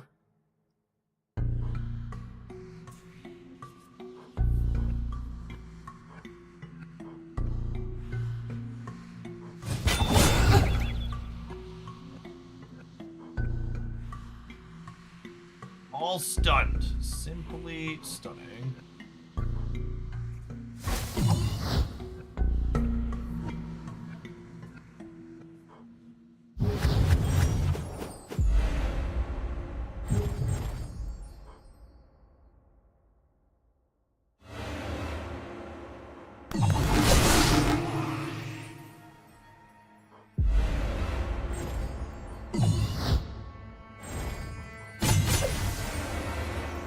Up for our friends.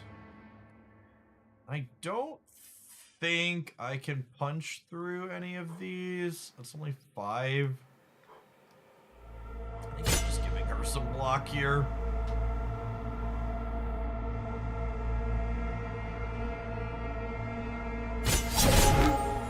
Yeah, it just goes right back up, but this gives me everybody's shields at least.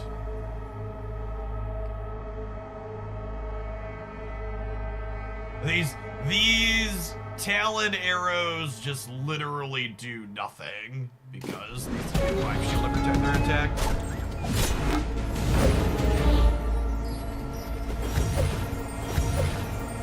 One less card, that's sad. Whirlwind, deal 5 to bunch. Wait a minute. Red Mist, deal 5, get to heal a bunch. That's the real MVP right there.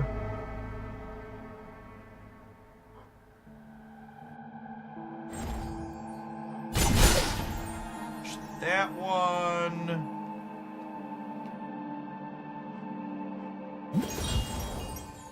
Loves some battle juice.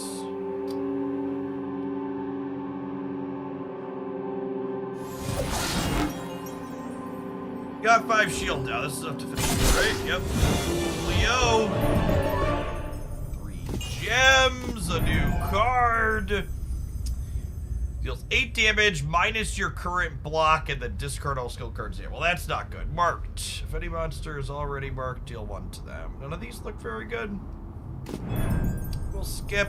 You know, we can't skip though, chat. These adverts, we're gonna take one more ad break, and then we'll be back to wrap up with another half hour or so of Hellcard. Thanks everybody for hanging out this afternoon while we check them out. You can see them on Steam at the link there that's pinned above the chat. We're going to the restroom really quick while that rolls, chat. BRB.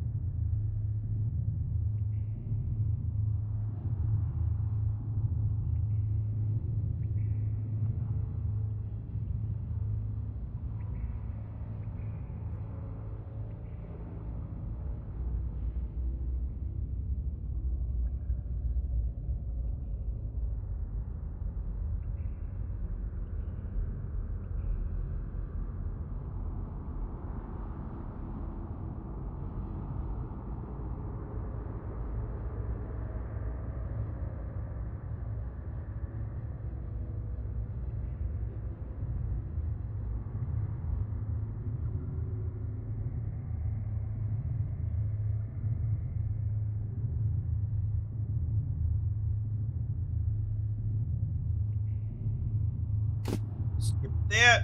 See what our things are here. Extra energy next battle.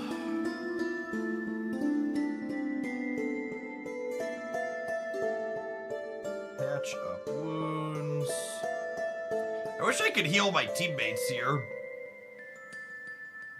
I guess I'll do this. I don't need a ton of healing.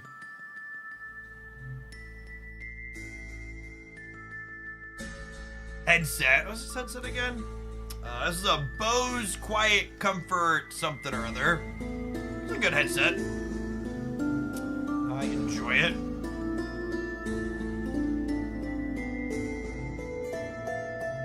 Take some extra mana. I'm gonna upgrade one of my attack cards.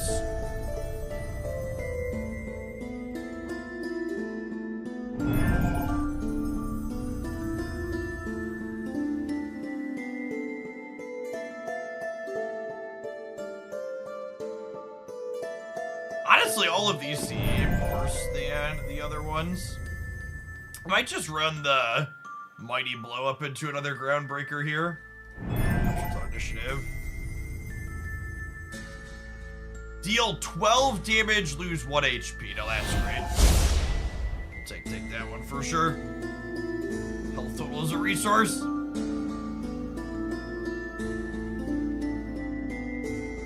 Sound is good for gaming. I mean, Bose is a high quality product slash company. I forget exactly what the price tag was on these, but they were not cheap. But the battery lasts all day at my desk, which is basically all I can ask for. We're almost all the way down. How we got one more stop and then floor 12? Find gems, get more mana, or find an artifact. Hungry plant. The one that wants us to do more here.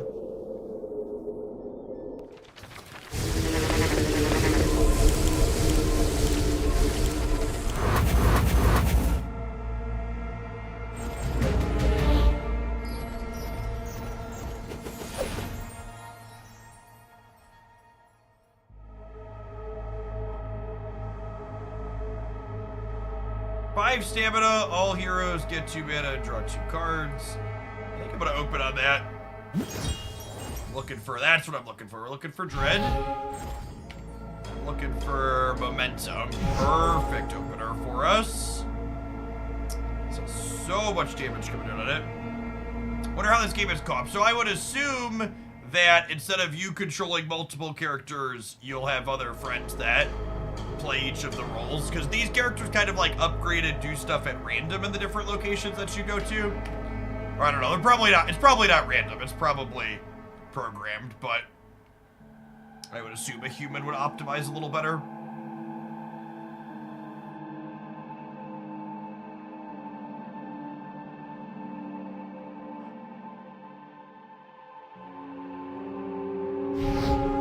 Garbage Day seems absurd. Always happy to get that one going. Game stamina, draw 2 cards, Groundbreaker. There aren't any little ones for me to be hitting, really. Gain strength equal to unblocked damage dealt. Oh god, this guy's about to get completely crunched. Alright, let's take a deep breath and put some armor up on him. Wait, why did that not... Is there something eating my spells?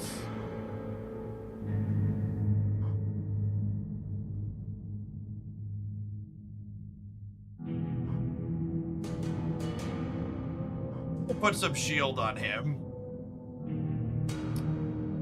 Or possibly just murder the ones that are attacking him. It's probably a reasonable thing to do.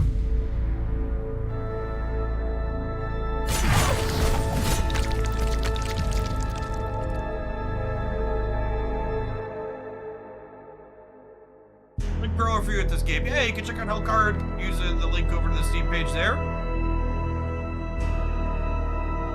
Alright, sword slash. We have momentum, so if we sword slash someone, it's gonna give. I want to get as much armor on here as possible.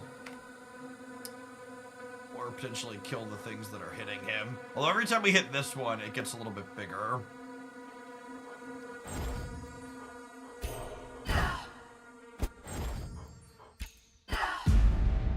I'll be able to put this one down before she hits him.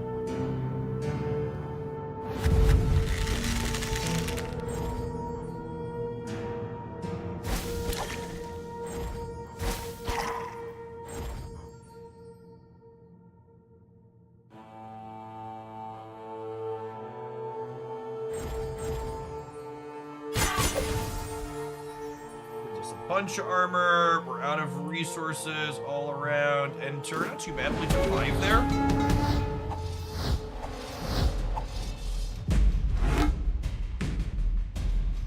And I can't find info if this is a remote play. Well, I believe you can play with friends over the internet.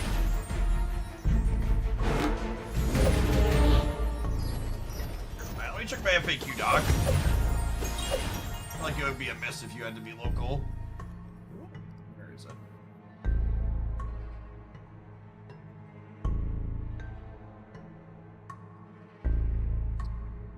This says play in a group.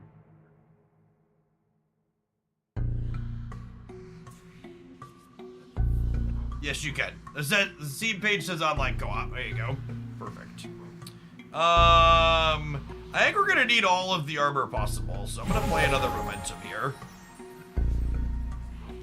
Let's battle juice it up as well.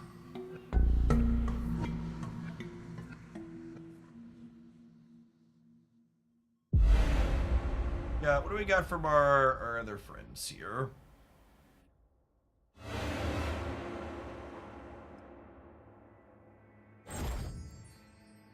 That's a lot of damages. Shrapnel just seems absolutely correct in half.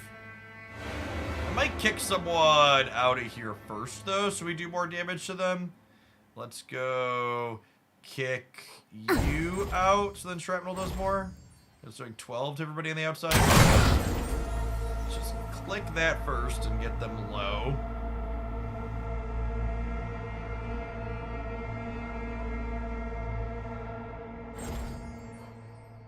Holy gamers. Some of these cards scale real hard.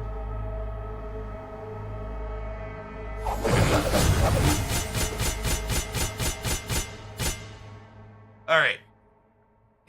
We've got some shields.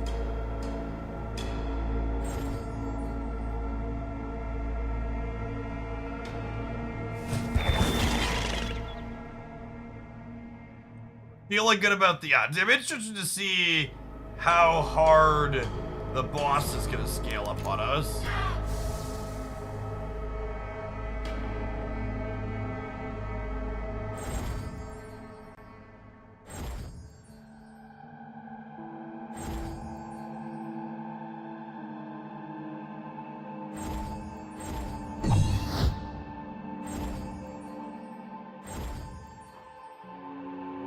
Oh, I can't quite red mist all of these.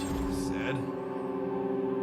Right, ground breakers. Whether I have a ground breaker? Mighty blow here.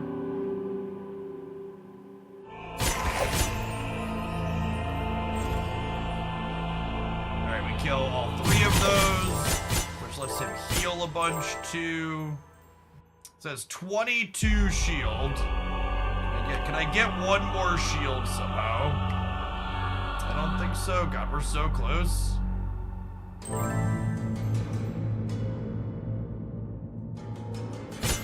We'll bonk him for 22.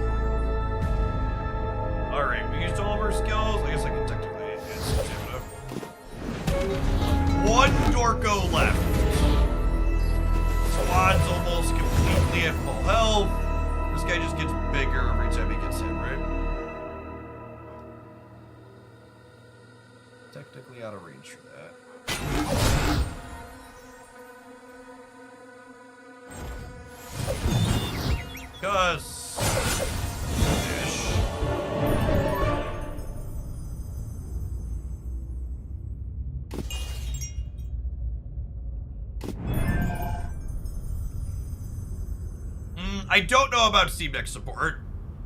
Usually that should be listed on the page if you click through to the Steam page.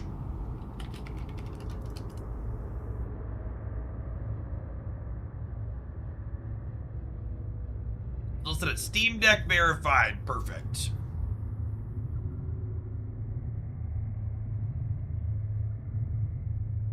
Deal 8 damage. Focus. Change the parameter of the cards with each draw lasts until the end of the battle.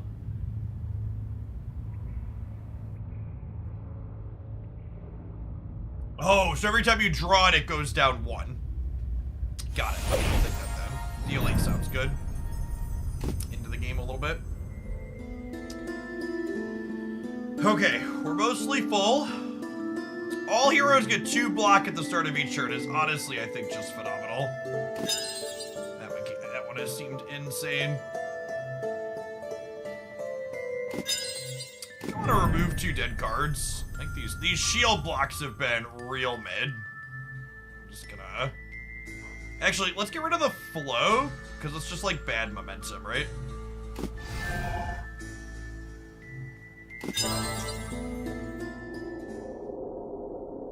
How punishing is it to die in this? I think we're on the last leg of our first run.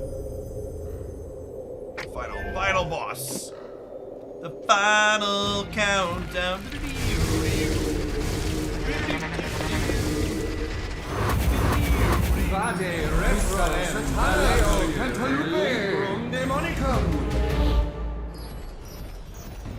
Little demonic gamers. Alright, so what does he do? Special Sinister Reverence players together can only play a limited number of cards each turn. The Anti-Pope.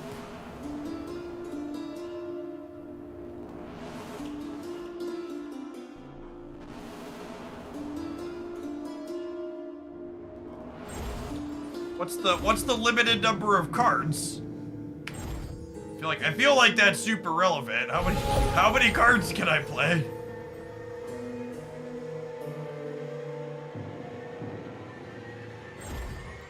The 10? Oh, 9 now. There's the Pope. Oh, that's lame.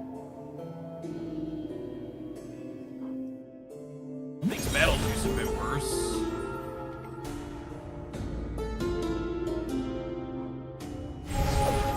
This round's gonna be mostly set up then. Oh god, he's getting creamed though.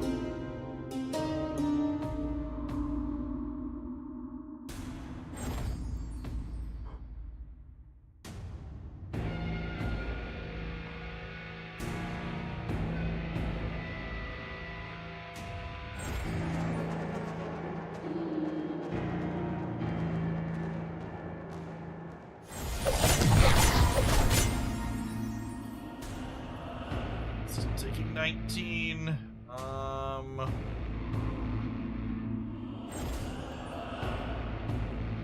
6 more cards I can play.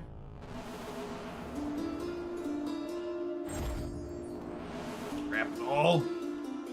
Yeah, I mean we basically should play Shrapnel every time it comes up, I think.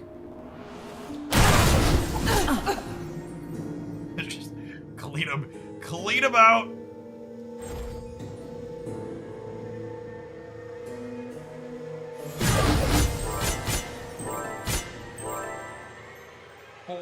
Four cards left. 10 cards is actually a good number of cards.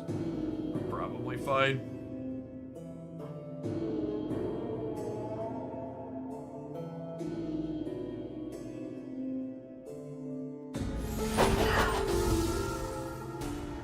Who's attacking him?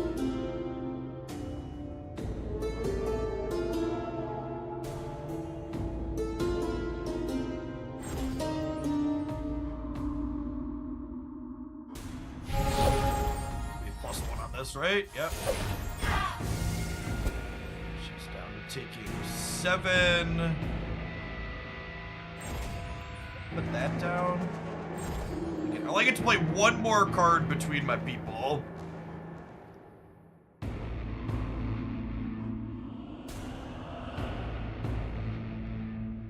What's he doing? He's like preparing. Gain 3 block. That's not super relevant. This is strength.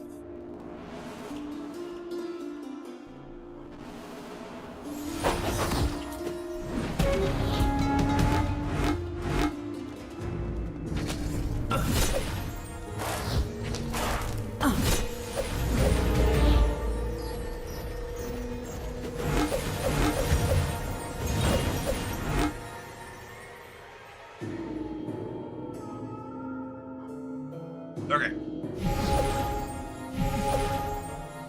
We definitely open on momentum. We have concussive arrow.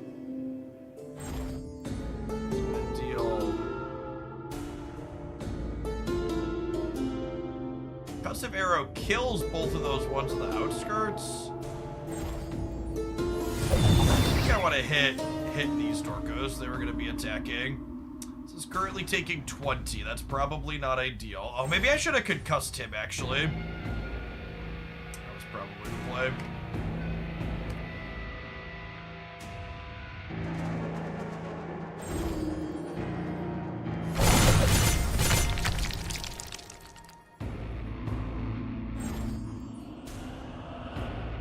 Six more cards I can play. We're probably not going to need that many. Pop this off.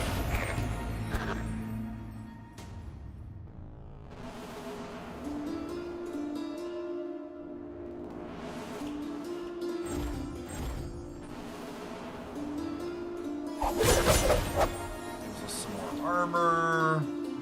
We're all out of energy there. We have plenty of cards this time and 2 Taladars in your hand. So normally Taladars would be pretty bad against this boss, but I have the ones to spare here, so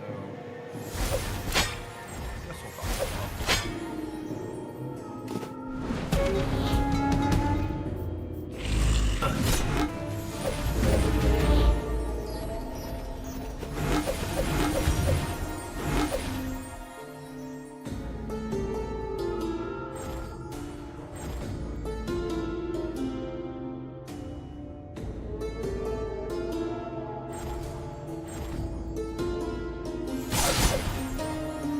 That.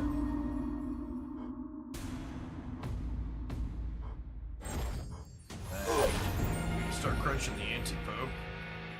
Guess maybe I should finish this guy.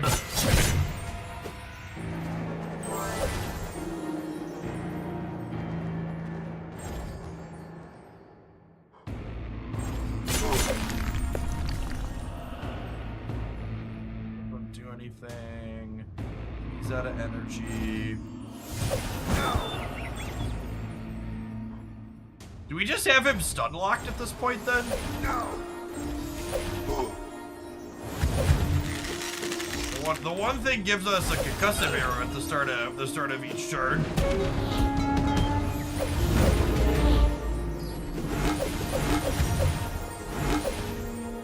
He gets stun back to back. Okay, that makes sense. Seems like it would be a cheesy way to be able to close.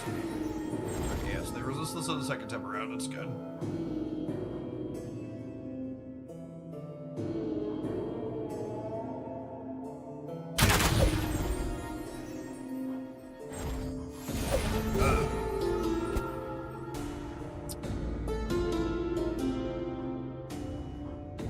A way to actually build up shields here. Guess we can do that, and then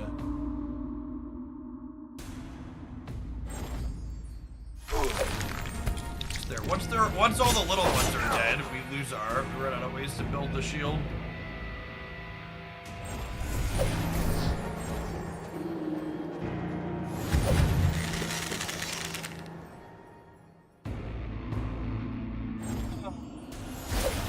Makes them take more damage. So I should have marked it first. That is what I should have done. Close to Mr.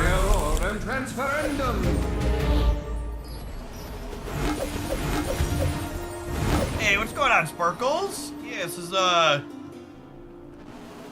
roguelike card game that just exited early access to a full release on Steam. If we kill him, do we win? Do we have to deal with the summon still? We do have to deal with the summon still, okay. Punished for not realizing... Oh, but the you could only play so many cards per turn is no longer a thing.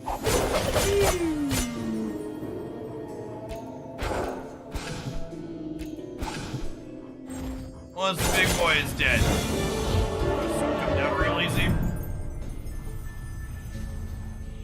Crude force and iron prevail at last!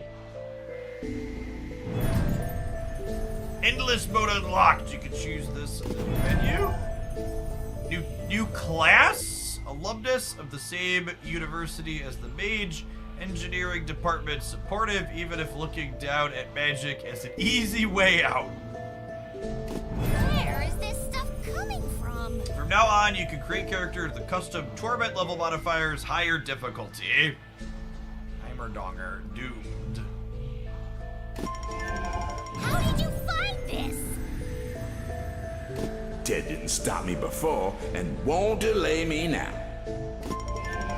Curious. I don't recall making that. How did you find this? Where is this stuff coming from? Where is this stuff coming from? Cosmetics, other stuff to go through in here. So for people that haven't played a deck building roguelike before, you're only familiar with more traditional card games like Marvel Snap.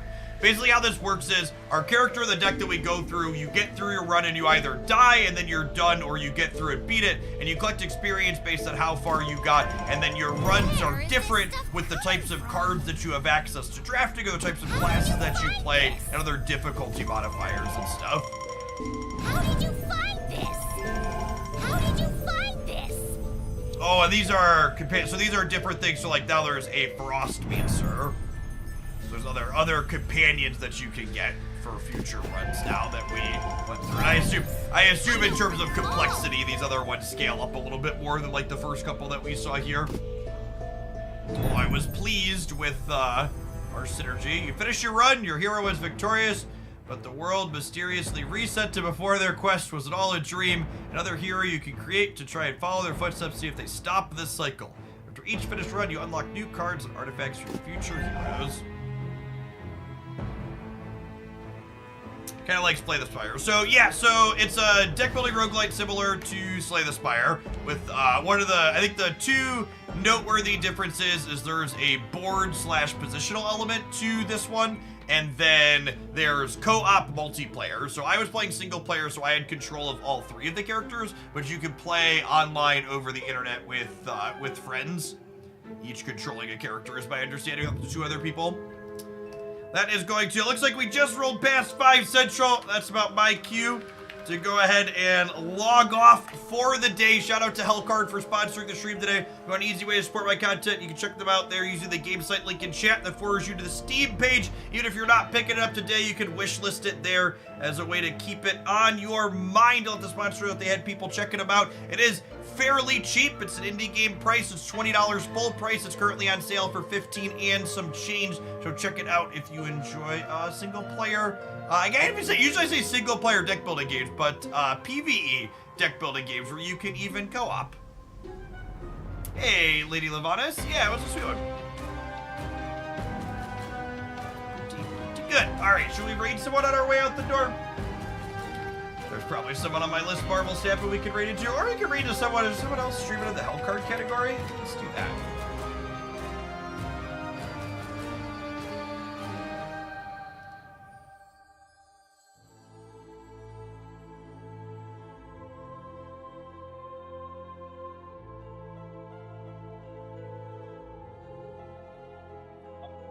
They're doing 3-player co-op. Is this person, the personnel streamer? You want to check out some more Hellcard? They're probably a little bit more experienced than me. They're doing some co-op stuff. You can probably pick their brain on how that works and what's good, bad, or otherwise.